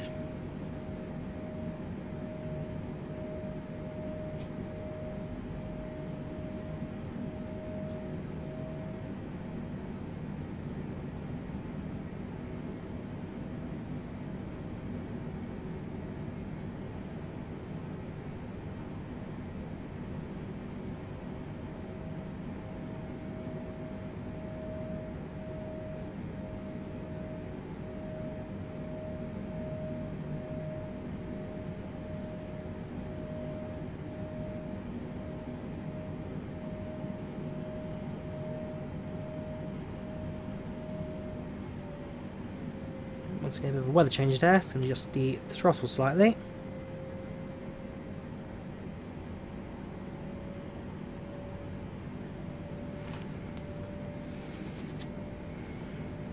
It's not going to be a nighttime landing, Fu Man. We should be landing in the daytime, or at least kind of evening sunset time in Juliana. It won't be well, it'll be a low sun, but it'll still be light outside when we land. Yeah, KLM 747 looks rather good. Aircraft's performing rather well. No complaints from the passenger department. Any issues with jetway since in the airports? Kind of real blocks. So using the default ATIS menu can be a bit 50-50 at times. But if you're using an add-on like Pushback, Toolbar Pushback or Pushback Helper, then a jet bridge can work no problem. So it's not perfect, but it's not impossible. Group flights, Nikolai, we'll definitely do group flights soon. I've got a planned one in the next couple of weeks or so, so keep an eye out on that. We'll do a group flight soon, guys, don't you worry.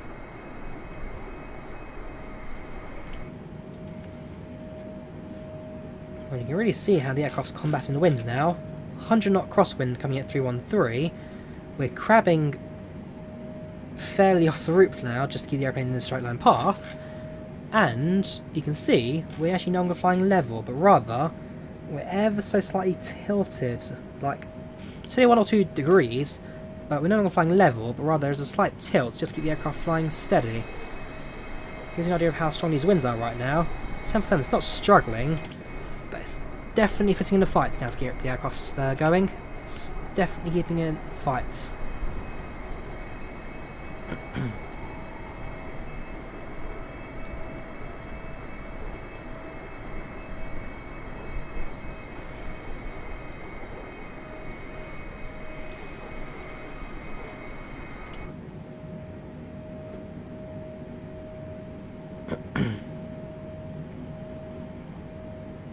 Yeah, 106 knots at flight 400. Gosh, getting stronger up here. But the aircraft's managing. Yeah, the aircraft's managing. There's no issues with that, at least.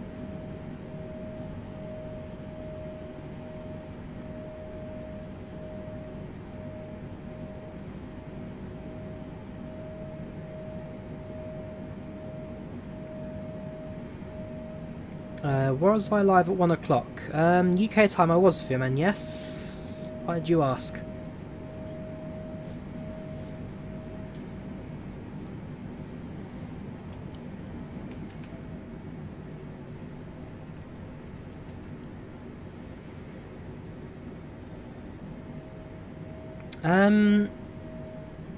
So to ATC, so IVAO's more active out in Europe and South America, while that sim you find more out in North America and the UK. So it's a bit of a mix, depends on where you are in the world, but it depends where in the world you are, really. Depends where in the world you are. So for example, right now in IVAO there's some coverage out in South Africa, which is just an African continent as a whole. That sim I think is a bit quiet in Africa at the moment. If I look at the map coverage, yeah, apart from Egypt, Africa's completely quiet on the that side of things. So it depends where in the world you are, right? Well, it depends where in the world you are. Some continents get different coverage on different networks. But generally, IVAO seems more European, while that sim seems more American.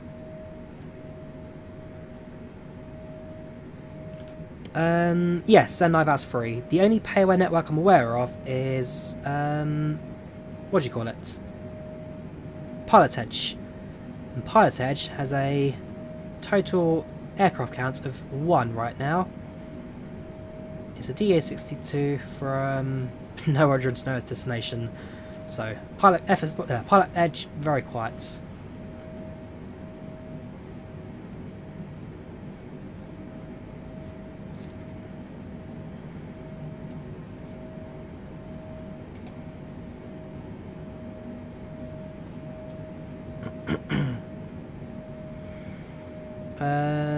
Yeah, it's about 30 years for a jet aircraft, Adams, because an aircraft's life is not determined by its age, but by its cycles. So every time you climb, you land, your aircraft's, it's what's the word? So an aircraft cycle is how often it gets pressurized. So when you climb to a level of 30,000 feet, the aircraft pressurizes, and then when it descends, it depressurizes, decompresses. As a result, it puts pressure on the fuselage, because essentially you're filling it with air, you're releasing air. You're filling it with air, you're releasing it with air.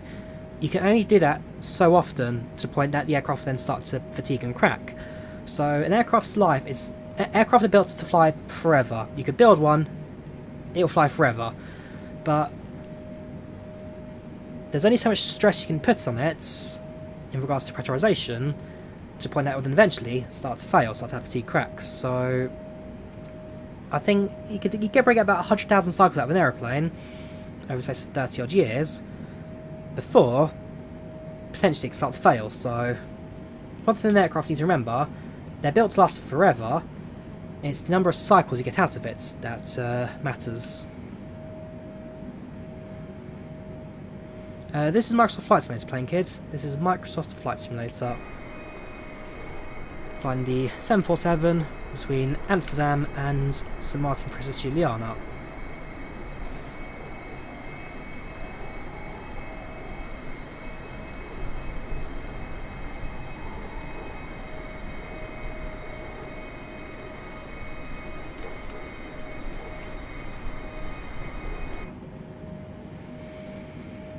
The mod of passengers is PACX, Jackson. TFDi designed PACX.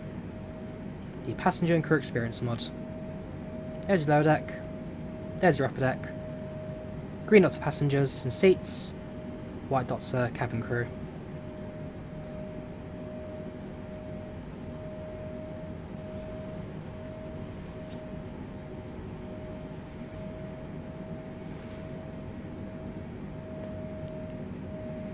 I've not tried the freeware A330 Neo yet. I haven't. I'm looking at it. I likely will use it, but it's not an aircraft I've yet to use.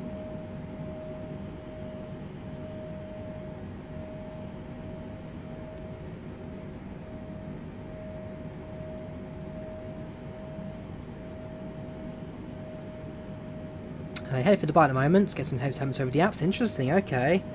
To be fair, yes, we are shooting the full flight today, 9 hours. I can imagine that at the moment with Europe right now, especially in the UK, lots of winds, lots of storms at the moment passing through. God, that's a nice bit of weather effects. In fact, let me grab a screenshot of that. Oh, I've got only the airplane in the background. Yeah, current weather patterns in Europe right now, very stormy, very windy. And so I can imagine, especially with the Alps, with the updrafts, we'll get a few bumps and knocks in the aeroplane.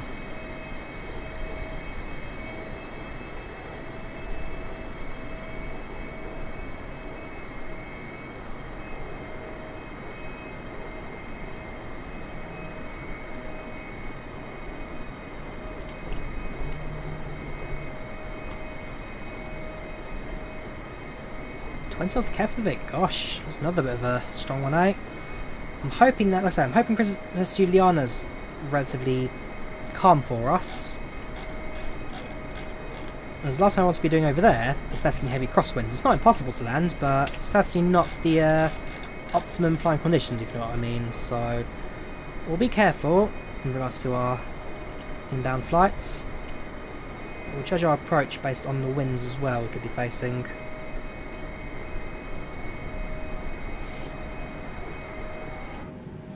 As ever, it's nice to see the 747 acting in optimum.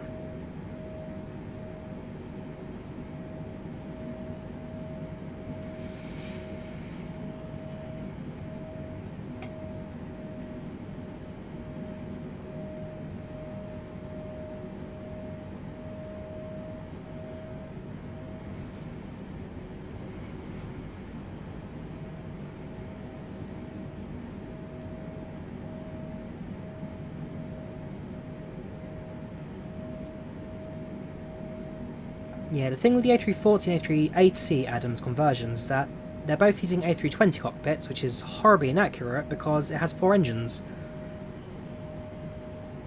Well, they both have 4 engines, so how can you use an aircraft with 2 throttle levers and 2 engine displays when it flies with 4? It's inaccurate, and I am not personally a fan of it, I must admit.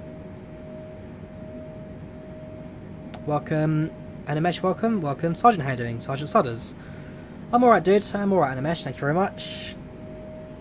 So far, so good. We're at cruising altitude. Aircraft's performing very well. In about 515 miles, we'll be climbing up to flight level 380, which will be our top of the cruise. So you have one more step later on coming up for us. Apart from that, aircraft's performing very well. Some crosswinds, which we're dealing with, some crosswind we're battling with, but the aircraft's it's holding its ground, standing its ground. Even if it is rocking around the winds at the moment, you can see it's not quite flying level. It kind of bobbles around every so often. We are crabbing about 10-15 degrees off course now, but it's handling it. So today flying from Amsterdam to Princess Juliana. Animesh, Amsterdam to Princess Juliana. And yeah, snipe up. So far so good. Flight's going fantastic. How you doing, dude? Welcome to the channel. Welcome to chats.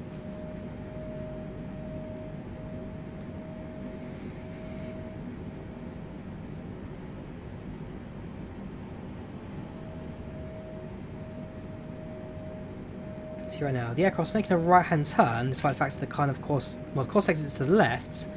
It makes these right-hand turns just because these gusts are basically not winds. Just get it at the wrong old angle.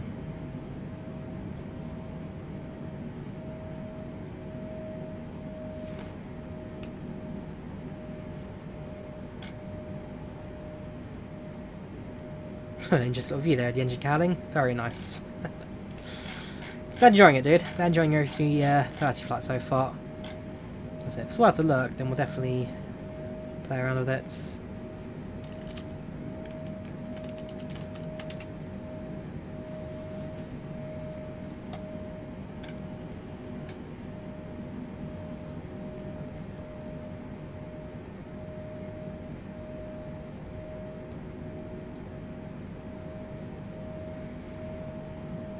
Where are you? Can you play with King or down? I'm not quite sure about that, Animesh. What do you mean by play with King or downloading?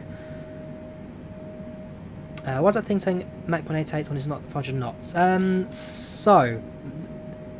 Above 10,000 feet, Ramos, or above your transition altitude, ignore your indicated airspeed, it's wrong.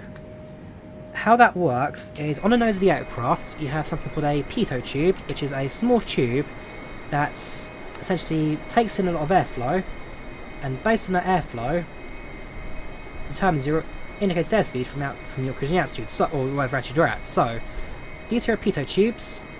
It's a small tube with a hole in the front. As you fly, air goes into those tubes, and it shows your indicated airspeed based on your current position. At high altitudes, it's useless because as you climb, air becomes thinner and thinner, and therefore there's less airflow. That is inaccurate. So what you do is you switch over to ground speed. You got your ground speed or your true airspeed, which is two separate counts for it. One's based on your adjusted speed, one's based on your speed plus your wind, stuff like that. So essentially, it's your airspeed at standard altimeter, which is 510 knots based on the ground. Airspeed of 295, which is way off because there's not much airflow in high cruise, but it's your ground speed you're interested in, or your airspeed. Yeah, it's that what you're interested in. Ground speed or true airspeed is what you're interested in when you're in cruising altitude. And so what you do is you switch over from knots. So this is your indicated airspeed.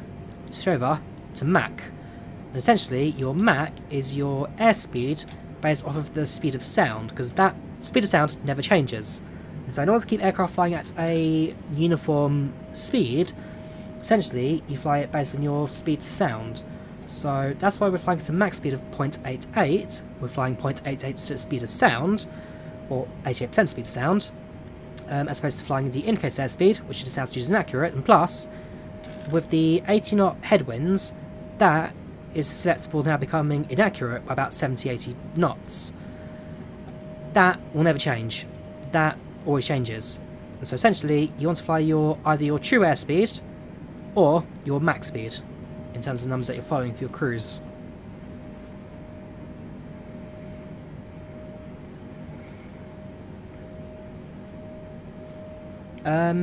I am using FSUI PC7 Kermis for PACX, and no, I've got no issues with it. Because FSUI PC, you also need it in order to work on FlyLive as well. So yeah, we are using it. Nope, no issues as far as I can tell.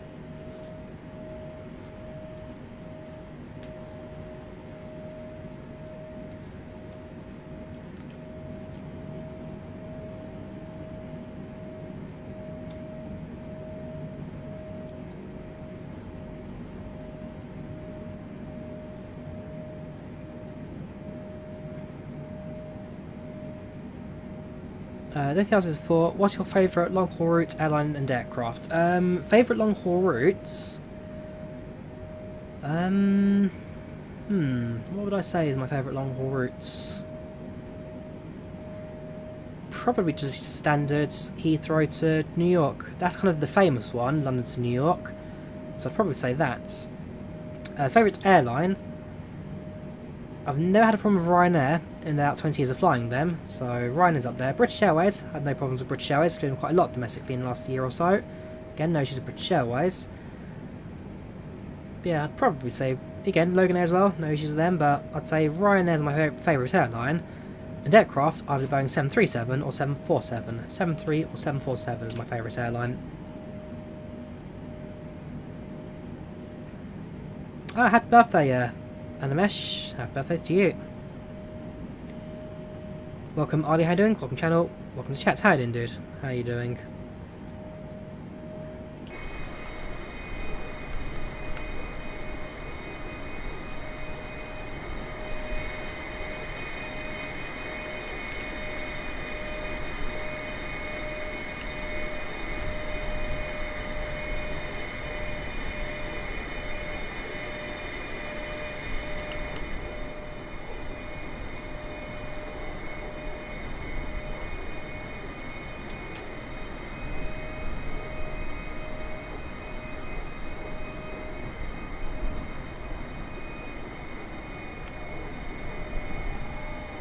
these turbulent winds are really battering our aircraft today.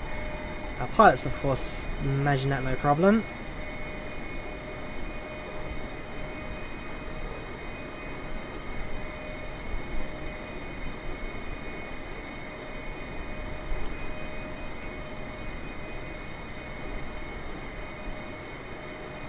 Yeah, there's a man on the engine, I'm afraid, Kai. Long gone. Does external temperature change its height? Yes, yep. So at high altitude, temperatures are much colder outside. In fact, I can get you that temperature now. So outside right now, outside air temperature is minus 15 degrees centigrade. So the higher you are... Sorry, is it minus 15? Hang on, let me just double check I'm getting that right. So what's SAT, what's TAT?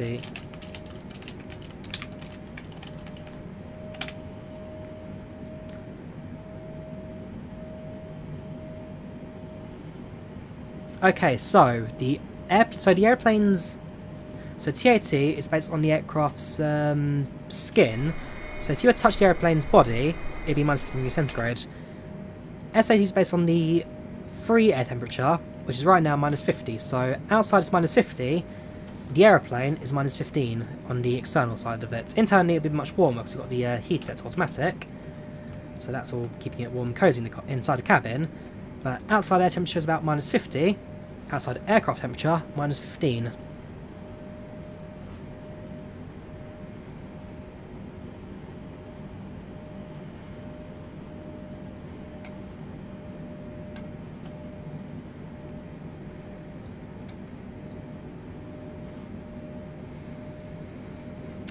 There's no 737 yet in Microsoft Flight Sim, Ayesha. There's the PMDG releasing before the end of the year. There's a Qubit in development as well, but there's no full releases yet for 737. That's decent.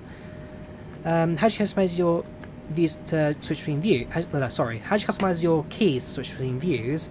I've done a tutorial on that, dude. It's not too difficult. It requires a bit of setup.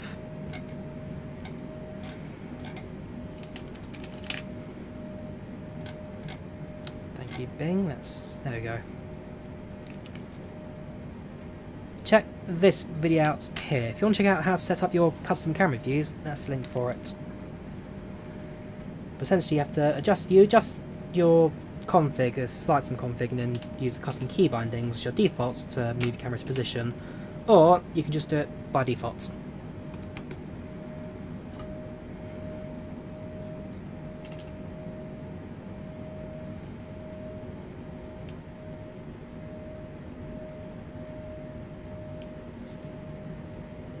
Quick look at the map.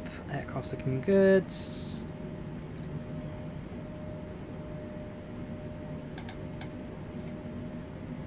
Ooh, that's a new icon on Volanta. It's a Concorde. Where are you flying? You're flying from Porto to Keflavik. Well, what's the platform you're on? You're on IVAO. I wonder if you're also on Volanta. Perhaps that'll slave us some news. Nope. They're not. Okay, well, there's a Concorde on screen right now. I wish them well.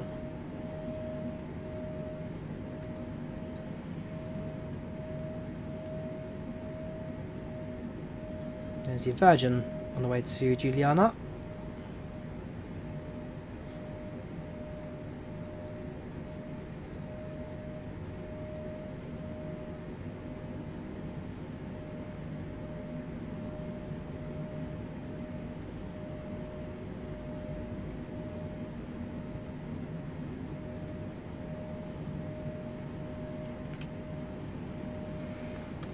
We've avoided Hurricane Sam, Aaron. We have avoided it. If I show you the flight plan, I showed this earlier in the stream.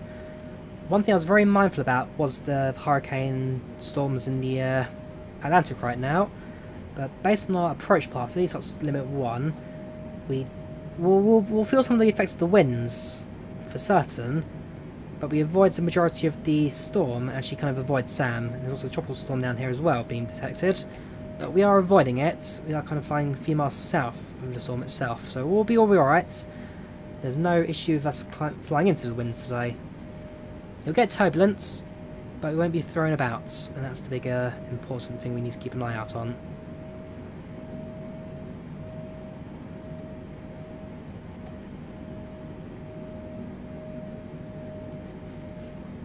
Thank you, Animesh. Thank you very much.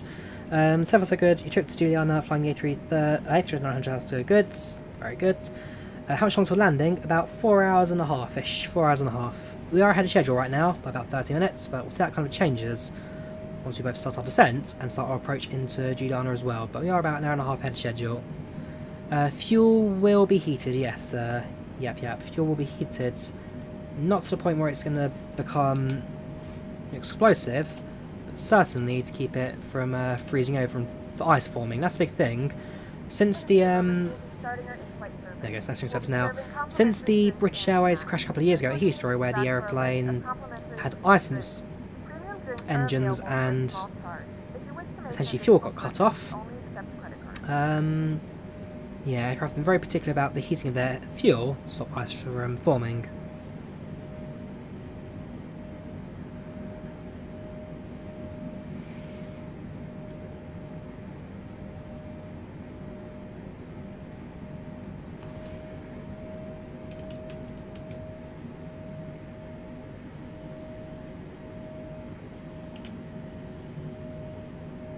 Right, I'm just going to take a quick comfort break, guys. Just going to rest and relax a little bit. I'll be back in a couple of minutes, and then we'll continue to the next part of our flights. But we're making good progress. We're just under halfway there now. 44% of the way there, so we've got plenty of time. But I'm just going to take a quick rest, just make sure I'm nice and relaxed and ready to go again. Right, back in a bit.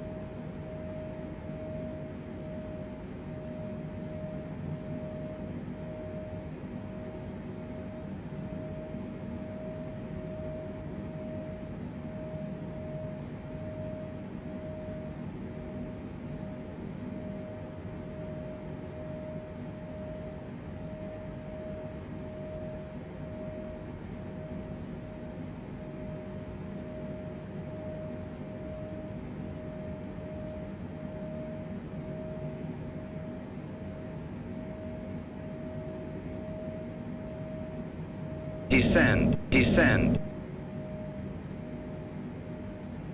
Descend, descend. Clear of conflict.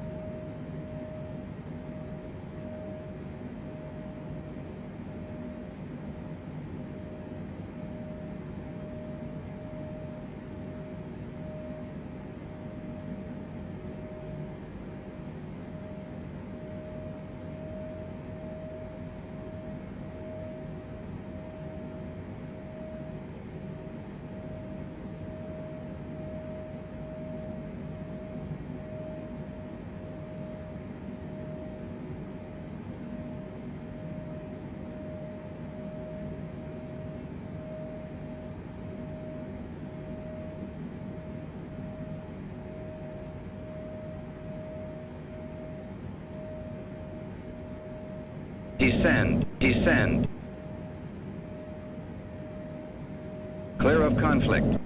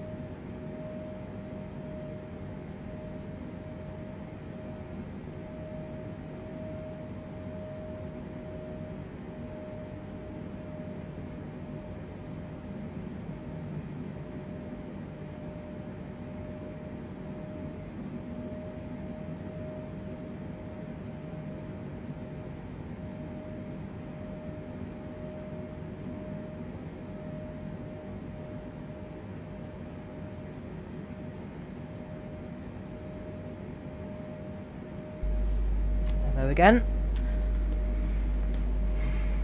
Very pleased with the result. Chelsea won 3-1 in the end. Got a bit tense there on 1. You can see the penalty, but after Southampton got someone sent off, just got a bit easier for us, so very pleased with that. Right, how you guys doing in the chat? Welcome back. We are about just under 4 hours away from arrival. 55% of the way there, so we're just over halfway there now. Just over halfway there. But how you guys all doing? Hope you all keep yourselves well. Right, let's see what's going up in the chat. What have I missed? I think I got intercepted along the way, yes, which happened, is it?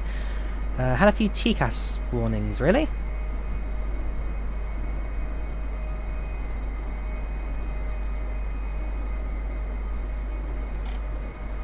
Okay, interesting.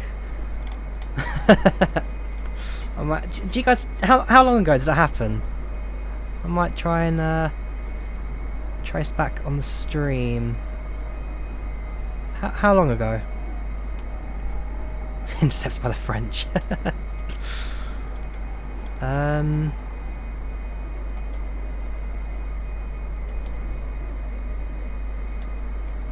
Well, not that long ago. Toggle timestamps. Quantified that's French Air Force. 1447. 46. Okay. 15 plus 14. 29 minutes ago.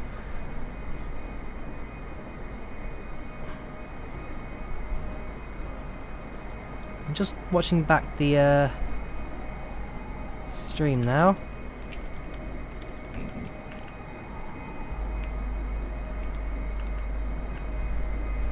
Descend. Yeah. Genuine TCAS. Descend. Descend. Oh, I wish someone would ping me on... I wish somebody would ping me there. Fair enough. Well, we got intercepted by a French Air Force aircraft at some point. Can't imagine that happens too often.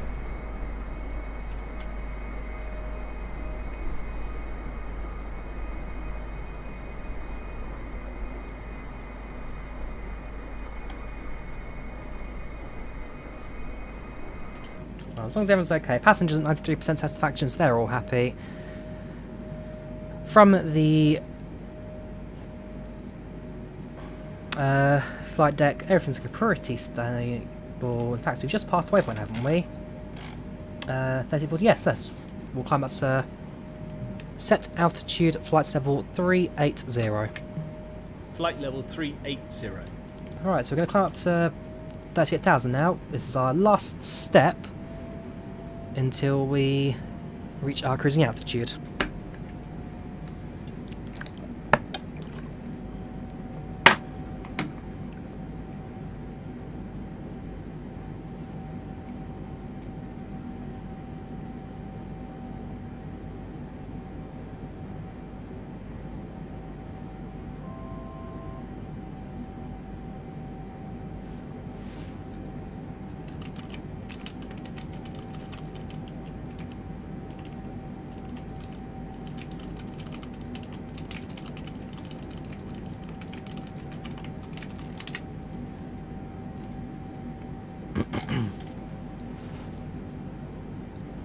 Alright, so there's a good chance we will have ATC coverage out in Giona for arrival today, which is very good indeed.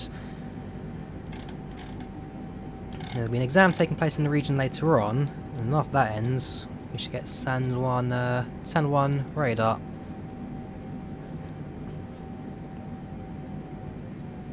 Right, so now flight level 380, and this is our top cruising speeds.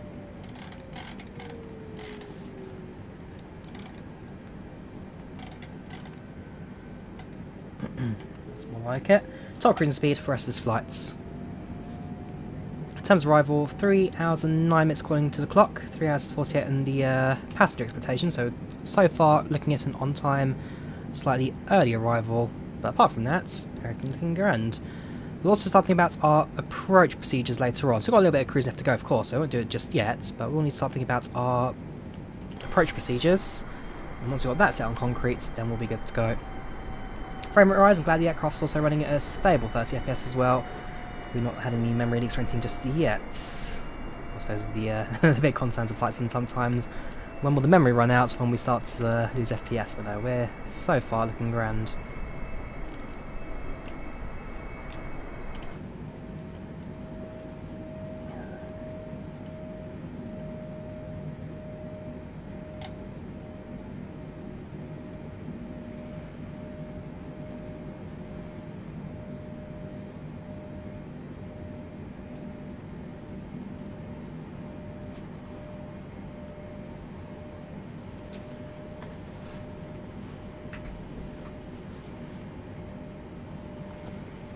Whenever you're on a flight, you prepare for a crash landing. Why'd you do that, Sharma? Sorry, Piyush? Is that how you pronounce it, Piyush? How'd you... Why would you do that, dude? Fly yourself a bit of confidence and you'll get there no problem, dude.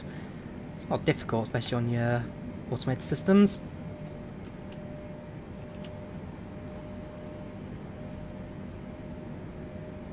South line from Manchester to Brussels, very nice. Do enjoy it, dude.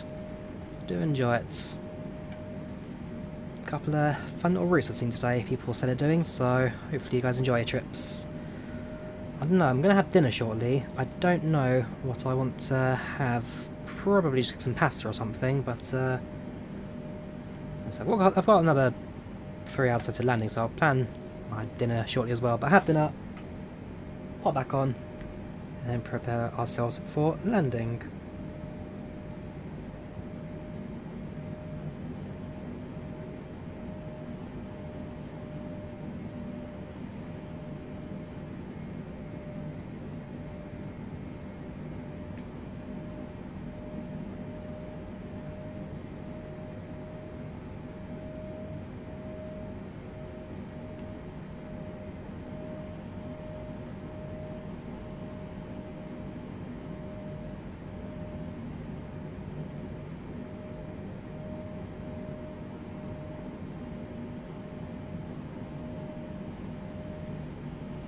I'm going to cook it, Kendall. Absolutely I'm going to cook it. I don't think we've got any ready meals at the house at the moment. Frame rate, frame rate, frame rate. You're starting to cause concern there. Keep at it, Sim. Keep at it. We've done most of the workload now. Only about halfway to go.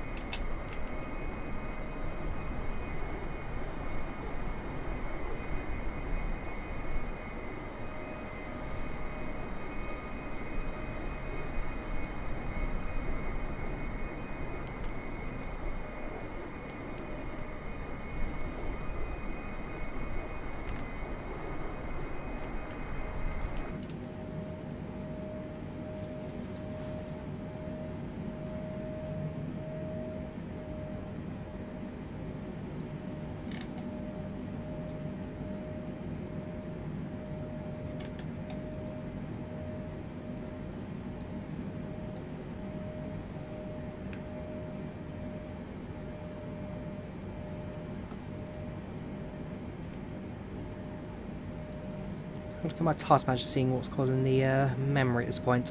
FlightSim, yeah. Actually, that as well. Let me just quickly edit this screenshot and then kill this.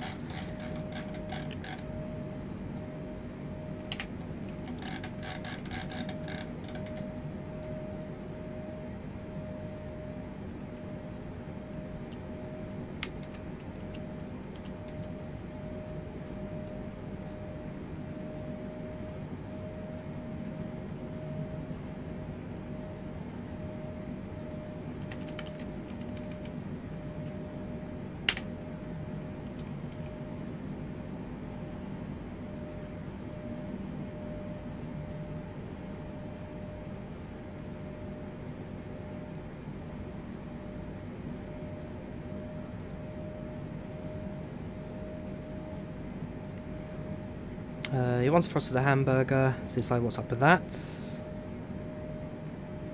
I defrosted some hamburger. Right, when in doubt, pizza it out. Fair enough. Nah, I'll just cook some pasta, have a cheese something with it. Yeah, there's a slight memory leakage. Not as bad as it used to be, but the frame rate definitely has taken a bit of a beating. I'm hoping it will stabilise out as the rest of the flight goes on, but we'll keep an eye on that, see how it goes. The fact it's streaming as well a long time doesn't help it particularly, but it's not terrible. Sim's not unusable at this point. We can still manage it without any problems. As long as we're within about 3 hours or so of our arrival time, we should be able to land again without any too many problems either. We can always stick to the navgraph charts inside the sim if we need to. Let the right flight, of course, that'd be handy. That one.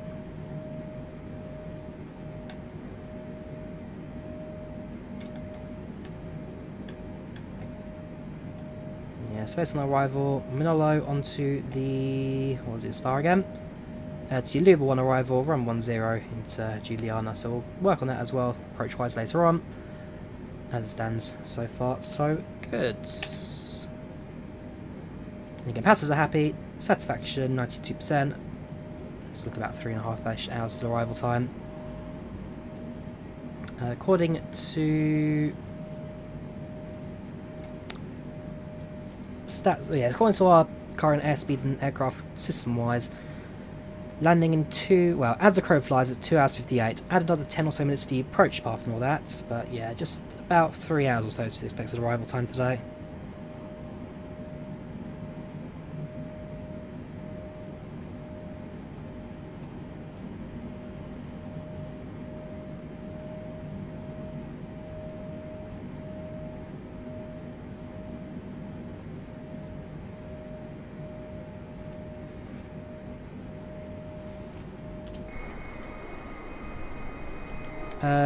Sorry, no, it's a VR approach, sorry, not a VOR. Yeah, it'll be a VR approach, I think we're doing. Or a 9nav, could be a 9nav we're doing today. We'll figure it out based on charts once we get closer to our destination.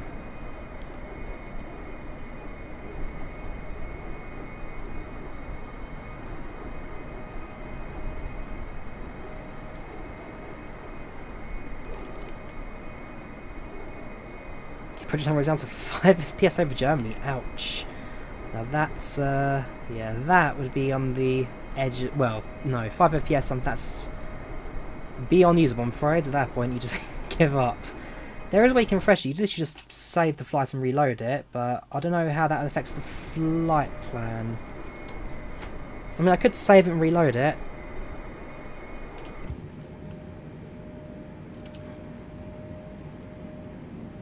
GPU temperatures shouldn't be that warm. 72 centigrade, so temperature wise it's not too bad. It's definitely an issue with the memory. Definitely an issue with the memory there.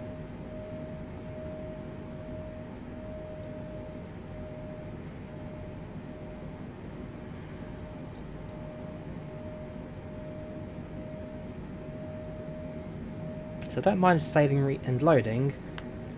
Time-wise, it won't be a problem. I'm just more concerned about the FMS. Will that still keep the same data? Well, that being said, look, it's now smooth again. Now there's no memory leak. It's perfectly alright. Weird. Maybe that's what you need to do. You just need to load up the menu for a second or two and just let it catch up or something.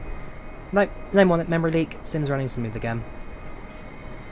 If it works, it works.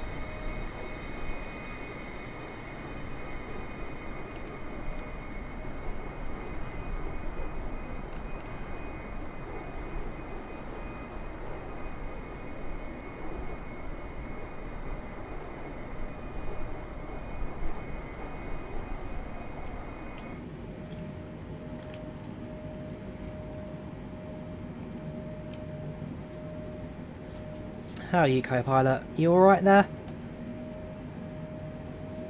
You enjoying yourself? No, I left KLM, retired the 747 about 2 years ago. During the whole COVID crisis, they were one of the first airlines to retire the 747. So sadly, that's no longer an aircraft in their fleet of operation.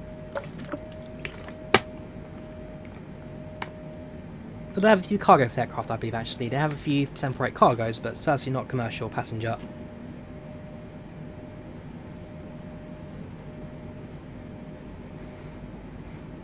Quality Wing 787, it's definitely on the way. There's no release date for it yet, but they have announced that it is on the way, so potentially want to see in the next couple of weeks or months. Now, the only aircraft I can think that are confirmed for this year are the PMDG 737, because they've announced that they're going to release it before the new year. And that's about it really. For most developers, next year will be the big one for the payware. Well, I'm still fairly surprised that Aerosoft got their CRJ out so quickly. I mean, it's a decent aircraft, quality-wise quality-wise and systems-wise, it's fantastic. They got it out very quickly for FlightSim, so fair play to Aerosoft.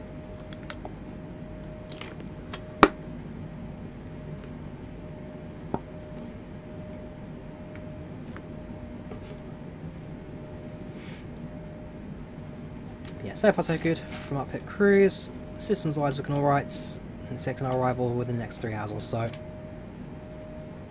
Now, what do I have with pasta? That's my big question for now. What do I want for dinner?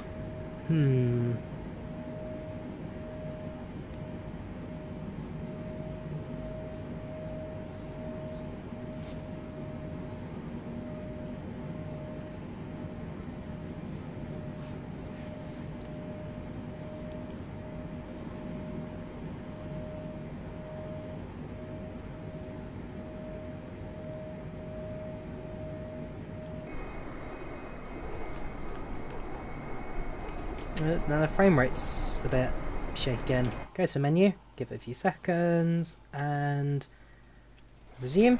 Smooth. It's definitely something menu related.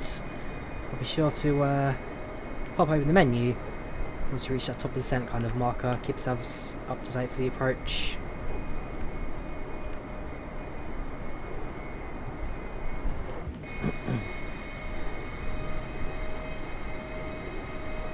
As long as it's not unusable, that's the main thing that I need to worry about. So on the frame rate is still usable, get ourselves a smooth approach in, we'll be alright, we'll be alright. Yes, KLM retired the passenger routes a couple of years ago. It could be cloud related. I have had some reports that certain cloud conditions can cause frame rate issues. It's not far off actually what it could be. I'm hoping that as you can see, the cloud cover now completely disappears ahead of us. Hopefully by then it'll just be nice and smooth conditions. Yeah, you never know, you never know.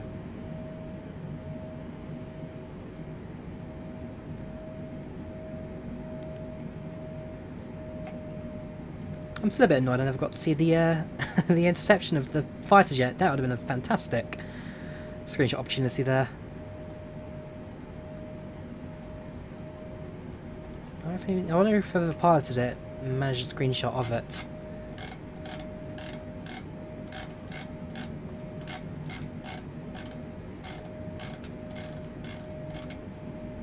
Never know.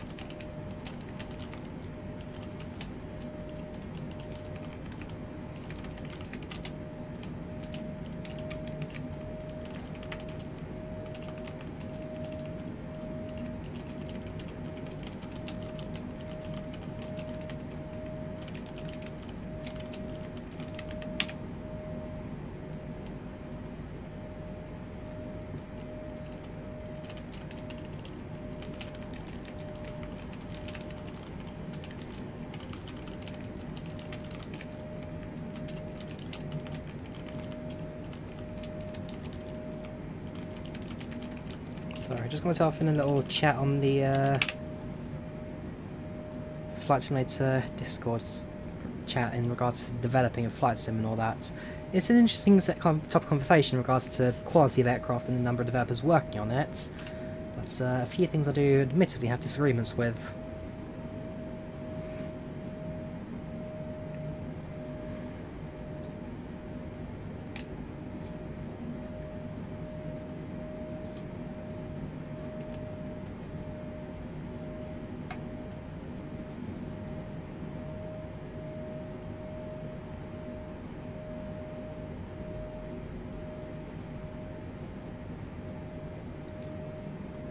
How do I fly in the US? Every so often, VC Jake, every so often. Actually, the last stream I did before this one was a flight from Newark to...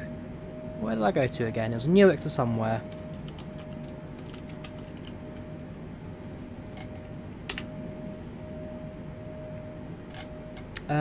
Sorry, LaGuardia. So it was LaGuardia to Raleigh. So that was actually the last time I did it on the Wednesday just went, or the weekend just went? Sunday, I think it was. No, Sunday I was busy, it was Saturday. That's it, we did a giveaway of FlightControlReplay on that stream. Yes, so, last one I actually did was LaGuardia to Raleigh in the A320 American Airlines, I think. Yesterday I did a flight to Schiphol, 6 hours by train, but it was worth it. Oh, and in real life did you go? Ah, okay, well how was it, Flight Sim 20? How was it? Hope your trip went to plan, hope your trip went well.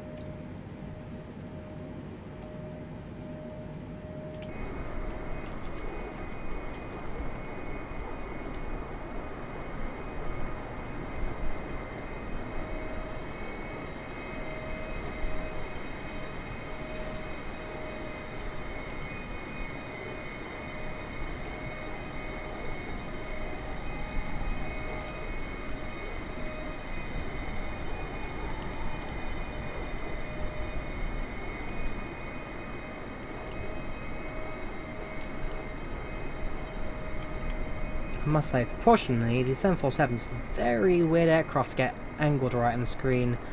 Top and bottom you can do it quite easily, but there's something about just... I don't know, the wings are relatively far forward on the fuselage, and they are longer than the actual length of the aeroplane. As a result, you just can't quite get... I mean, that's probably the optimum angle right there. You can't get too close, you cut off the edge of the wing, but I can't do that, because it just really looks lopsided. It's a very... interesting aircraft to throw in, but you can get the right position, the right angle on it. It's a very beautiful aircraft. I've always adored my 747s. It's by far one of my top 2 favourite aircraft of all time. Still a shame they've got to flight. Still a hard shame. If I don't make it before it does entirely retire, that will likely be one of my big regrets in life to have never flown a 74. Despite the fact I got so close, I had a ticket in my hand to go to New York with it, and it all went down from there.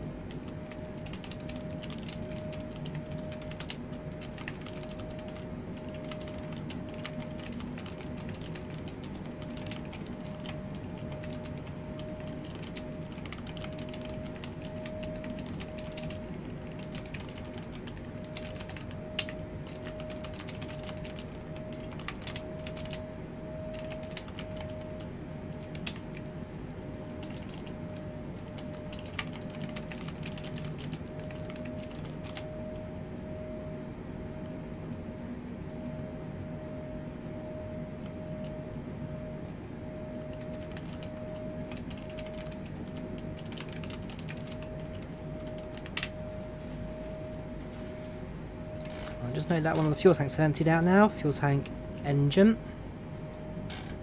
It's going to be...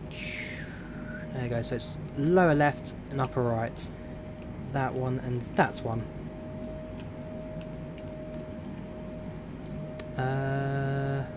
Ooh, actually no, let me leave those on for now. I'm kind of looking at the fuel flow to 747. Fuel tank engine, so yeah, that... Got plenty of fuel on board. 15, so yeah, that's plenty of fuel on board, 71.6. I'm just looking at the way it's draining. It's emptied out. I don't know, it almost looks like a bit of an imbalance. We'll leave the fuel pumps active. I can see there's a fuel thing there, but essentially it's not out of balance now. It's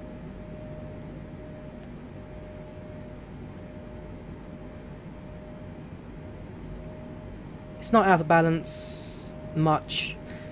We'll keep a close eye on that essentially, but yeah, I can definitely see that fuel flow is definitely a little bit out. Drawyah SMR, type on the keyboard away. I've not been to Schiphol in real life. I've never been to Schiphol, no. If I ever go to Amsterdam like I did in stream, it'd probably just be easier and cheaper for me to take the train Eurostar route.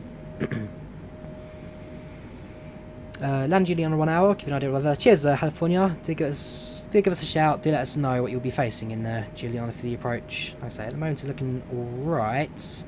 There are assessing a few weather storms. I just need to keep my eyes open for.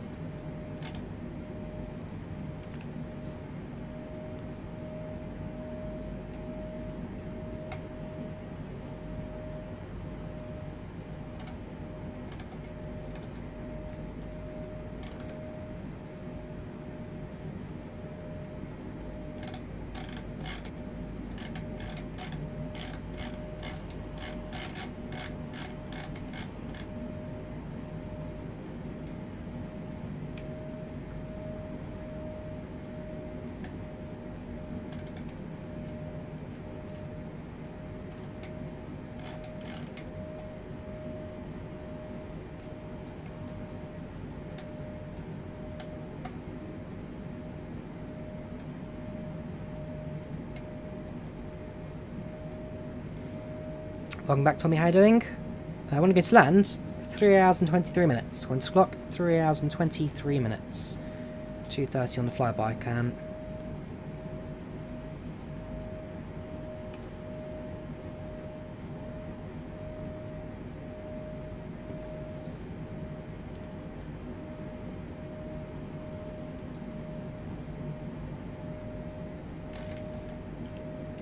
So nearly the end of our Atlantic regular flights. Yeah, very right to fly to Malta one day. One day, dude, one day. Just need the 737 to do it. In fact, PMDG said that before the end of the year we're going to get a 737. Hopefully then, before the end of the year, dude, we'll get your Malta flights in. But we need a 737 to fly the majority of the routes into Malta. Keen's back from dinner, how are you doing? Yep, still in the air, still looking good. In fact, I'm probably going to send for my dinner in a minute anyway. Because I'm looking at clock rise. In terms of the arrival time, I've probably got a chance for one more quick little break, which gives me a chance to go cook and eat myself. Not in that way. Not in that way. But yeah, it's, yeah, we're looking alright. We're about 60 minutes of the way there, so we're well over halfway there. And flight-wise, looking very good. 747s again, very steady aircraft. Bar that random bit of descent on the climb out, still can't figure out what that was all about. Cabin-wise, it's looking ever so grand again, so passengers are happy, no one's complaining, everyone's in a good old mood. So, yeah, I am very, very happy with the way the aircraft's performed so far. Very happy, passengers are happy, no complaints in that regard. So, I will see you all in a bit. Not in that way. Right, I'm going to make dinner and I'm going to return in a couple of minutes. We'll start plugging in our approach procedure. Just going to look at the tanks. Yeah, we'll be alright. Back in a bit, we'll prepare ourselves for our approach procedure and start thinking about landing in the next couple of minutes. Back in a bit. Go cook and eat myself, and not in that way. Drawyah 21, FlightSim bests. So yes. See you in a bit, guys.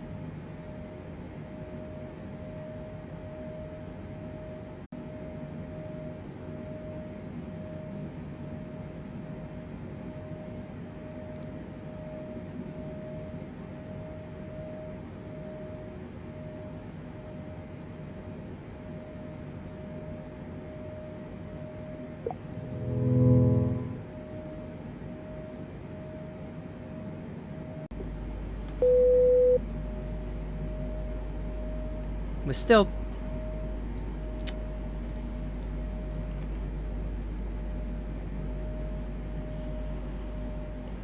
No, it's not an issue of quality. It's an issue of the internet connection. It seems to have bugged out or something.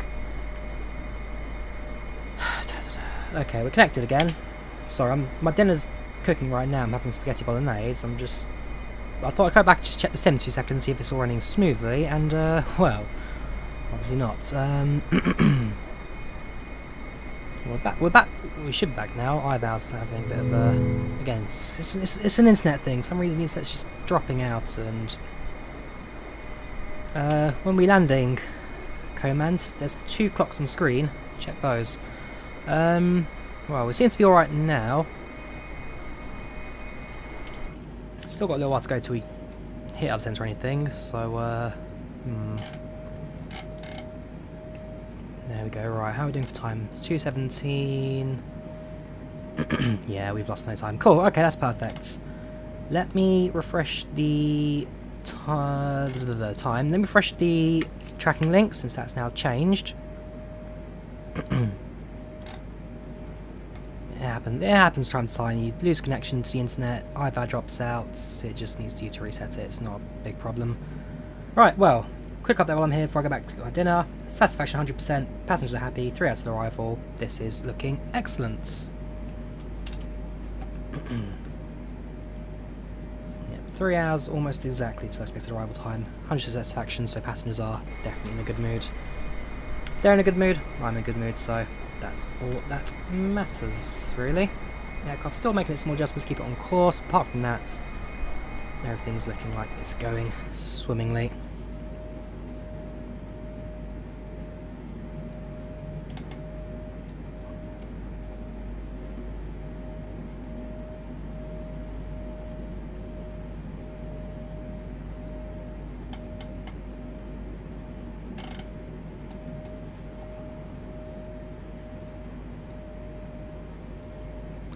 Cool. Right, I'm going to cook my dinner now because it's bad to leave food unattended, so I will see you all in a bit. Bye bye.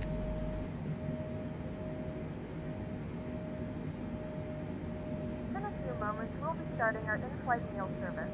Please look in your seat back for our menu, and one of our crew members will stop by shortly for your order. If you would like to order additional menu items, please hit the flight attendant call button at any time, and we'll be over shortly to assist.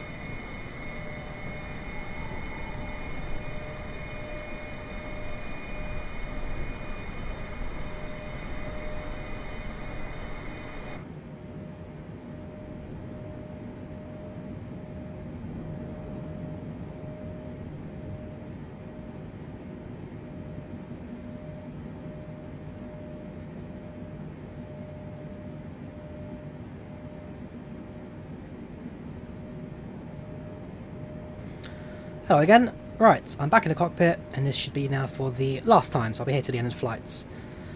So, how goes it in chats? Hopefully you're all keeping yourself well. So far, looking so good.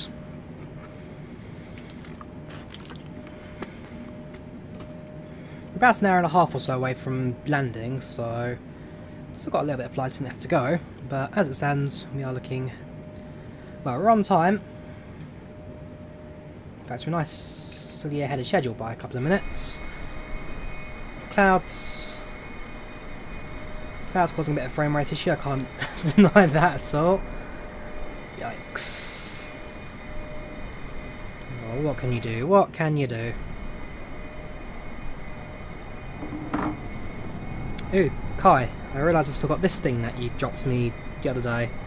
I'm not sure what it is, I think it's like a seal for a bit of track. Oh no, you just gave it to me a couple of weeks ago. It's still in my pockets.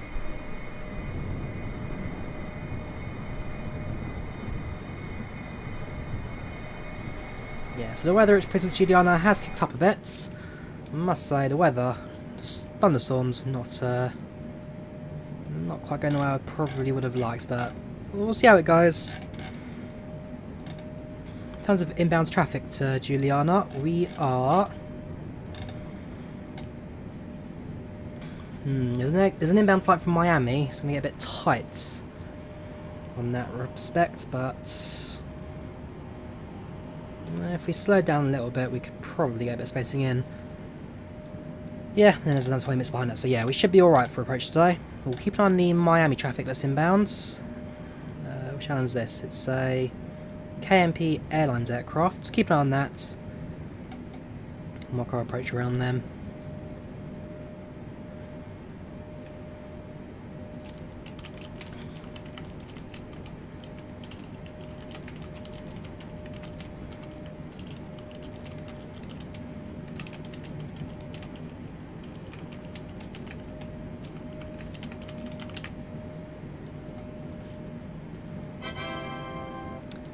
Thank you there, Diego, for £5. Thank you very much. Hello again, Drawyah. You're flying St Martin you're on your way from Papa Tango Oscar. Have a... Ah, no, it's been cut off. Give me 2 seconds to get the second half of that message. Thank you very much, dudes. What's it called? Not Streamlabs. Hang on, give me 2 seconds, dude. Let me get you the second half of that message back. Come on.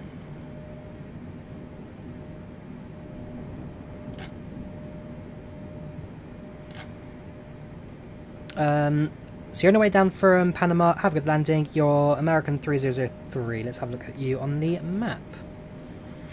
So if we have a look at the inbound aircrafts, there you go, American 3003, you are landing about an hour or so after we land. There you go, coming out of Tucumán International. Well, have a safe flight, dudes. Where is it? Panama, there it is.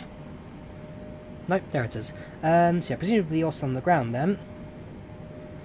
If I can actually click on your call sign, that'd be fantastic. There you go, yes, still on the ground. Oh no, you just departed. There you are. So actually, once you get yourself to cruising altitude, there's a good opportunity. Oh, you first are there. Pan altitude 19, yeah, that's fine. Okay, so yeah, there's a good chance then. We may possibly see each other. Not that far apart actually, rather equidistant. Oh, cheers dude, much appreciated. I'll hopefully see you on the ground. Welcome Nicholas from Brazil, how you doing? Welcome Game Ray, how you doing? Welcome to channel, welcome to chats. I answered that question earlier on today's flight sim for you. No, I've not been to Schiphol. Welcome Soria, how you doing? Yes, Kai, still got it. I'm going to keep it. In fact, Ladyman gave me this. It's an odd bolt from a track as well. It's a perfect fit. I'm not going to do that anymore. I don't know, that's just going to sit there as part of my RLR collection. Welcome Alan, how you doing? Welcome channel to chats. It's a good old time to tune in. We're about an hour or so from landing, pending frame rate and weather. We might as well book our arrival then, since we are not super far away. So we'll go for an INAV approach from 110 on the Aluba 1 arrival Do we have a transition point? The answer is Manolo. That's all do, right. Execute that. Head over to the flight plan. Continue that. Double check there's no... hang on. Manolo to Manolo. How does that look?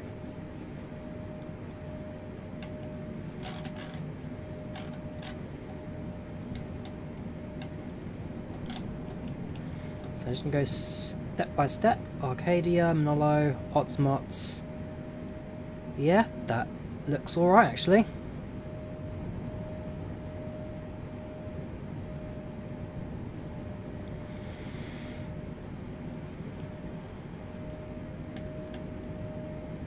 That looks alright, perfect. So execute that flight plan.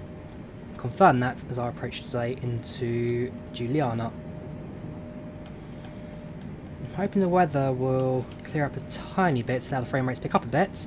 Worst case scenario, if it stays really low, then it's not a really issue, Adam. It's an issue of the clouds. Some cloud formations can cause a sim to kill its frame rates. So we'll see how that holds. Worst case scenario, if the weather stays particularly bad, we'll just cheese and change the weather. But we'll see how it goes. Long flight. Oh yes, fish. Oh yes. Virtual Basket Bruce Memorial Flight, how you doing? Welcome to the channel, welcome to the chat. How you doing, dude? Hope you keep yourself well. I do like the fact that you have a top descent marker on screen, so you actually be able to base on top of descent based on that alone. I don't trust the aircraft enough to do a proper VNAV descent. I'm going to do that manually. But you can see Manolo needs to be at 2,600. Gosh, okay, so we'll definitely be descending well before then. If we have a look at the inbound chart, so it actually works. Sometimes it works, sometimes it doesn't. Select Princess Juliana, open charts list. Let's have a look. Approach chart, so actually star charts first. Variable 1, it works, okay. So yeah, inbound from Manolo, that's our approach in like that.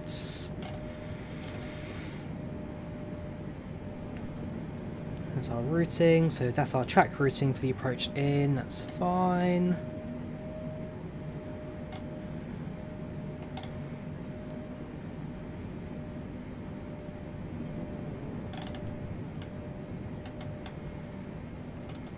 We need to be down to about 2,600 by the time we've set the glide sleigh, but I'll confirm that with the approach charts now. So on our runway 10. So 2,600 at Vaki, step down to 1,700 by lessor, down to well, consider then from lessor. There you go. A 3-degree slope down to map on. We'll then make our approach into runway 12. 10. Possibly just an outdated charts. But yes, nice and straightforward. Should be pretty standard approach in.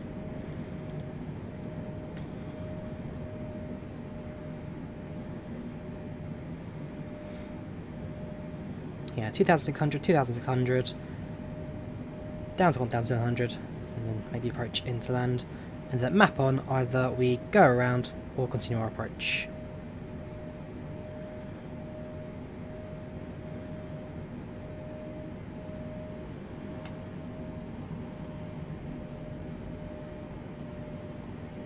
Missed approach, 4,000 feet, right hand turn, directs to on bed.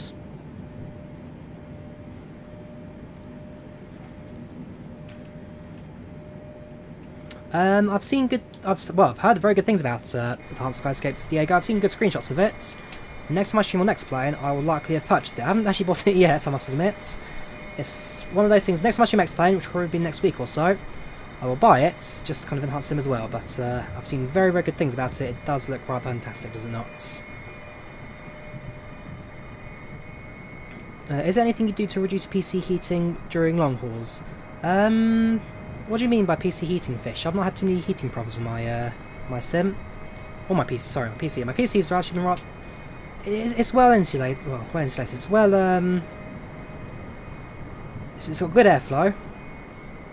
And I'm not putting too much power behind the system to keep it over warm, so yeah, I've got no issue with the computer there. Heating wise, pretty much alright.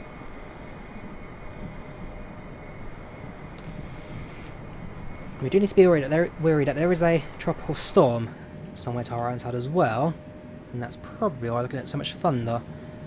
Again, it's is it Max, the storm's name? Grab the flight plan again. Sam, sorry. So you got Storm Sam, and that's kind of a path there. So you do avoid the worst of the storm, but definitely expect to hear or see some turbulence.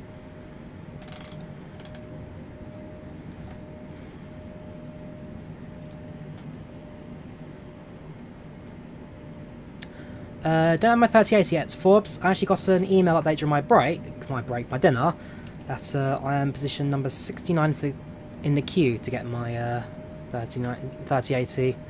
So hopefully not too far away now. We're within the hundreds.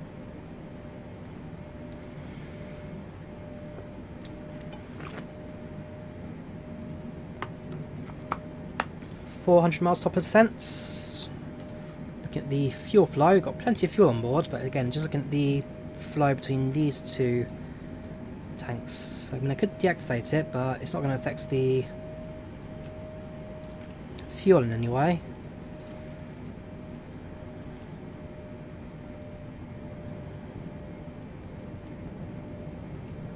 And the warning still appears on the upper rear cam. Apart from that, we're sound at the moment. We are sound.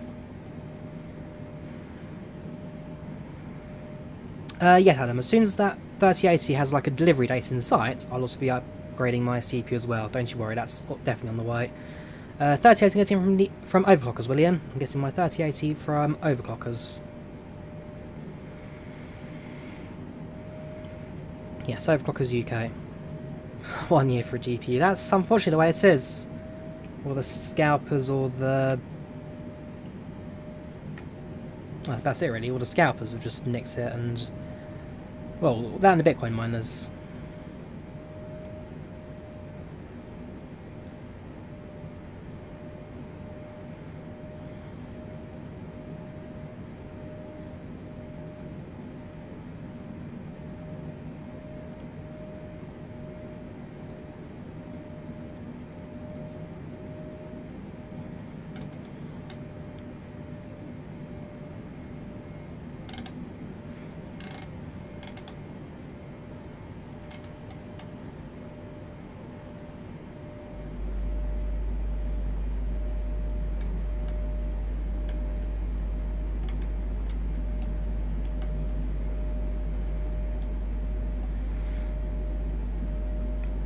Welcome Ben, how you doing? Welcome to the channel, welcome to the chat. How are you today?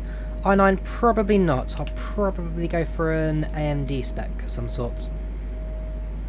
Make my break away from Intel.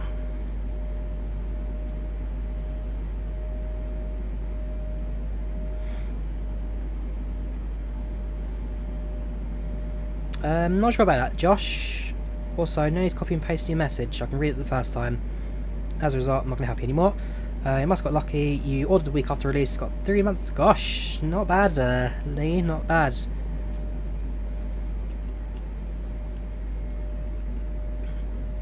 €750. Not a bad price either, actually. Which spec did you get? Which spec did you go for?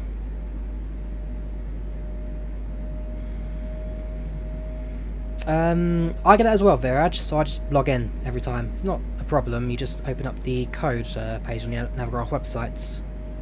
Yes, it does ask you to log in each time. So far so good, Danny, so far so good. The flight's going well, the aircraft's handling excellent. No complaints so far, no complaints. Apart from the cloud FPS issue, that's known.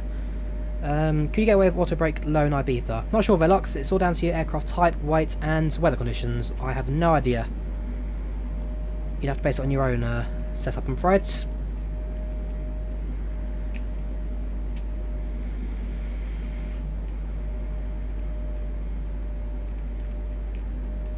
It does look good, Lex, doesn't it?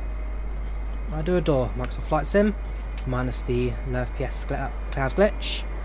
It's very visually it's fantastic. Just ignore the horribly slow frame rate at the moment. That's just seasonal.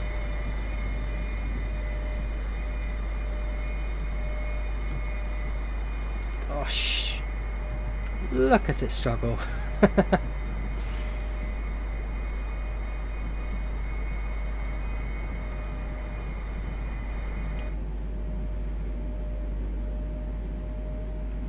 Nope, I don't have autosave on. I didn't even notice him had an autosave, I must admit.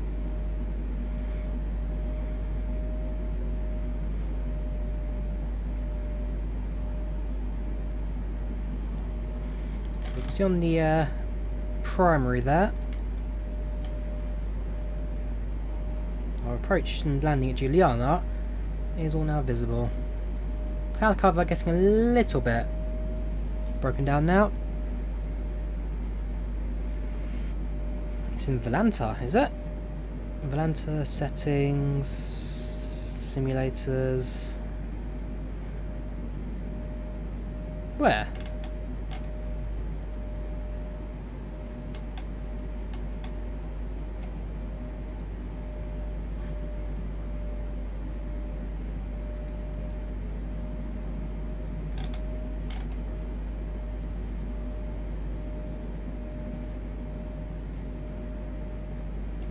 Where in Volanta does it show your autosave?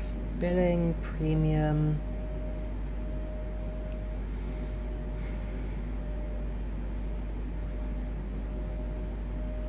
Connections, no.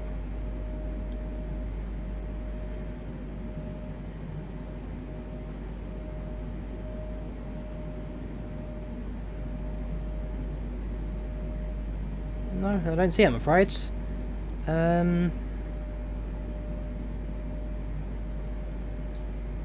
Yeah, no worries, Vex, you take care. Have a good one. How far out are we? We are...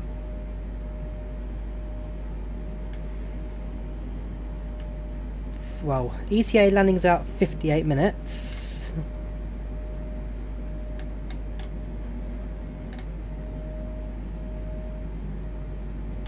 Try and find out the mileage. Right, so about 58 minutes away. Distance ground 490, so just under 500 nautical miles, 495 to go. So far making pretty good progress.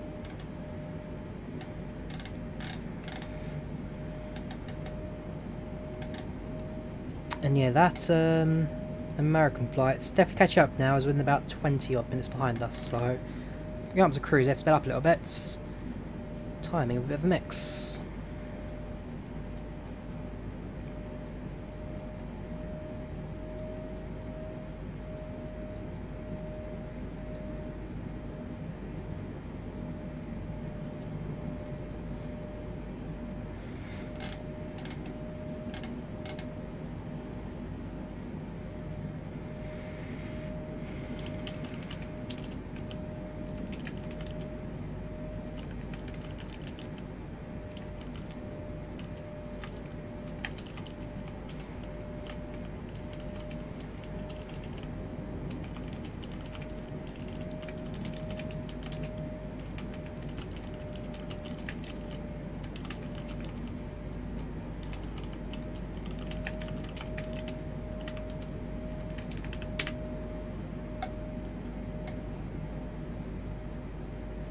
Oof, bit of a light flare down there from the thunder. Be very careful of that sometimes, you don't want to blind yourself.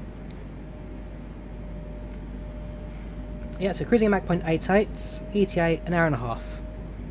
Not too long to go now, not too long. That's the plan, Lee. I do plan to load up FlightControlReplay and do a landing replay of this flight, and then we'll do a few kind of passenger views and all that from the passenger perspective. I do that with all my streams, I do it with my flights, so it's not going to not happen. Don't you worry, dude. We will be, gosh, the frame rate's horrible now. We will be doing a few, we'll do a few, landing reactions. Let me just turn off the clouds 2 seconds. Let me just see, is this really an issue with the clouds? Let's go to weather. Clear skies. Yep, look, smooth as pie. Ish. Okay, so it's not great, is it?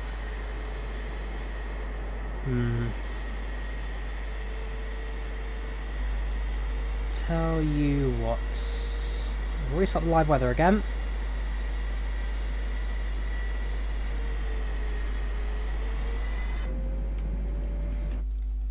Let me just do this again. So I pause in the pause menu, press it back. Sometimes that speeds it up, not really.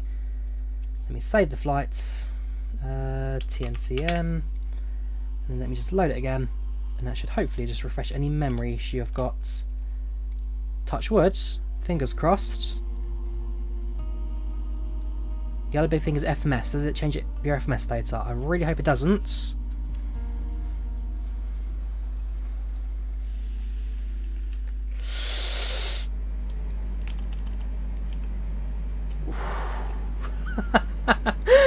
Oh, I've never had a heart attack like that before. I've never had a heart attack like that before.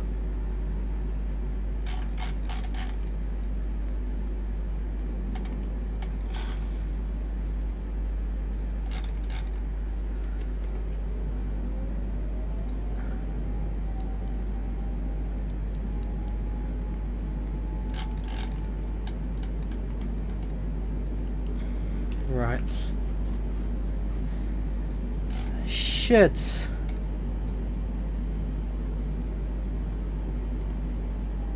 Okay, everything apart from auto throttle. There we go. Reset the flight director, that's the solution. Set altitude, flights level 380. Flight level 380.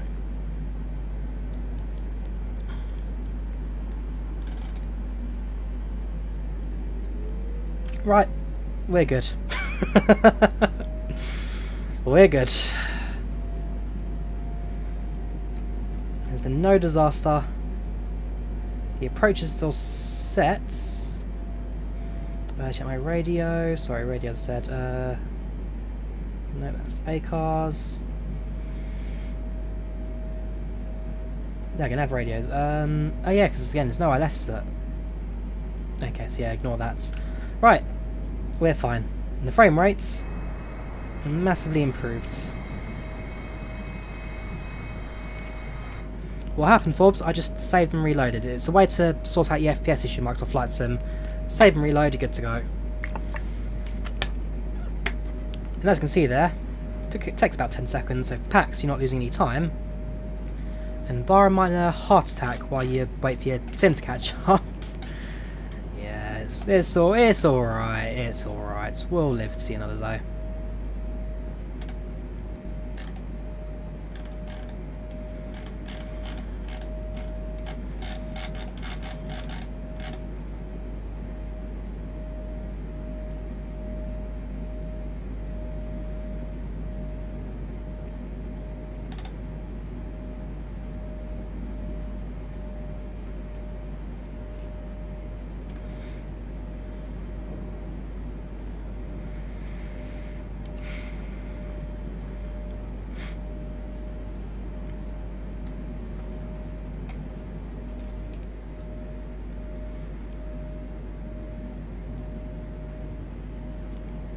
Have you got a new caching option enabled?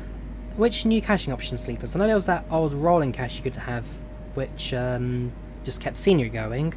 I don't know about any new caches, I must say.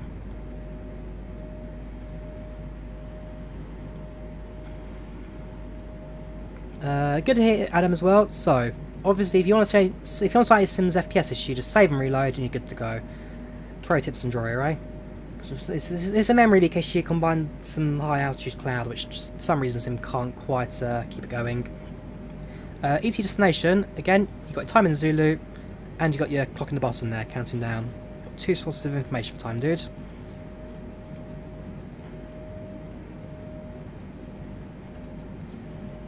I'm good, David, I'm very good. How are you doing? Welcome channel, welcome to the chats. Hope you keep yourself well.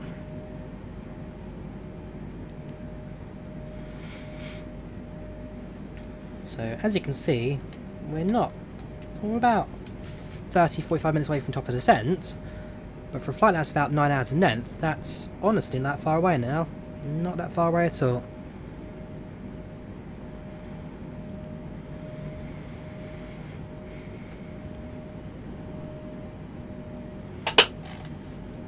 What's that? Speed brake arms. There, get rid of that. So the only message we've got now is the fuel tank warning, which is fine because if you look at the fuel flow again, the only tanks that are inactive right now are the 2 center tanks, which well, yeah, they should be off anyway. That's fine. That's off. Stabilizer tanks I could activate. Well, could deactivate. It's not going to cause any difference. But yeah, the tanks that I'm looking at are now that one, which is engine 2 lower left, and sorry, main 2 lower left, main 3 upper right. Again, there's no issue with that. Fuel's still flowing, so aircraft's not going to have any performance issues with that. It's interesting to see how the fuel flow engines and aircraft work, actually, though. It's interesting. It is interesting. And both the outer tanks have plenty of fuel left, so we've got plenty of time for the approach. Keenan just landed, very good. Got there in 3 hours and 34 minutes. Not a bad time, that. Not a bad time at all, dude. Hope you had a good one. Hans flight from Juliana to Schiphol to Juliana is about 8.5 to 9 hours, David. 8.5 to 9 hours. Again, no need to copy and paste that 100 times. I could read you the first time.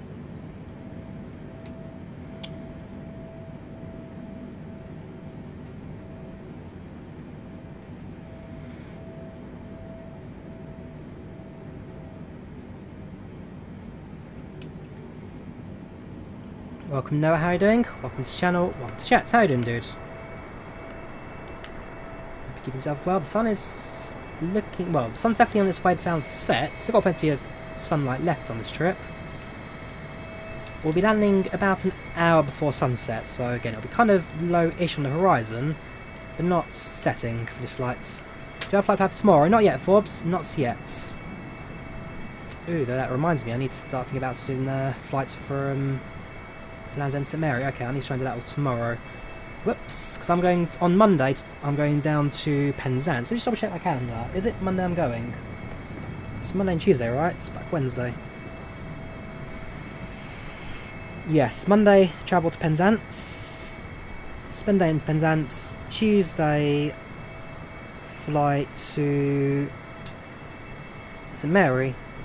Spend day in St Mary, take the boats back, and then take the train back to Paddington. So I need to update my calendar as well. That's annoying. I'll have to figure it all out.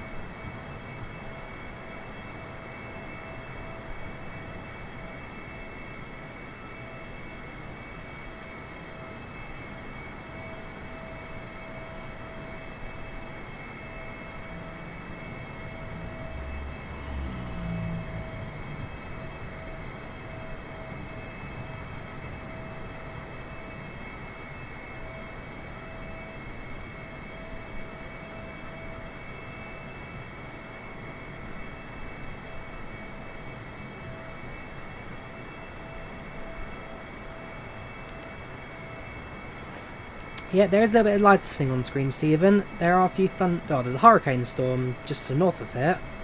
Storm Sam, so we are avoiding that. But yes, need to be slightly worried of the weather this trip. It's off-screen terrain pre-caching. Okay, I'll have a look at that, Sleepless. Thanks for that. I'll have a look. I won't touch my settings in Sim because that's a recipe for disaster, but we'll definitely have a look at it. KLM still operate their 747s? No, Adam. They retired them about 2 years. Well, they still operate them as cargo aircraft, but not as passenger aircraft. No, those are long retired.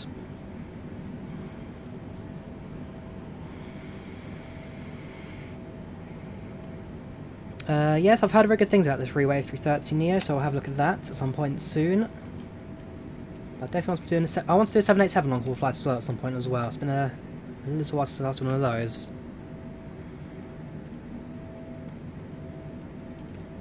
Now, I'm glad passengers are happy. 99% satisfaction. That's a massive gain from the departure route today. Concorde freewares? No, Forbes. No, there are not. There's a payaway aircraft in development, the DC Designs Concorde, but there's no freeware option.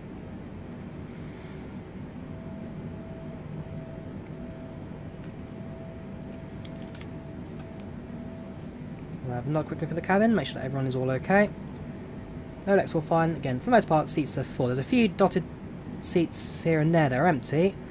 Passengers, for the most part, are looking alright. Upper cabin as well, nice and sturdy. No one's moving, it's all pretty fine. Yeah, overall, no complaints.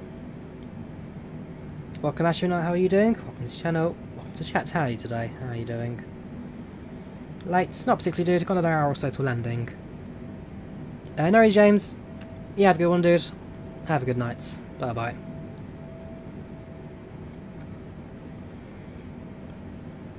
We are 220 miles from top of tent now. 220 miles to go.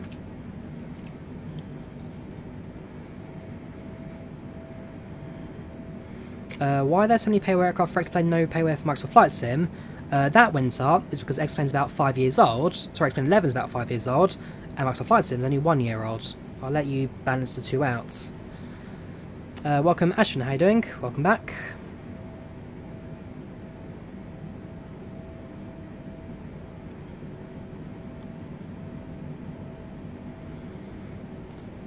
Where are we going? We are going to St Martin, Princess Juliana today.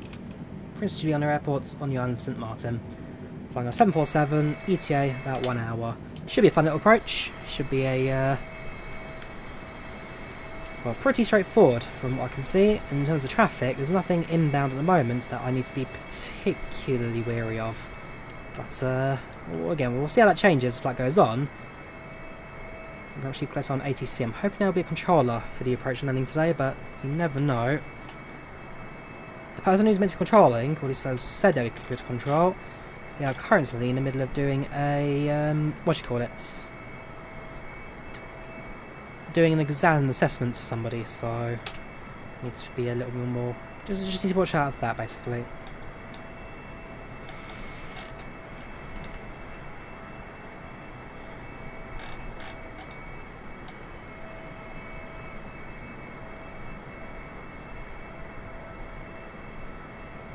There's an Air France actually nearby to our position.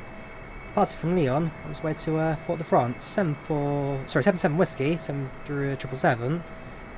Just a few hundred miles south of our position on the relatively similar routes. Well, there's from Lyon, goes through Spain. Our departure. Can't see anymore because of the whole internet issue earlier, but essentially our path. There you go, aircraft are the same routes. Out of Amsterdam, through London, and then out.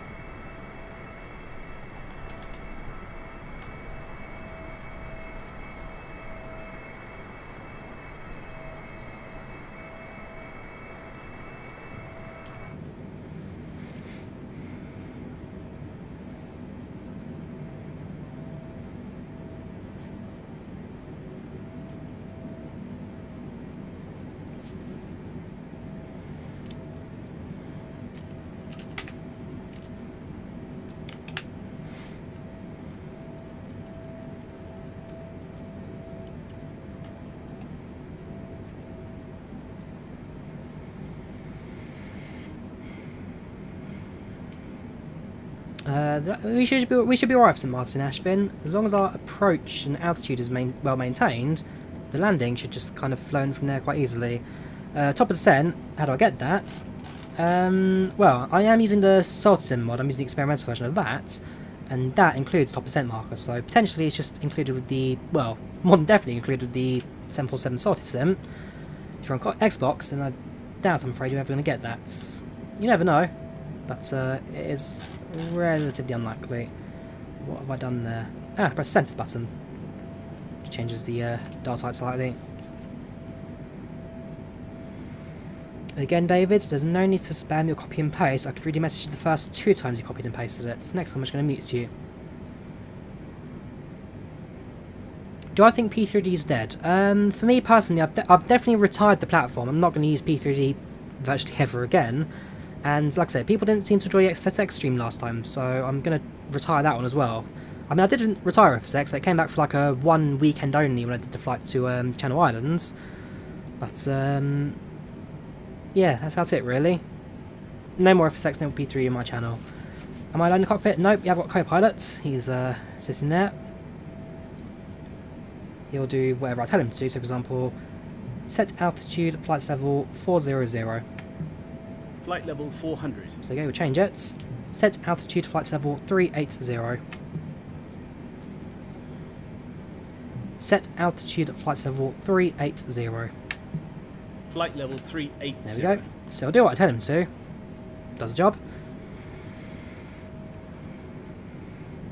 Yes, in fact, that was one thing that was announced on the SaltySim Discord server, that that working title are working alongside SaltySim to get, and what do you call it? Not Hangar 9, heavy division to work on their 74 and 787 as well, top percent and hot navigation. So yes. As for coming to Xbox, that would be quite interesting, Joanne. That would be, well, very good. Opinion on 777, on Captain 777. Check out my video on that, Winter. I've already done a whole video on that. Thoughts on replay coming soon? Well, I've looked at it for sure, Forbes, but at the moment I'm using FlightControlReplay. But when I've looked at it, I definitely won't ignore it, that's for sure.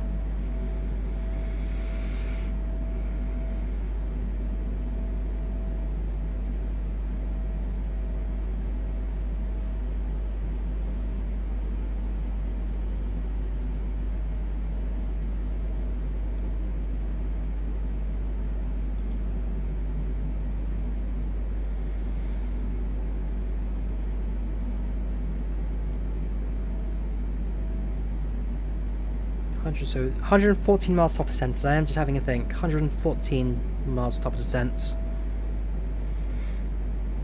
The Max Flight Lufthansa can do, Dave, the right mods downloaded, right liveries downloaded.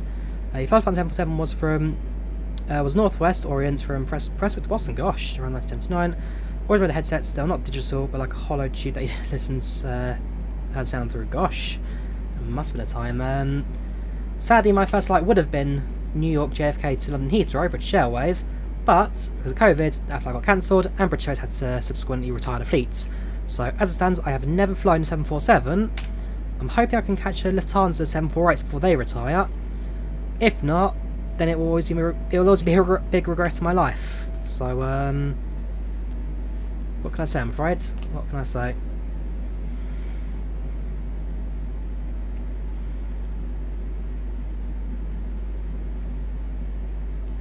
So once, I mean, travel's open to America now without any restrictions or anything. I'll give it another year or two just to wait until things really do kind of calm down, and then it's a case of book a flight from London to Munich, and then Munich, yeah, either Munich or Frankfurt, but London to Munich or London to Frankfurt, and then Munich Frankfurt over to New York. Is it true that British Airways are going to fly the A380 again? Yes, that's true, Diego. That's an aircraft that will happen in the next couple of months. They're bringing it back for the Johannesburg route, if I recall correctly, Diego. They're bringing it back for the London to Johannesburg routes. My most memorable flight was a 16-hour. Gosh, 16 hours from Miami to Doha. Very nice. The Lufthansa 744 back in service soon. Yes, they're at the 744s as well. Not many left of those. They're mainly been replaced by the 748s. Definitely a few 744s talked about as well. Please look in your seat back for our list of complimentary and premium drinks. Premium drinks are available for a small charge. Yes, there are passengers on board Ashfin. PACX. Just doing one more snack service before the aircraft starts its descent.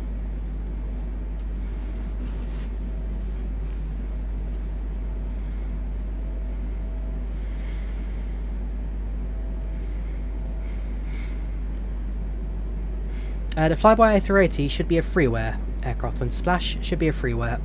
How to get Microsoft Flight Sim from the Microsoft Store. Alright, so we've plugged in our approach. We know the expected arrival we're going to take, which is runway 12 on the ULABA 1 approach, which is kind of the only approach you can make on this aeroplane from this route.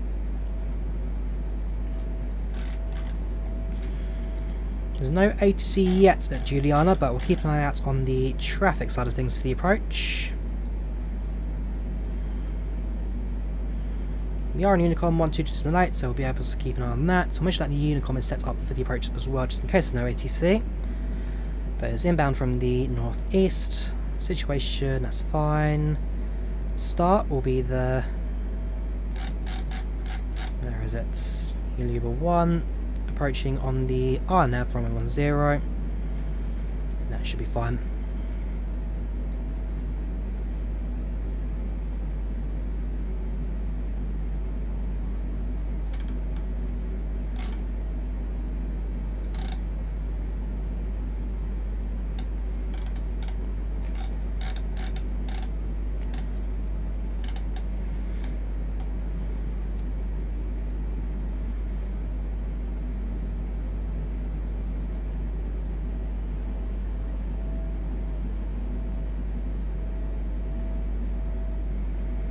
Yes, I just think I did explain. It's a fuel warning, but essentially it's not linked. It's linked to these two tanks here, main 2 lower left and main 3 upper right. But regardless of how I set it up, by turning those two off, that warning still appears. It's not problematic. It just means there's a minor fuel imbalance, but the aircraft will manage it on its own. We've got another 50 tons of fuel on board, just under 50 tons of fuel on board, so we've got plenty of fuel left for the rest of the flight. There's no issue with the fuel on board today. We'll make it plenty to reserve. But yes, that's just giving me a warning that the fuel is slightly imbalanced. Not a problem. Alongside the flight in real life or in sim, Winter Splash? In flight or in sim? How to show flight stats on stream? Flight stats on stream. It's an add-on called FlyLive Studio. So it's a tool that streamers use to get their stats on screens. This is what I can see from my end. And essentially, it's an overlay that you create yourself, stick on top of the screen. So this is my overlay here. Once it loads. Okay, baby mod. So there you go. So yeah, landing rates. There's your overlay. Essentially, you just create it, slap it on top of OBS, and this appears on screen.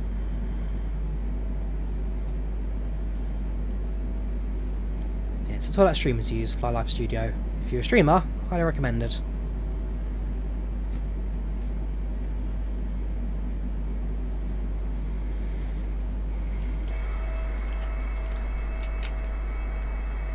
Longest flight in real life is going to be 4.5 hours from Milan to... I say Milan, from was it Linate? No. Which airport was it? It's one to the north. Bergamo. Milan Bergamo to La Penaranta, 4.5 hours, Ryanair 737.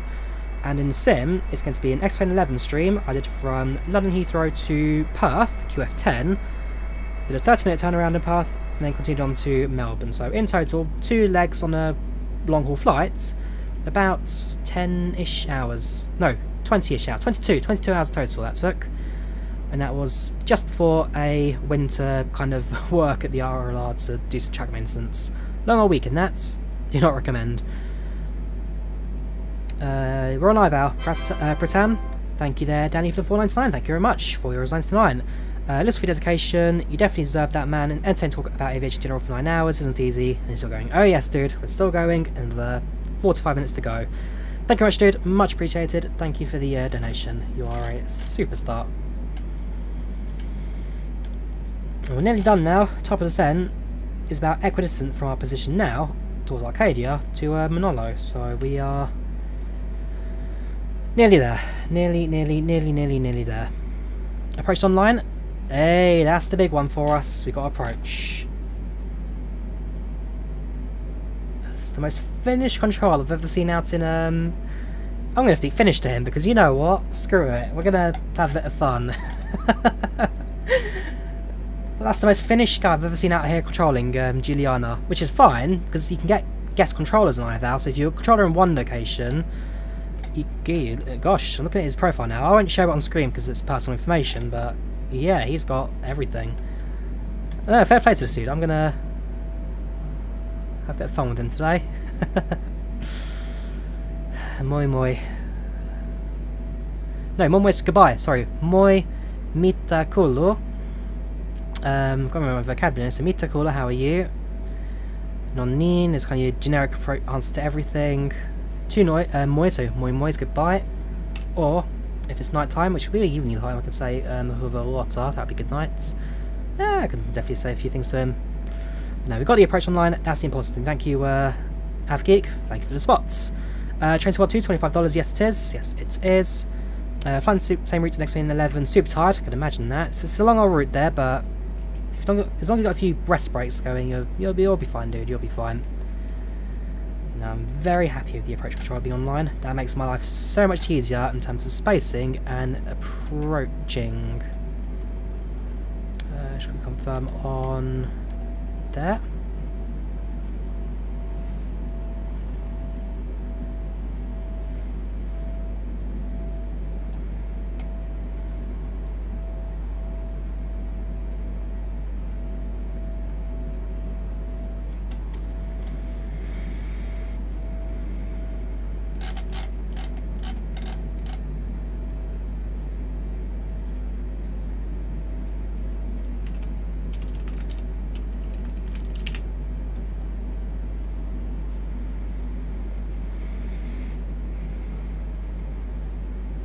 The one negative I must admit to having a controller is that all of a sudden it's going to become really busy at Juliana because everyone loves flying here controllers, but at least for ATC it means spacing will be out perfect.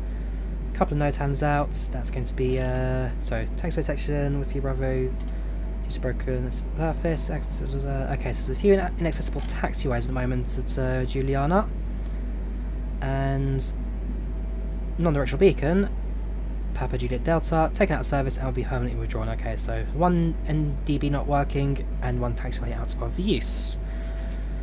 100 heading 30 knots, so winds are perfect for us right now. Heading 100, so runway heading at 13 knots, which is good for us.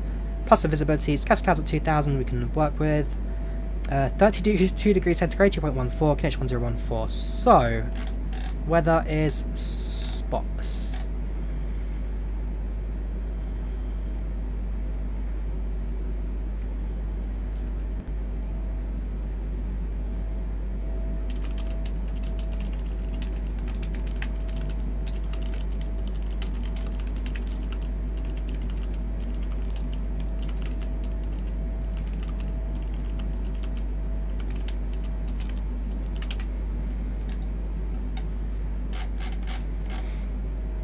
Got a few miles to the top of descent. Give me 2 seconds. I'm just going to refill a water bottle because, you know, I've got to stay hydrated. I've got a few minutes of descent, so we've got plenty of time. Back in a moment, going to refill the bottle.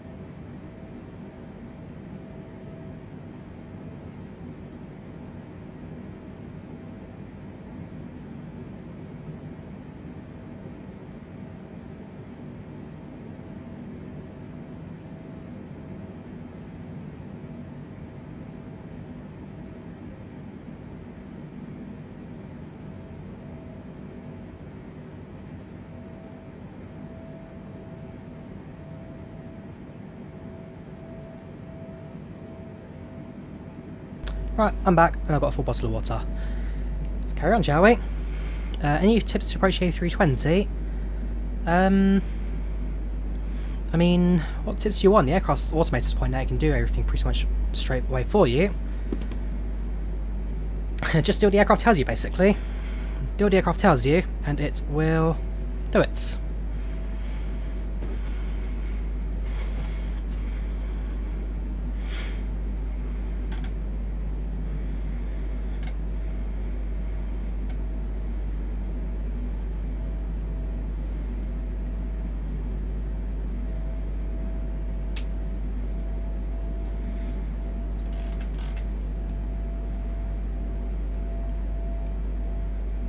So there's a good chance we'll run out of fuel in the 2 main tanks, 2 and 3, but 1 and 4 will hold the aircraft virtually perfect for the rest of the flights.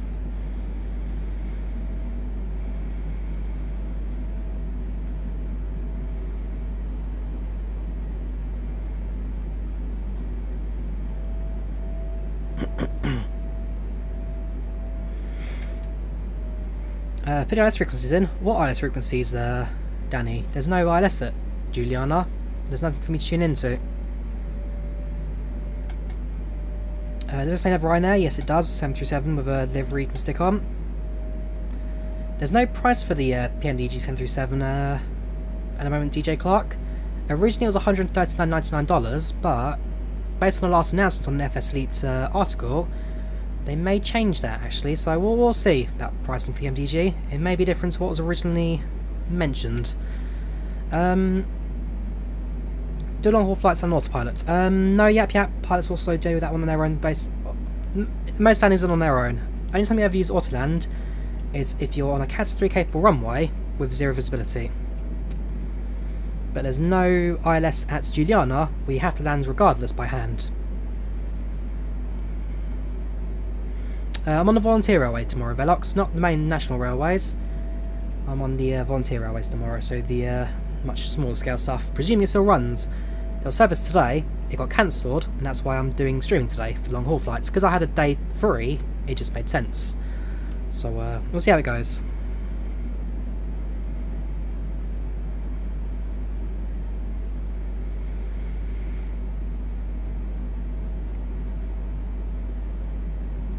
Flight took you 4 hours. It's a good time there, Clark. Most people took about 4 days rather than 4 hours.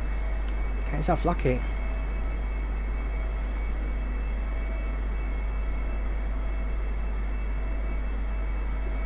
Next hour last stream, you know exactly what's up with that, Kai. You know exactly what's up with that. I'll be, well, long story, I'm not going to go into that, but one day, dude, one day. Right, top percent, 50 miles.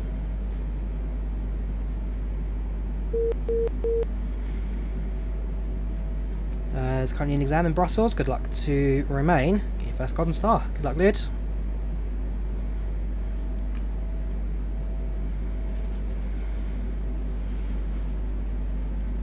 Tutorial for VoiceAttack. I plan to do one at some point, Forbes.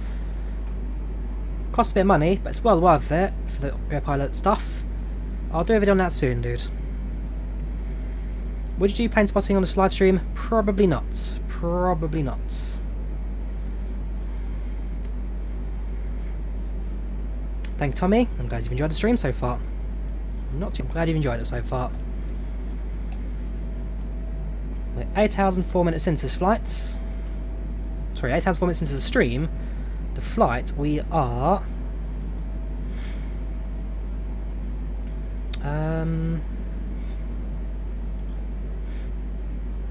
must admit, I can't see a rolling time so far, but we're about 7 odd hours into this flight, 7 hours-ish, 7.5.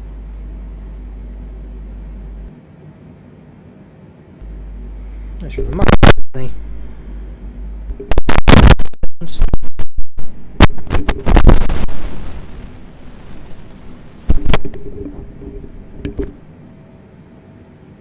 Is that better? I don't know, for some reason OBS, it showed me the sound was kind of really stretched. But it seems to have... Well, it seems to be alright now. Hope that wasn't too problematic. During cruising of the Atlantic is allowed an IVAO. If there's no ATC, Diego, and you can get away with it, then people have been known to do it, yes. Static, I do apologise. OBS showed the sounds way off. It's a cable. It's an issue with this cable. It's been faulty for eons. I've just never gotten around to replacing it. Ascending, well, you see top percent on screen now, 40 miles. And for some reason, I can't get the tune to Enola Gay out of my head. The Symphony of Darkness song, Enola Gay. It's the smartest and most cheerful anti-war song you'll ever listen to.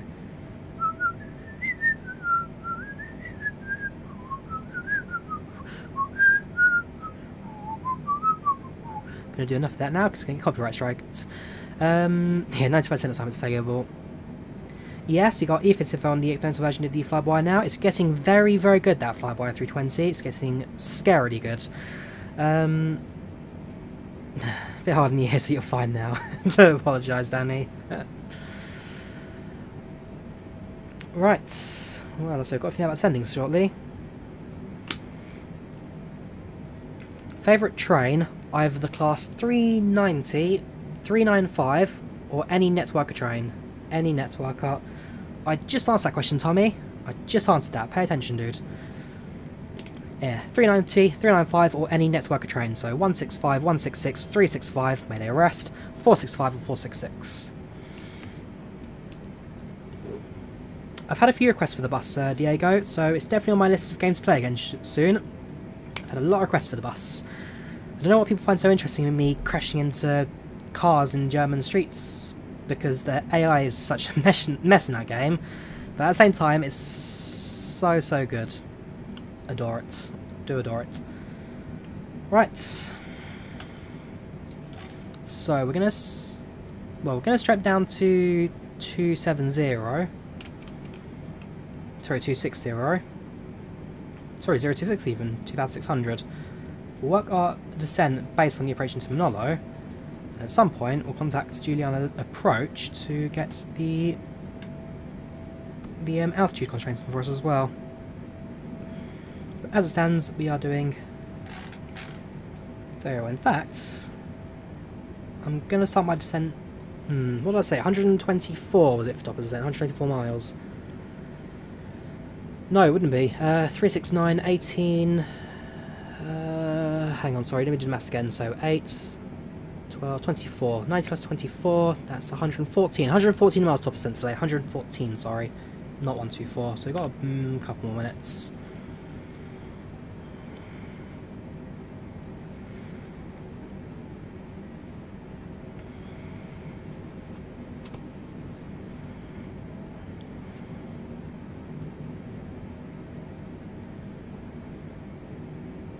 Oh, is it not? Oh, chat's not refreshing. Do apologise. Let me refresh that link. That's the second chat link that's broken for me today. Good spot. There we go. That's more like it. That's more like it. Thanks for the notice there. Who was it? Who said that on chat? I missed your name there. Surya. Thank you, Surya, for noticing that. Much appreciated. VNAV's not working. Same egg unique. VNAV's not working properly. I found that out because the aircraft started doing a nosedive. Well, not a nosedive, but it started descending during a climb out. So, long story short, just use vertical speed. That's what I'm going to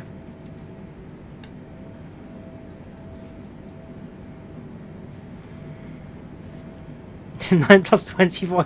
Yeah, sorry, it's 90 plus 200. No. 9 plus 20. Sorry, not sure where I found that. 9 plus 24 is 114.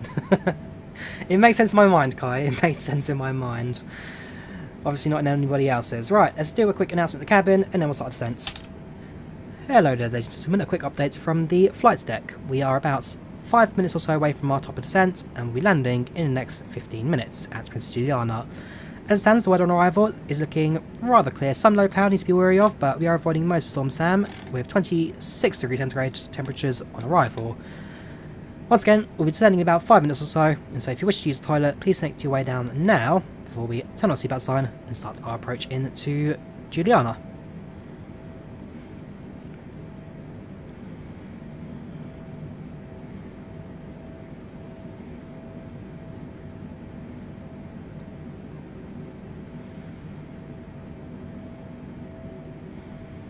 Now, how PACX works is I'll start talking again, and then next time I go silent, it will then say what the text was about, and yeah, it's a bit weird, PACX. So I've noted that's kind of a way to do it. You talk, you have a break, you talk again, and silence. In comes the interaction menu. I don't know why it does that, but that's the message there.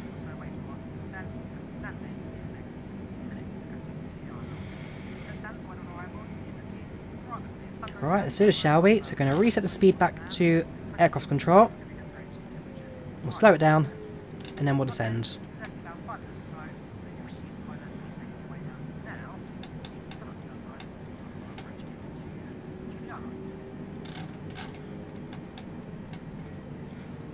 Set altitude 2,600. 2,600 feet.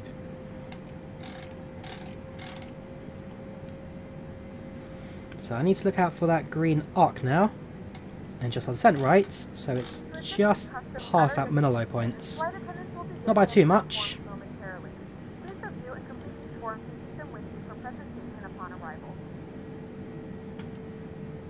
Right, looks like we'll be 1,400 feet per minute descent rate today. Yeah, we'll do 1,500. That'll do nicely. Perfect.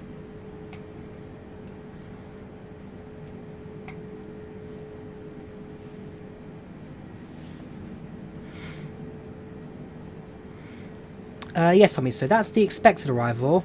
That's the estimated arrival. So based on the flight time, passengers expect to land in 55 minutes. We're early, so that's good. That's the actual arrival time at the top there, based on the actual airspeed and altitude and all that. So, passengers expect to arrive in 55 minutes, but in reality, we're estimated to land in about, well, 15 minutes. So, when we get about 10,000 feet, or 20,000 feet-ish, we'll announce that we're slightly ahead of schedule, get some more bonus points on the satisfaction, and we'll see how it goes. How do you see the vertical deviation on the 747? It's part of the SaltySim mod. It's a mod, Diego. If you haven't got SaltySim 747, I highly recommend it, guys. In fact, let me drop a link to it in the chat, 'cause it's really worth a download.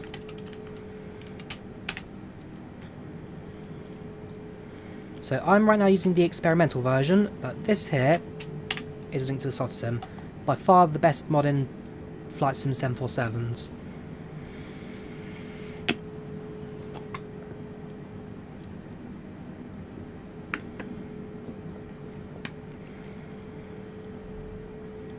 Yes, Tommy, I will be speaking to ATC. There is currently an approach control node at Juliana at the moment, 128.950. So as soon as we're in their airspace, we'll say hello and we'll be listening to them for our approach instructions. Let me put it on standby now, 128.950. So as soon as we're ready to contact them, just press the button and boom, we're on their frequency. But for now, since we're on Unicom, we're going to announce our descent intentions, won't we?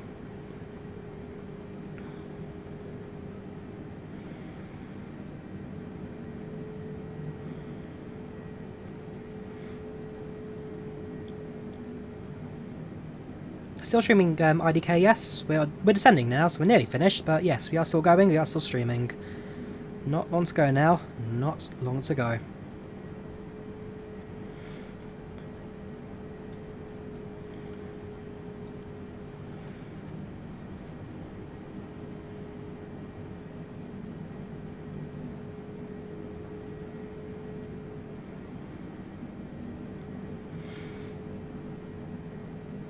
Yeah, this is the fun part. Managing our descent, make sure we are low enough to get ourselves into Juliana. So far that's showing us optimistically.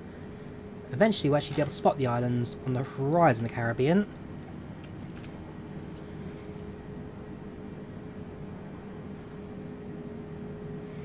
How much FPS am I getting? About 40 at the moment. Nice and solid 40.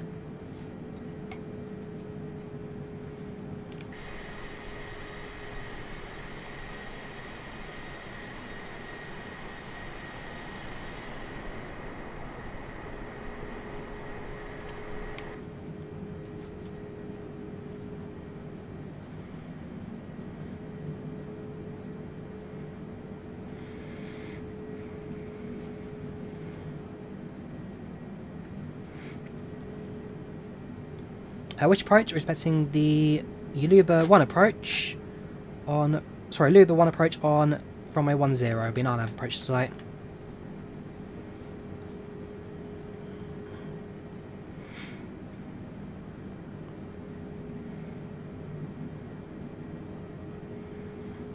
So yeah, we're getting a fuel tank warning on the upper ECAM here.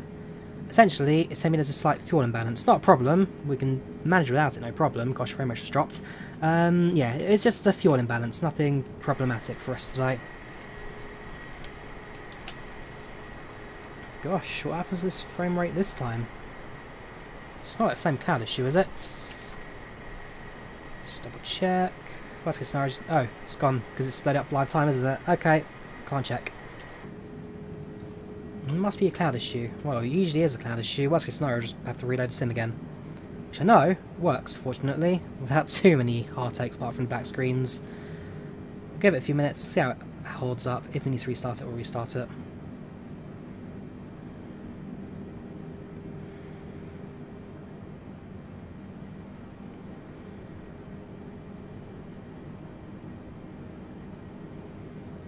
Passing 30,000 feet, flight level 300.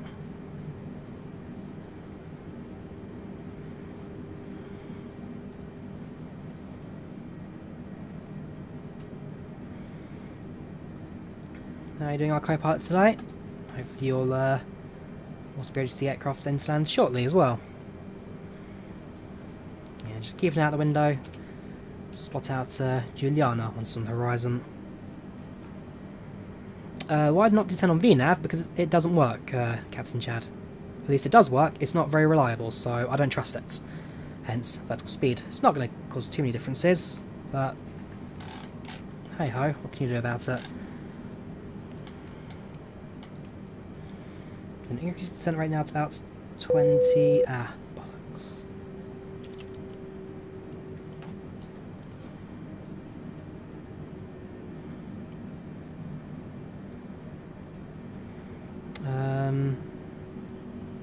There's a shard that's dropped out. Shard 4. There we go. Okay, just an IVAO shard. I thought we'd lost internet connection again. Do apologise for that. Let me reload the sim again. So save and load. Save it. TNCM. Save it. And load it up again.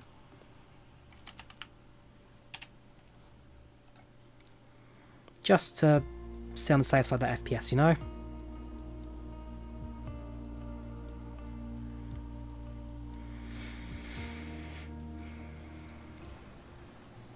Screens are black, that's fine. It will jump to life in a second. There we go. Reset flight directors, reset VNav LNav.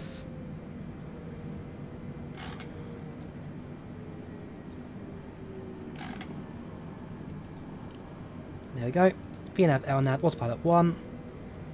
Auto throttle armed.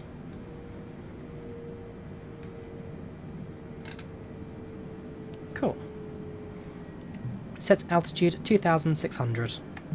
2,600 feet.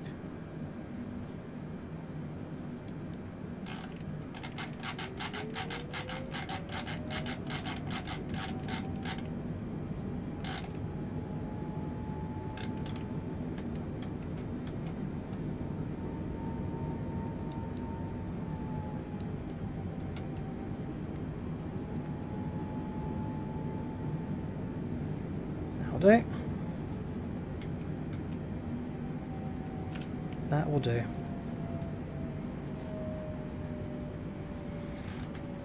Yeah, so if you save and reload, it just stops your FPS from being really, really slow. You heard the word, did you, Winter? I'm not one to use too many expletives, but on that occasion I thought we'd drop out again.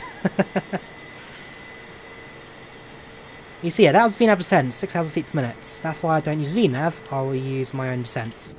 Even then at 1,800, it's a little bit on the steep side, but required to keep the aircraft within that requirements to descend. I'm not going to slow down the speeds to, which was not mode, Mach mode, Mach 0.7.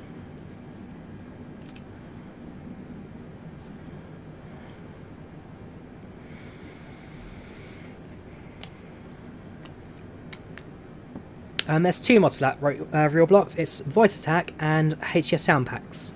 Two mods, both of them pay where you require.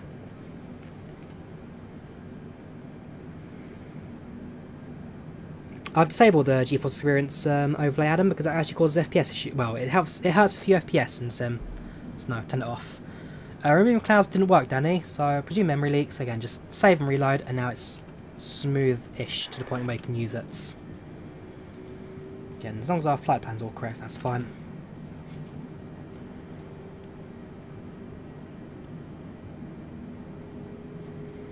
So we'll get a few minor points for the passengers for extreme flying. Apart from that, we'll be alright. Hiccups. Does it work with X-Plane? No, it does not, Roblox, I'm afraid. No, it does not. Is it payware? Yes, yes it is. Yes, Joanne, this is the famous approach with the people on the beach. That's what we're doing today. Princess Juliana, runway 10. Yes, Coman, we are using the SaltySim 747. There's no way I'd be crazy enough to do this flight without SaltySim. Right, let us activate the seatbelt sign, shall we? Seatbelts.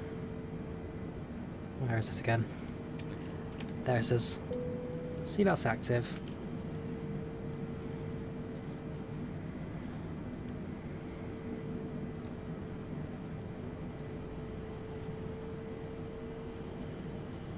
Ladies and gentlemen, the seatbelt sign is now turned on, so it is time to return to your seat and fasten your seatbelt. I have tried to make Pack A330 IDK, yes. I've done plenty of streams with it. Loads of streams, don't you worry. Just search Drawyah A330 and you'll see which streams I've done with it.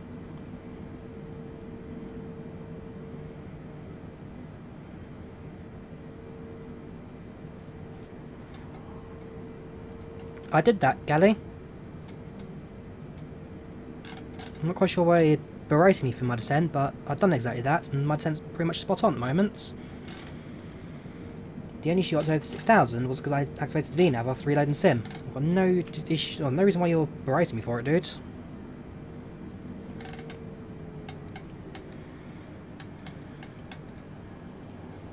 I'm going to reduce speed down to Mach 0.6.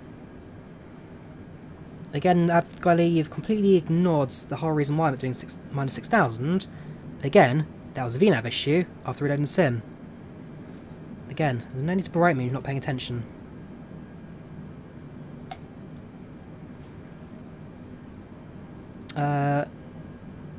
Correct, Fernando. The real life 747, because KLM, they were 747, they retired those a couple of years, well, about 2 years ago they retired them. So sadly, 747 flights in this route no longer exist.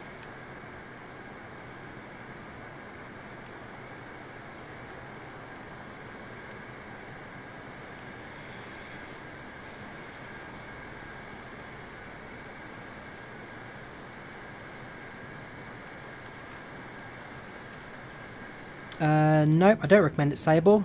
I do not recommend Captain 777.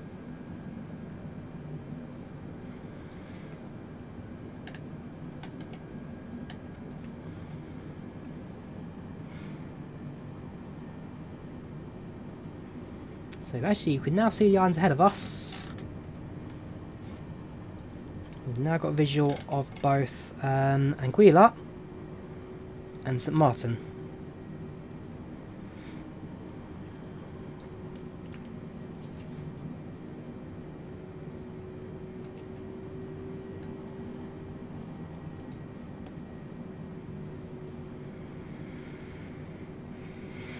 Microsoft has been out on Xbox for about 3-4 months now, David. It's been out for about 3-4 months for Xbox One.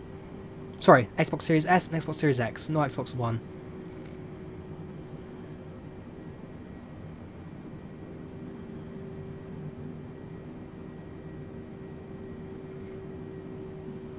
I'm going to reduce speed now to 250 knots, since we're not too far away now from the, well, from 10,000 feet. So I just want to make sure we're slow enough to pass through that.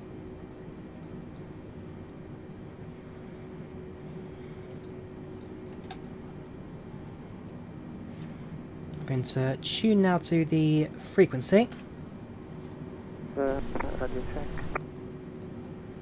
In a minute or two, we'll make ourselves known to control that.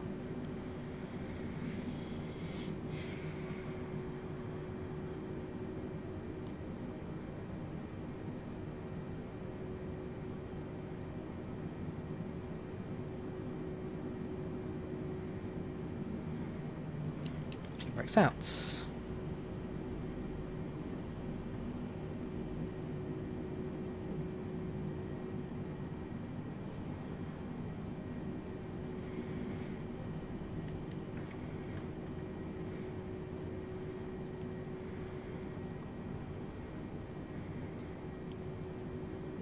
Moi Juliana approach. This is KLM 785 inbound at flights level 130, inbound Manolo. KLM 785 heavy Juliana approach, hello to radar conductor. Descent flight level 70. Can you fly or nav approach? Descent to level 70 and A firm we can fly an IVAO approach for KLM 785 heavy. Thank you. Direct Otmot, expect RNAV approach, runway 10. After the Ottomot's waypoint, expect an island approach runway 10, KLM 785 heavy. Set altitude 7,000. 7,000 feet. So I've been told to descend to 7,000 feet.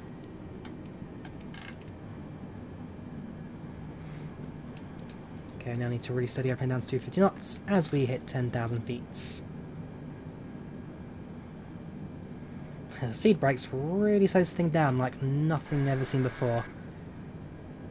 Speed just drops. There we go.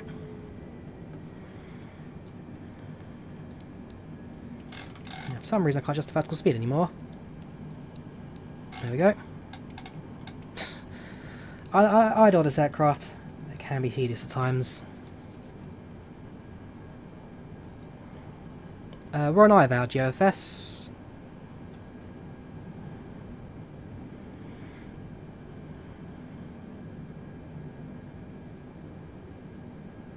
We have begun our final descent into your destination. Flight attendants will be passing through the cabin to collect any trash one final time. Please ensure tray tables are stowed and seats are in the full upright position. Please also store any carry-on items either in the I did. Moi. I said hello to him. But since we're in international airspace, I can't say much more about it. Yeah, I can't say more in Finnish apart from that, because we aren't in Finnish airspace. If I was in Finland airspace, I could say it. I can't go much further than the just the greetings.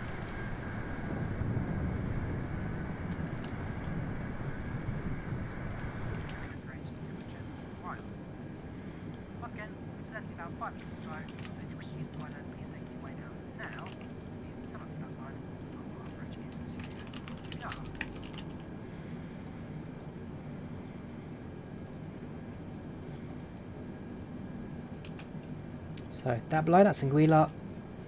And to our left, Juliana. Saint Martin, sorry, St. Martin. About to reach 10,000. We're going to really reduce our descent rate now because we are still going way too fast. 747 likes the speed on descent. That's what I'm going to say.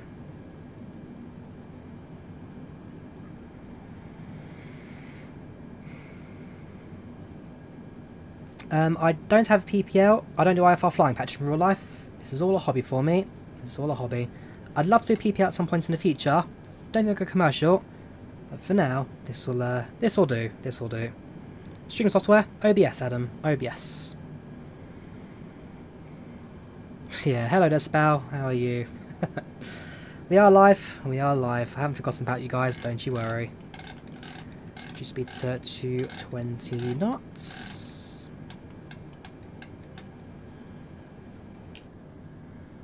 Frame rate is going to cause me a heart attack later. Scenery though, pretty good.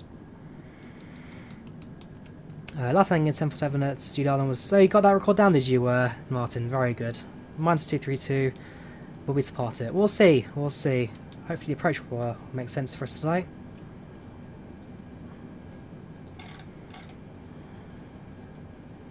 I'm hoping to get further descent shortly.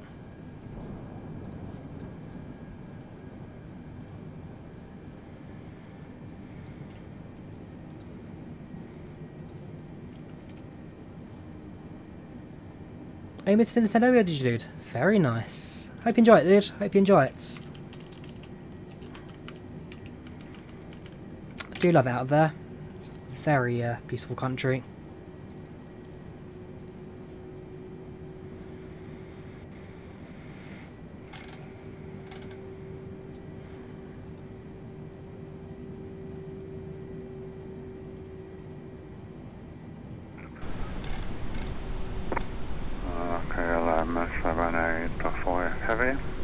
Negative radar contact. Negative radar contact.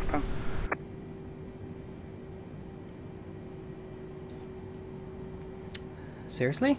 Negative radar contact? We should be.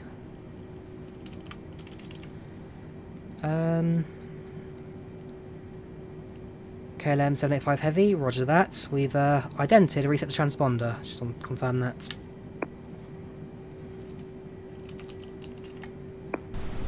KLM 785 Heavy. How many miles to Otmot? Approximately 7 miles to Otmot. Roger, continue descent altitude 2,600. Set altitude 2,600. 2,600 feet. Coordinates 103, clear for our nav approach. Runway 10. Number 1, report final track. KLM 785 Heavy descends to 2,600 and QNH 101 cleared for the RNAV approach 1110 at Juliana. Will report when on final. KLM 785 Heavy. It's very strange. So he's resetting his station. He's disconnecting and reconnecting because potentially there's connection lost there, but very strange. That doesn't often happen, I must admit. Oh, he's finished. That's how they all sound, Kendall. That's how they all sound.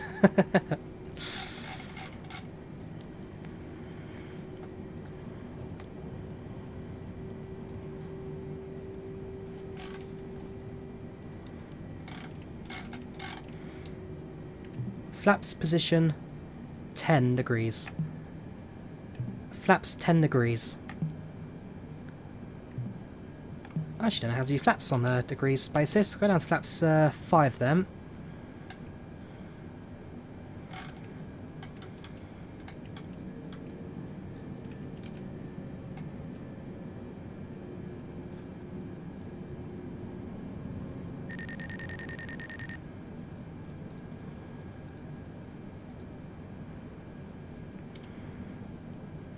Right, we'll reset the frequency.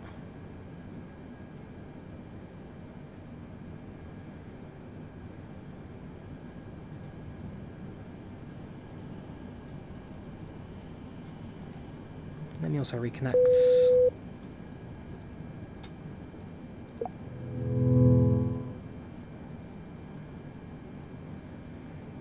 And that's fine. We've been given an established RNAV approach we can do now. Just need to figure out if we can get contact to the ATC again, which I hope we can do.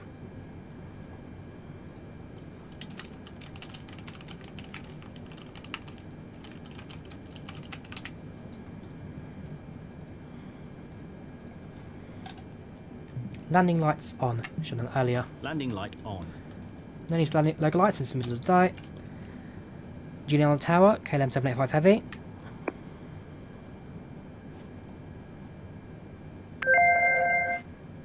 Perfect, cool. We're on radar contact, we are good to go.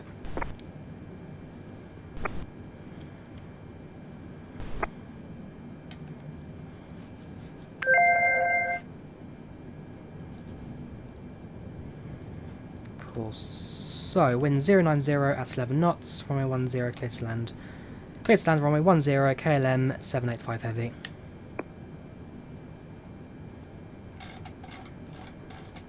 So we've got landing clearance, we are good to go.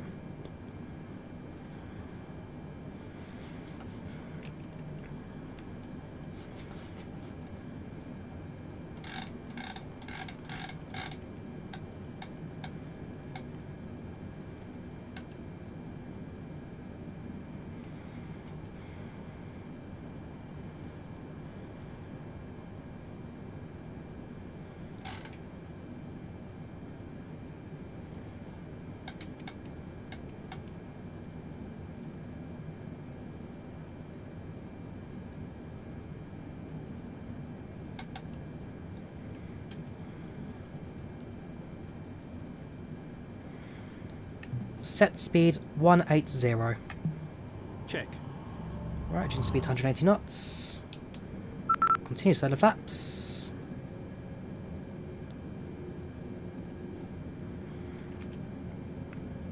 So KLM 785. Here's the land.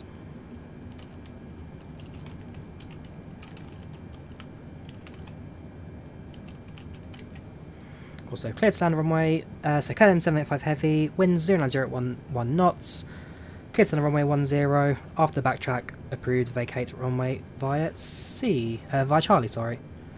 Why are we not descending now? Because that's not set properly. There we go.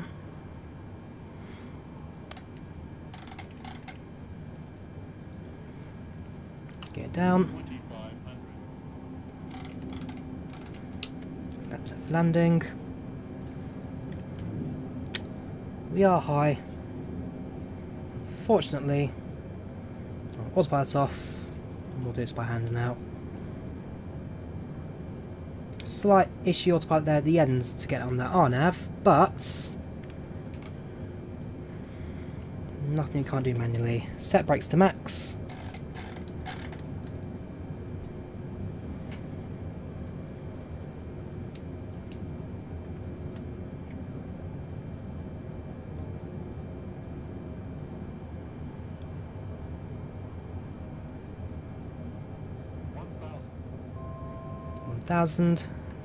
Stable approach. Set altitude 4,000. 4,000 feet. Misapproach altitude sets. 500. 400. So we'll make some small adjustments to our approach there. Keep us steady. 200. Minimums. Continue.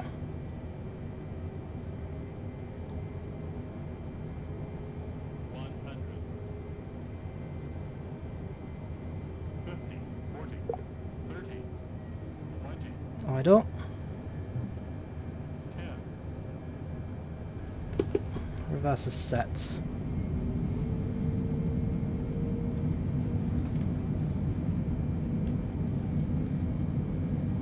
Knots.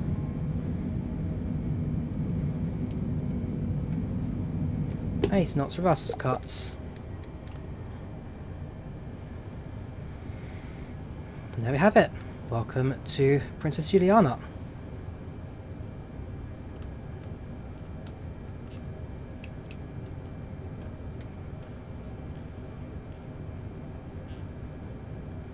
Yeah, as soon as touchdown, AFS went up there. Definitely a sim thing, that's. Right, gonna increase the left-hand engine throttle now, just to help with this right-hand turn. We're cleared to backtrack off of Charlie. Ladies and gentlemen, we have reached our destination. The local time is 2:37 p.m. and it's currently about 32 degrees Celsius. You can now use your mobile devices. Not bad, eh? Not bad at all. Slightly high on the approach there, but easy to adjust it. Easy to make small adjustments to keep the aircraft steady on the altitude. As this is your final destination, we thank you for flying with us and we hope to see you again soon. Let's clear the runway and let's get off. Been here since Londonish. It's been a long old flight this, but what can you say? What can you do? I enjoyed it. We've got a replay, so don't go into just yet. We'll see how the landing went from the passenger's perspective.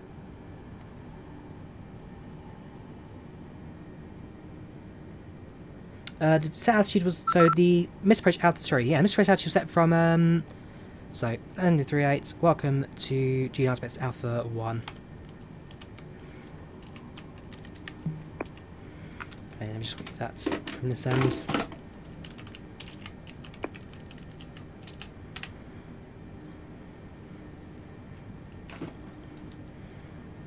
So, leaving Charlie, stand Alpha 1 for our aircraft today.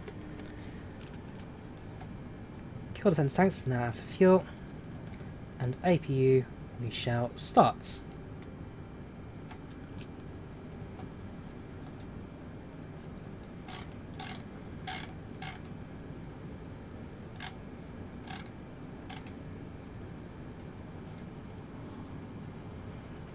So now my right's Echo.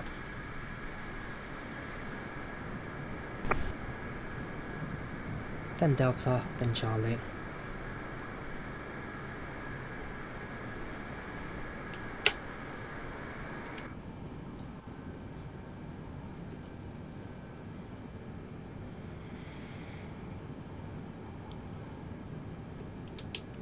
Muzzle raise the flaps.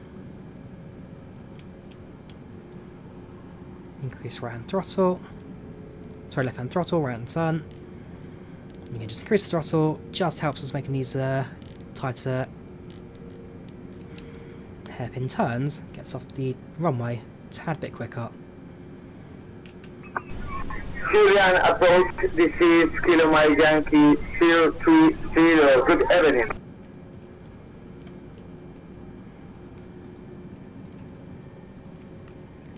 Landing lights off.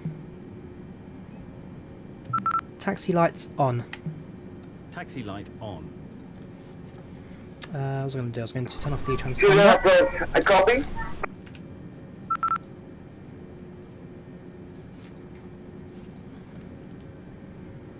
Now to hold position. Hold position 2 seconds.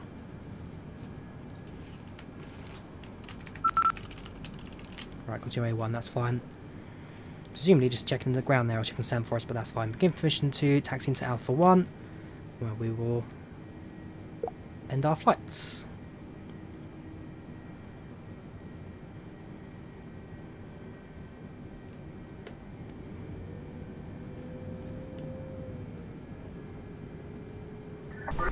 Julian approach, copy, Kilo Mike Yankee 030.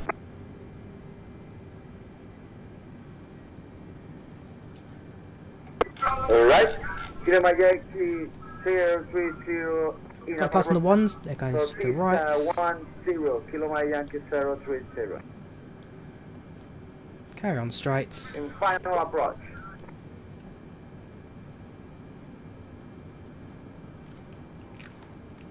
Just gonna go behind the camera, are they? I'm not gonna get any view of this person, am I? Okay, we'll have to guess where they are. Come on. There we go, right. Do it from external view.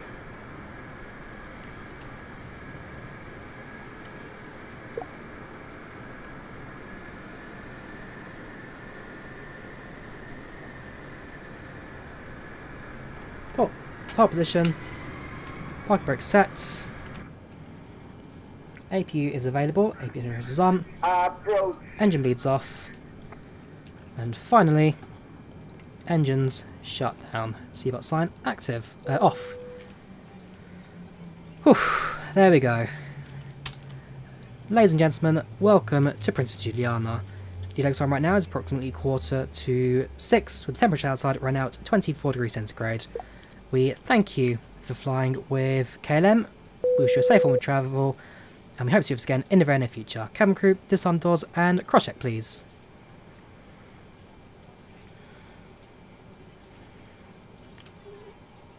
Turn off the strobes and beacons. And there we have it. Welcome to the gates. What can I say? It's a good old flight, that. Slightly, well, wasn't really a shaky approach. Just had to adjust the altitude on the approach there. But, for the most part, not a terrible old flight. We will quickly get Pushback Helper to connect to jet bridge.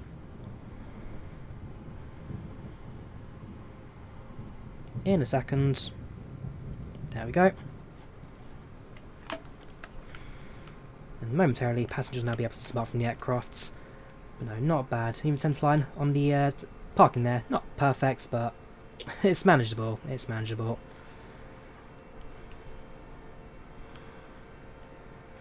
No, did not turn off taxi lights. I'm sure I did. No, maybe not. Off, off, off. Yeah, just make sure it's all off. Perfect. That's all off. That's fine. That's fine. Perfect. So, passengers now disembarking. Passengers now leaving the aeroplane. Jet bridge is connected. That's all looking good. And then from the terminal, they'll be able to make their escape. So, fun little model interior. This at Juliana. This is the departure, I believe. Yes, departure now for Alpha. Well, Alpha 1, Alpha 4. Down here's the arrivals, I think. Passengers leaving the airplanes. Nope. What's this? Airline counters. No, this is kind of a departure lounge. It'll be somewhere in the airport. There's your arrivals exit. So somewhere in this will be all your passenger arrivals.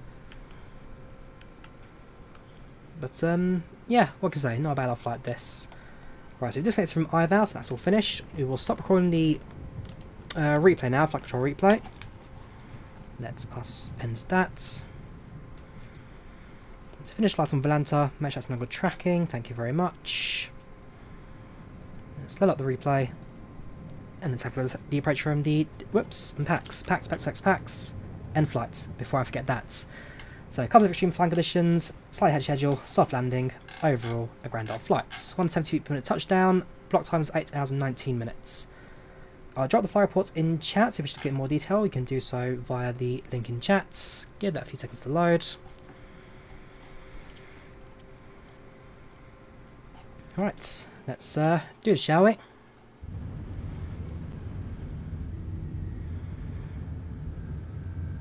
So, start off the right hand passenger view. See what we're looking at from this angle. Here's the passenger report if you're interested.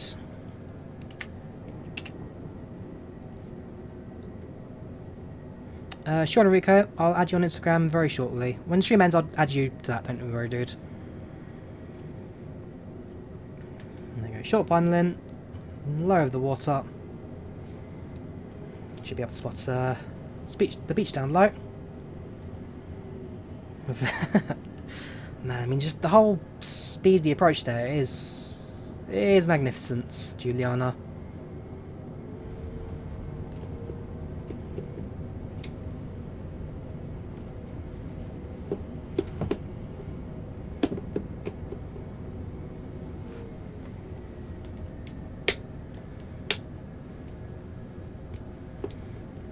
So, now it's landing from the right-hand view. Marshal at gates, our default on the sim went up, default on the sim. Let's do the same from the left-hand point of view now, passenger view. So that'll get us more view of the islands plus some of the beach hotels. Replay mod, I'm using FlightControlReplay, Leonardo, FlightControlReplay. Well, say more view of the hotels and all that, it's mainly just a view of the wing from this point of view, I must admit. No, nice and steady.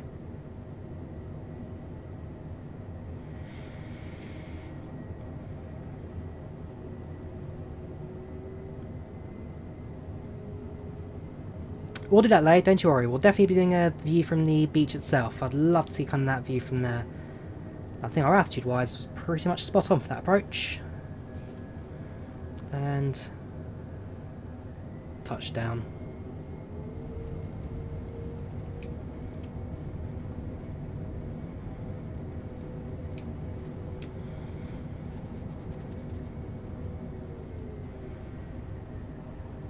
Do you think 747's on the hard planes to fly? Absolutely, Minecraft. I mean, especially during that last bit of descent, you could see my control of it was not grand.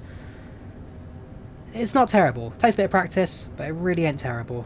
There's one more passenger view. There's one from the lower deck, from behind the wing. I'll look at that one as well. Go a bit closer, about too far off. Pack's about $30 top as. The stream's lagging. It's just a sim it's just a sim, yes, just a sim. Don't worry, the stream should be alright. Should be alright, yeah, green FPS. It's just the sim.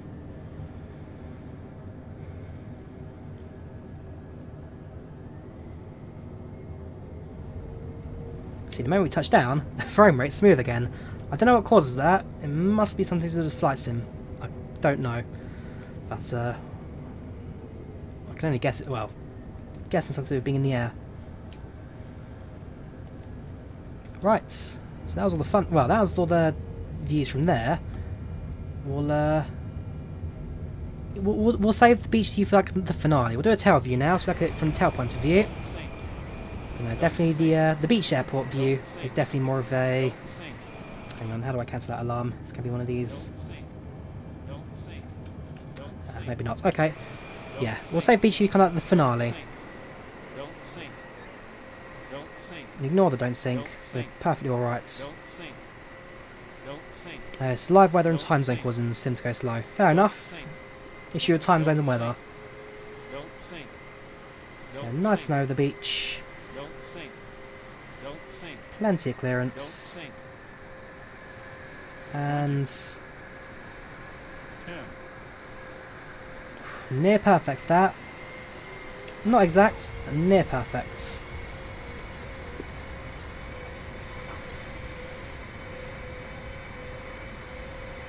I've done a video on these custom cameras, Lay. I've done a tutorial on how to do it video-wise.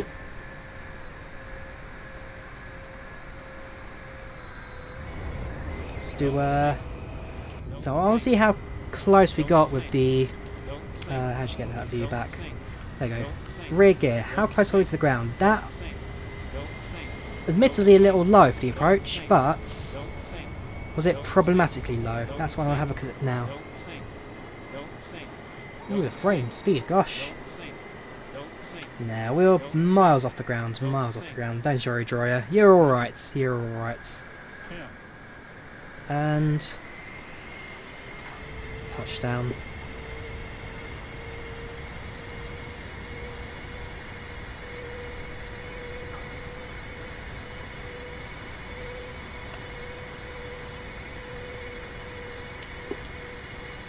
Right, let's do it. Let's do beach view. This is the one that we all here for. So if I disconnect from the drone cam, there we go. Going to move the airplane back a bit. It's about, I don't know, 1,000 feet. Sound about alright? It's a bit too high. We'll position ourselves towards the beach bar.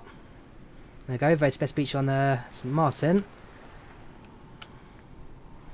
And let's press play on that, and let's watch our approach come in.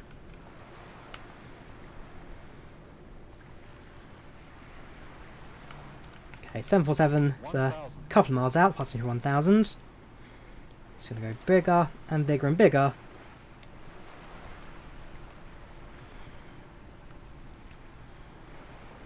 So yeah, here I am on the beach bar, having a drink, guys, you know, just enjoying yourselves, and all of a sudden, a 747 comes out of nowhere. Don't sink. Don't sink. Don't sink. Again, ignore the don't sink alarm. That's just Don't sink. replay, I'm going to guess. Don't sink. Don't sink. Oh yeah, absolutely worth it, dude. I mean, for this kind of approach and landing, definitely worth it. Definitely worth it. Don't sink. Don't sink. Don't sink. It's POI scenery, this. It's a POI scenery. I can't remember who develops it. Let me try and figure out if I can grab the name for you guys. Airworthy Designs. Airworthy Designs, St Martin and Grand Case. So it's 2 airports in one. A very good looking scenery, this. Don't sink. Don't sink. Don't sink. Don't sink. Don't sink. Don't sink. Don't sink. Don't sink. Don't sink. Don't sink. Ignoring the FPS. It's landing we're all here to enjoy. 10.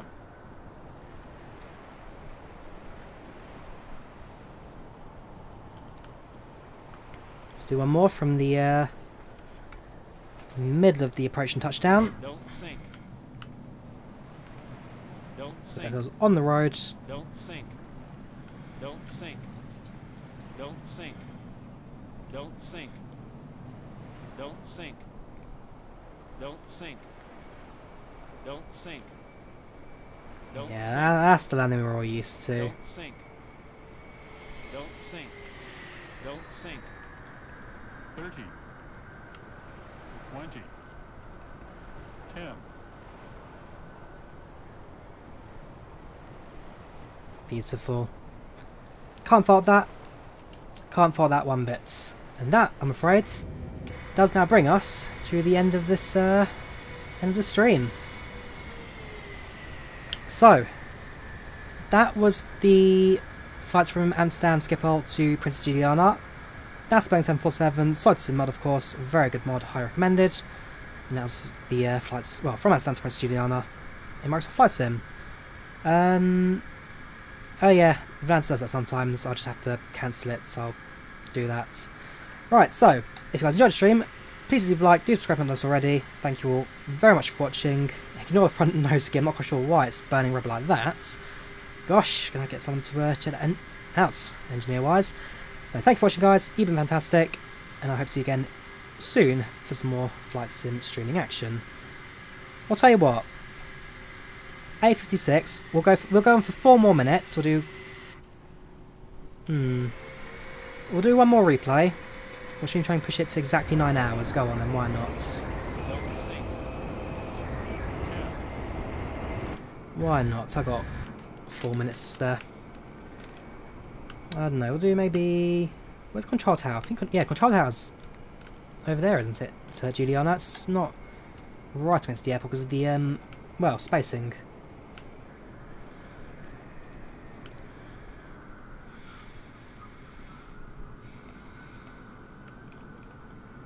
Oh man, look at that for a view. Look at that.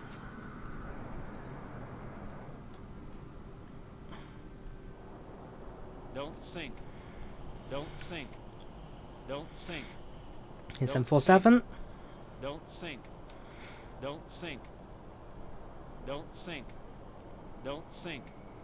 Don't sink. Don't sink. 30. 20. 10. Beautiful. Absolutely beautiful. You just can't fault it.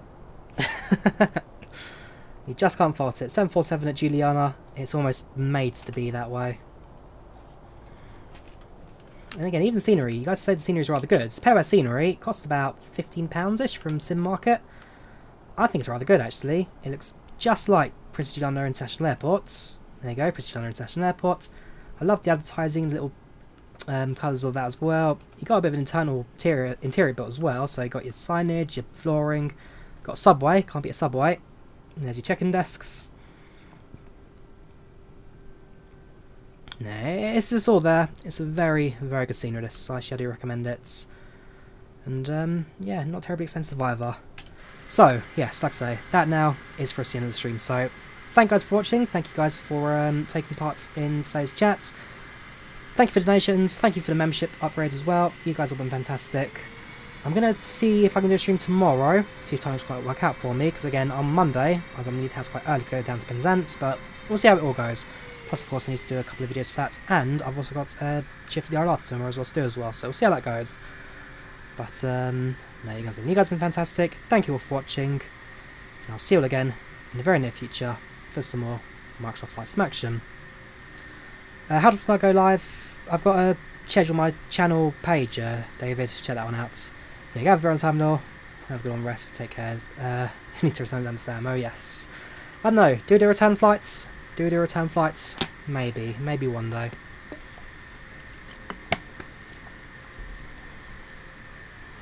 Charlie, where are you, dude? I thought you were in front of me, straight behind me. No, we've just landed, done the replays, and now bring things to an end.